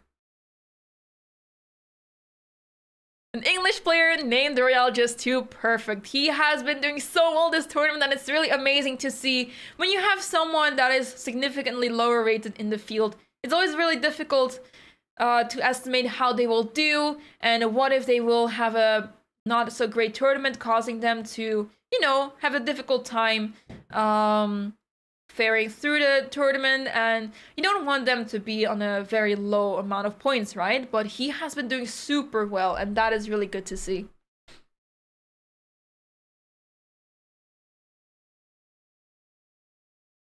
Anything is possible indeed. So apparently any bishop move except bishop d8 is drawing. So any bishop move, bishop c5, bishop a3, or even bishop f8 are all drawing. So not so easy. To go back to this game, guys. This game is getting very exciting. And this game can go on for a very long time. We're in here for a wild ride. So yeah, we saw king g7 actually. We saw this move. So we're now waiting for Hans to make a move. We're now waiting for him. King f7? In the other game? Yeah, exactly. King f7 works just as fine. King f7 and just moving the pawn down the board. Absolutely, that is also winning. We see Amin's thinking here with his hands in front of his eyes. So we're waiting for him to make a move. But very exciting day of chess, guys. This tournament altogether has been super exciting. So many decisive results, so many exciting games. And this is what happens when you put a field together of players who are all here trying to win. Not saying that other players are not trying to win, but it's clear that in every single matchup, it's clear that one player is trying to win the game. As we saw early in the tournament, Andrei Volotin, he is trying his best until the very last moment to win the game. Even when it's completely drawn, he's still trying and he will go until he has no choice anymore.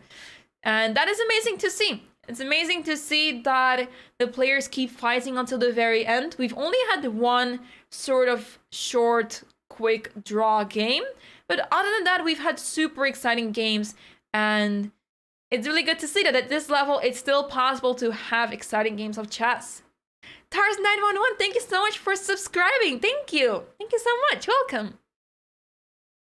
Ding Liren will be back at the Tata Steel Chess Tournament in Vaikanzai happening in January. So he will be back.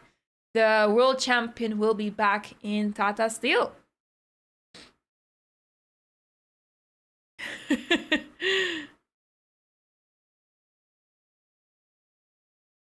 Gukesh should consider changing his first name to Royal as in Royal Cookie.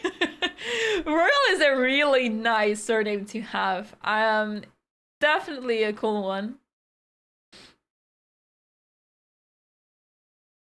Dinlir is definitely one of my favorite players. I interviewed him last year in Tata Steel, and unfortunately the footage of that is nowhere to be seen because the stream died and we had no idea.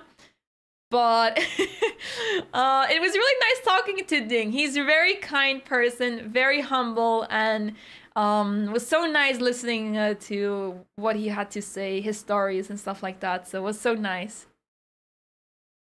What happened in Adam's game? Adams had a really solid game. Nothing too crazy happened. It was really good defense by his opponent, and it resulted in quite a peaceful draw. The players repeated the moves as Andrei Volotin was up a pawn, but not able to do anything with that. Just to show you quickly what the final position was. One pawn up, but a bad pawn structure, and simply unable to improve the position here. So it was a really fair draw. So yeah, we're waiting for a move here. Hans is spending some time.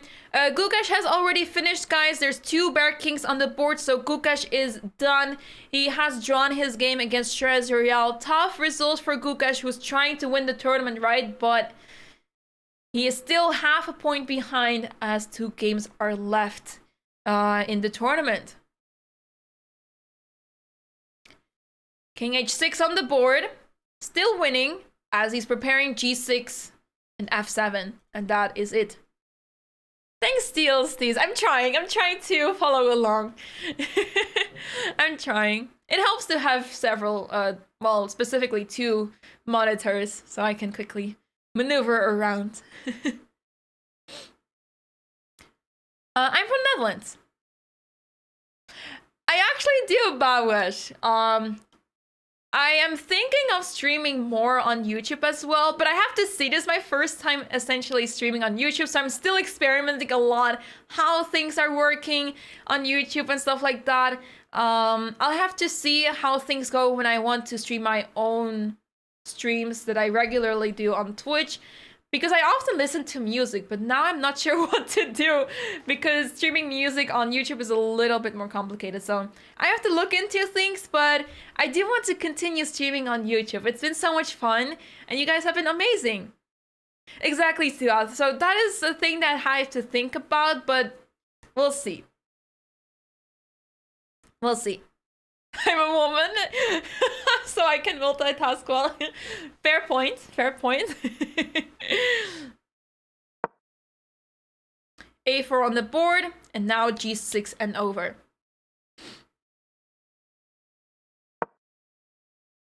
Thank you so much. Thanks for the support, guys. I appreciate it. G6 on the board now, and I'm expecting a resignation any moment now. The A pawn is being pushed.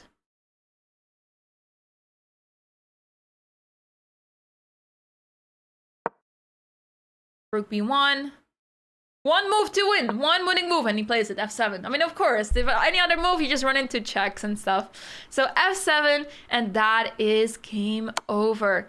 Checks are being tried, of course, but the king wants to run to E8, and that is over. You have me on your television from YouTube and listening here. Oh, that's so cool. That's so cool. Record my own music. Yeah, true. But my music would not be so great to listen to.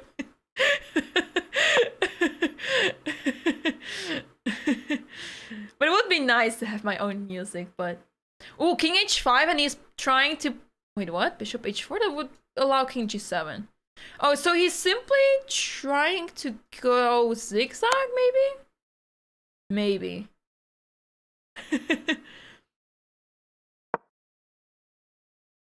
Aw, thank you. Thank you, Vika. That's so kind. King to G4, so now after Rook G1, so he's simply chasing the Rook, as the Rook cannot capture that pawn anyway. F8 Queen, and that's it. The guy standing is the opponent of Hans, presumably. I can't see very well, but I think it's Hans' opponent, Mateusz Bartel.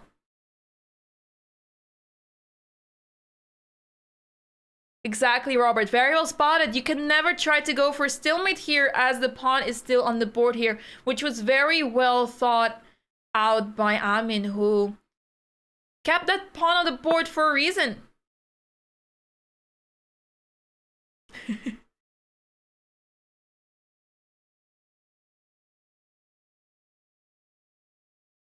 How did Hans throw this so badly? Mateusz really posed a lot of threats though. Like, I was super impressed by how difficult it was for... Whoa. Hold on. Let me finish my sentence.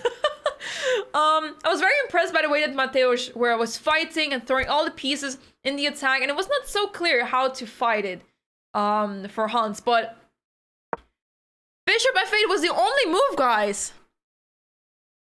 Bishop f8 was the only move, as f8 queen, rook takes, bishop takes, and a3 is a draw, because after bishop takes, king g7, and you take that pawn, and it's a draw.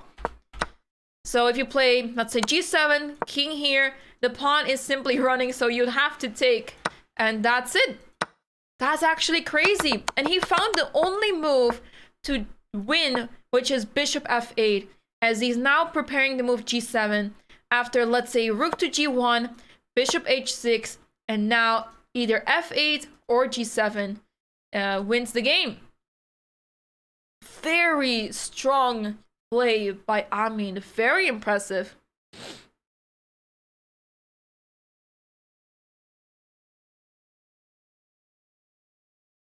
Poland also watching. Hello, Poland. From which countries are you guys?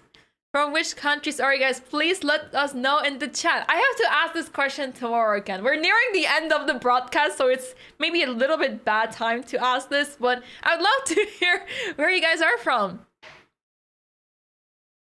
Hey, Arthur, it's good to see you. Latvia present. Hello. Oh, wait, I can't keep up now. Malaysia, hello. Morocco, hello. Slovenia. Ooh, wait. There's so many different countries. Wait, I didn't even realize. That's so cool. Hungary, Sweden, Belgium. What? North Korea. USA, Philippines, Uruguay. Wow. India, Finland, Poland. Whoa. Brazil, Germany, Uzbekistan. Hey! Are you happy to see the World Rapid Blitz happening in your country? Hong Kong, Nepal, India. You're from Mars. I want to go there too. Is it good on Mars? Is the internet good on Mars? That's most important to know as a streamer. Sri Lanka? Sheesh. Tuvalu? Wow. Don't forget London. London is its own country. The rest of UK does not matter. I love it. I love it. Come to Uzbekistan? Maybe. Maybe. Iraq. Poland. So many people from Poland. Nice, nice. Hello, hello. Denmark, Norway, England, Antwerp. Of course, of course. I'm from the Netherlands. I'm from Netherlands. So for those who are wondering, typically Dutchies have blonde hair, and I don't look like a Dutchie at all. So if you're wondering where I am, my parents are from. They're from Georgia, but my surname is Armenian, as my parents, my dad's family has somewhere in the family tree, there's Armenian blood. So I have a mixture of Georgian and Armenian genes, and it's really cool. I speak Georgian quite fluently. I feel uncomfortable when I speak to someone that is a native Georgian speaker. At home, I feel super comfortable because you mix Dutch words in every other sentence, right? But when I speak to someone as native Georgian, I struggle a little bit. But I think I can hold myself pretty well in a conversation. I don't know. But yeah, I speak Georgian, Dutch, and English, and I'm really happy that English is an important language, so I can speak to most people in the world. I only know Barev and Wonses in Armenian. It's a shame. It's quite a shame, but I wasn't really taught Armenian. Well, my dad can speak Armenian. And both my parents speak Russian as well, but I was also never taught Russian. But I know a few words in Russian because you hear the language everywhere, right? So in the chess world is a lot of Russian. Yeah. I identify as Dutch. So I'm born in Netherlands, born and raised in Netherlands, and I feel more Dutch, to be honest, because I've been raised here. I speak Dutch significantly better. I love the country Georgia, but I would not want to live there, as the Netherlands feels like a really safe and nice country. So, yeah.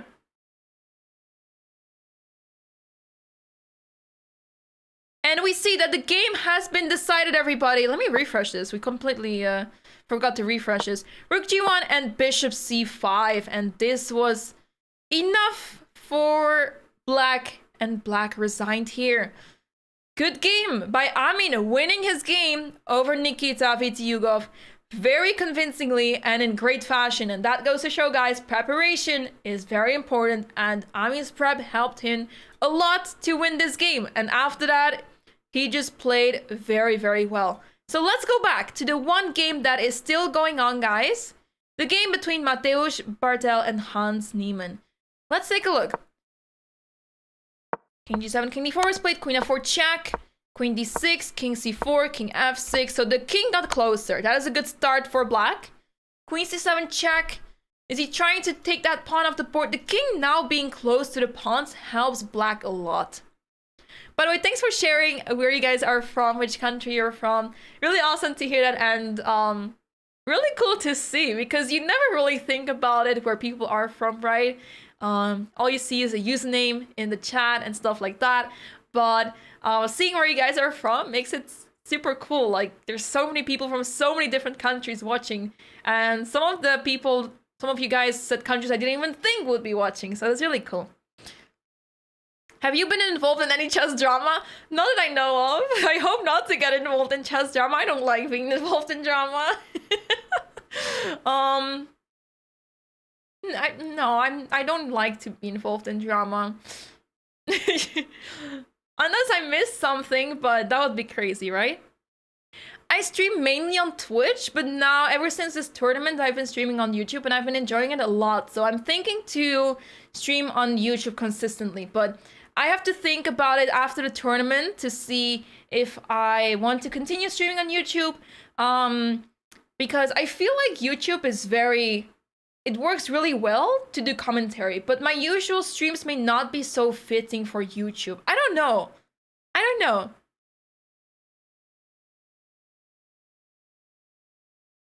Thanks, Harsh. That's kind of you. Poor Hans. This game is over. This is the final game that is going on. All the other games have ended.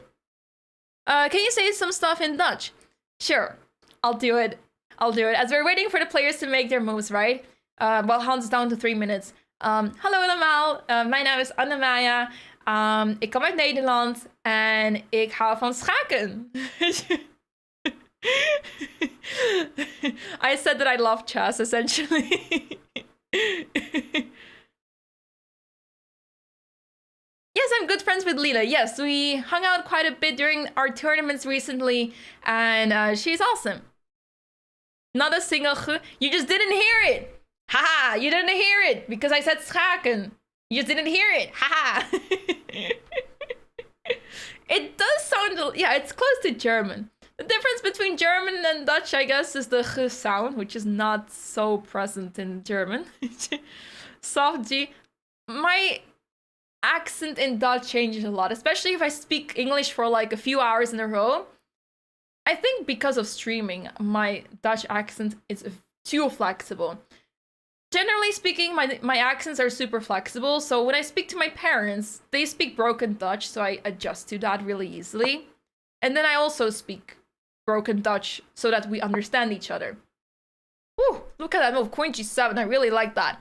Attacking the rook, and next move will be a check most likely. Well, it doesn't have to be, but you can play king e7, give a check like that.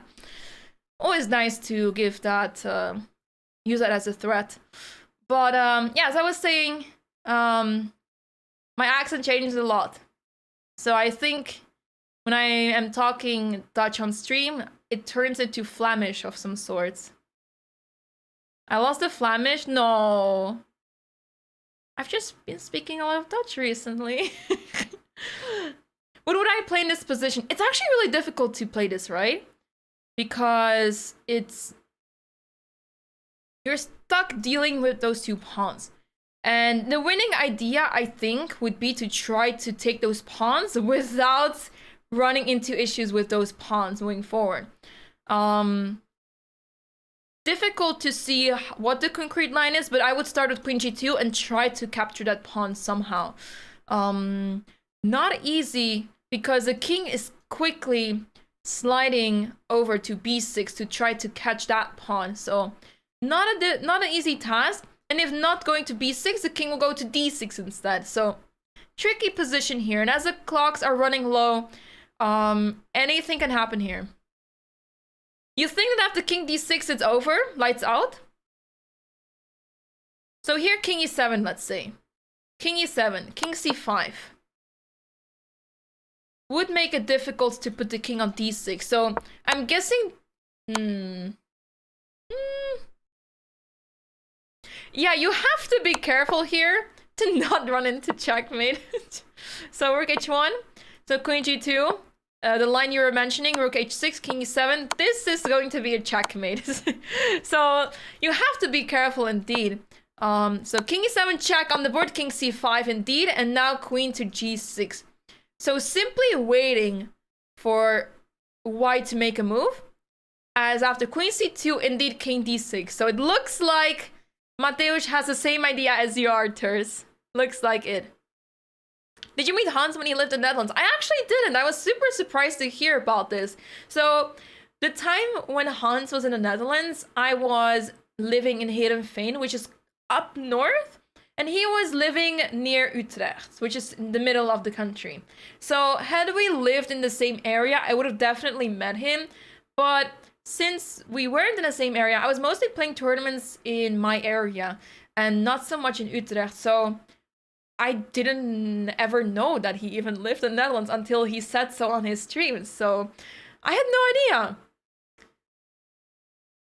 Yeah, I had no idea he lived in the Netherlands until he said so. So that was really surprising to me. He also doesn't know a single word in Dutch anymore. So that was also a bit disappointing to learn. But yeah. Yes, I've met Benjamin Bok.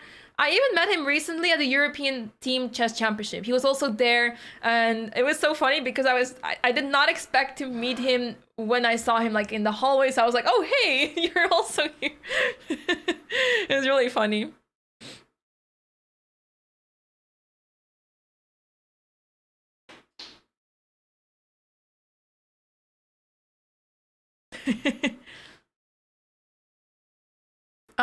B for queen c2, king b6.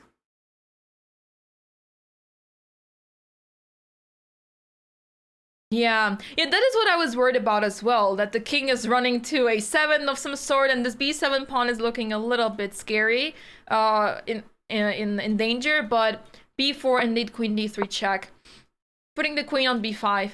But this is a very tough endgame, I have to say. 2 minutes on the clock for Hans. Not an easy position. I mean, he's losing, of course, but with such little time on the clock, mistakes may be made even faster. GM battle in the chat.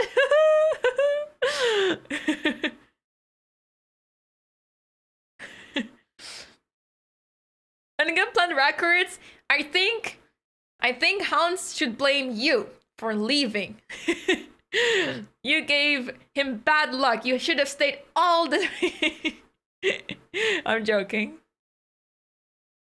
Queen g3 here allows rook h7.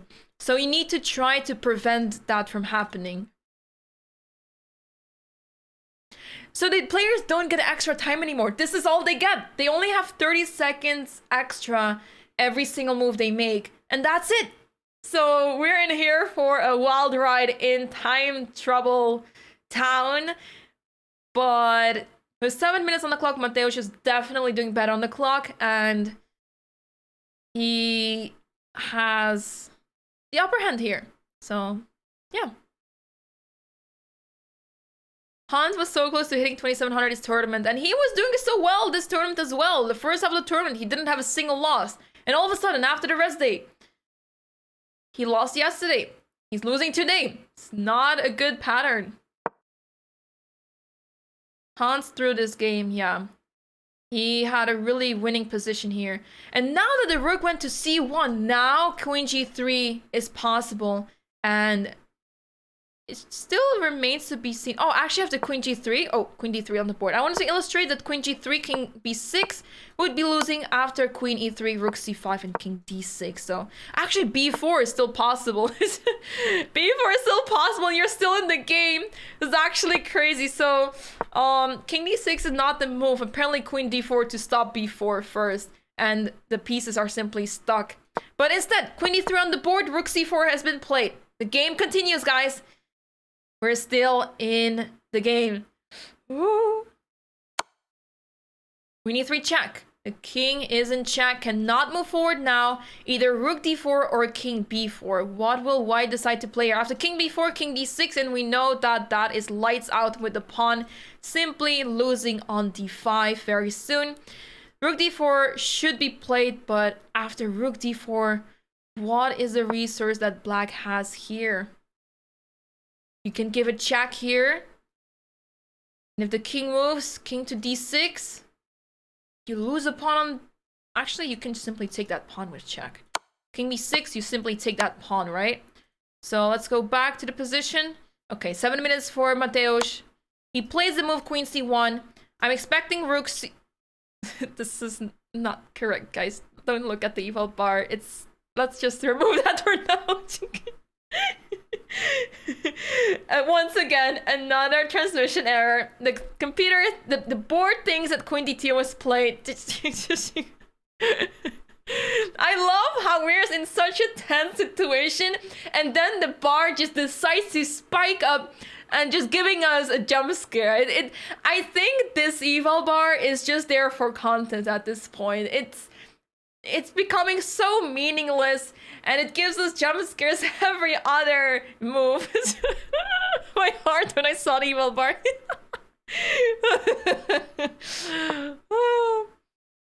Okay, now it's I think it's hello.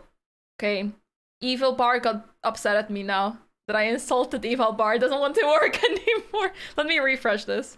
Oh no, it's upset at me. Oh no. Alright guys, I guess we have to do it without the evil bar. Oh no. Alright, the pawn is off the board, guys. That's a good start for Mateusz. He wants to play queen to b5 to pick up another pawn. The bar is frozen, everything frozen. I may have broken my system, but that's okay.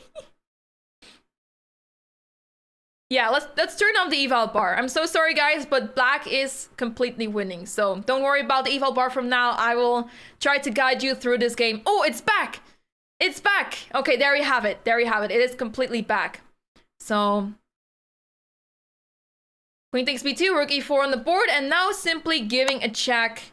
And this seems to be lights out very soon. Hans is still trying to play d6 and e7 to promote that pawn, but with the pawn being lost on a5, this is simply getting too much.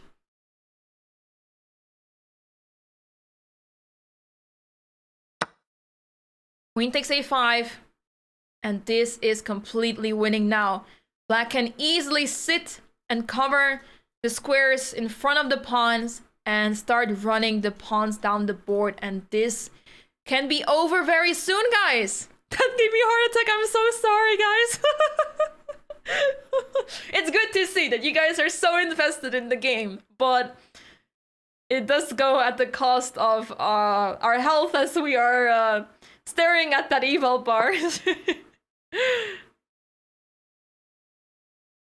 No one has ever been immune from losing winning positions. Absolutely. It's not over until it's over. So we wait until the final result. is shown. But with king e5 on the board, black can now start giving checks and start running down the pawns, or try to even collect the pawn. Queen c5. After king e5, queen e6, you pick up the pawn. Queen c5, rook e5. Not making any sort of progress. So you can even play queen e6 and already resigned, guys. Already resigned here. I don't see another move, but this is a win officially for Mateusz Bartel. Very tough loss for Hans, as he was doing so well the first half of the tournament. But Mateusz, what a fighting, resourceful chess player he is. And we see Hans storming off out of the playing hall after analyzing briefly with the opponent, as this was a crazy game, guys. Today's games were absolutely crazy, especially this one, as we saw, just to show you guys earlier what was going on. We saw that this position was on the board. Black threw all the pieces into White's camp. Just every single piece is out there.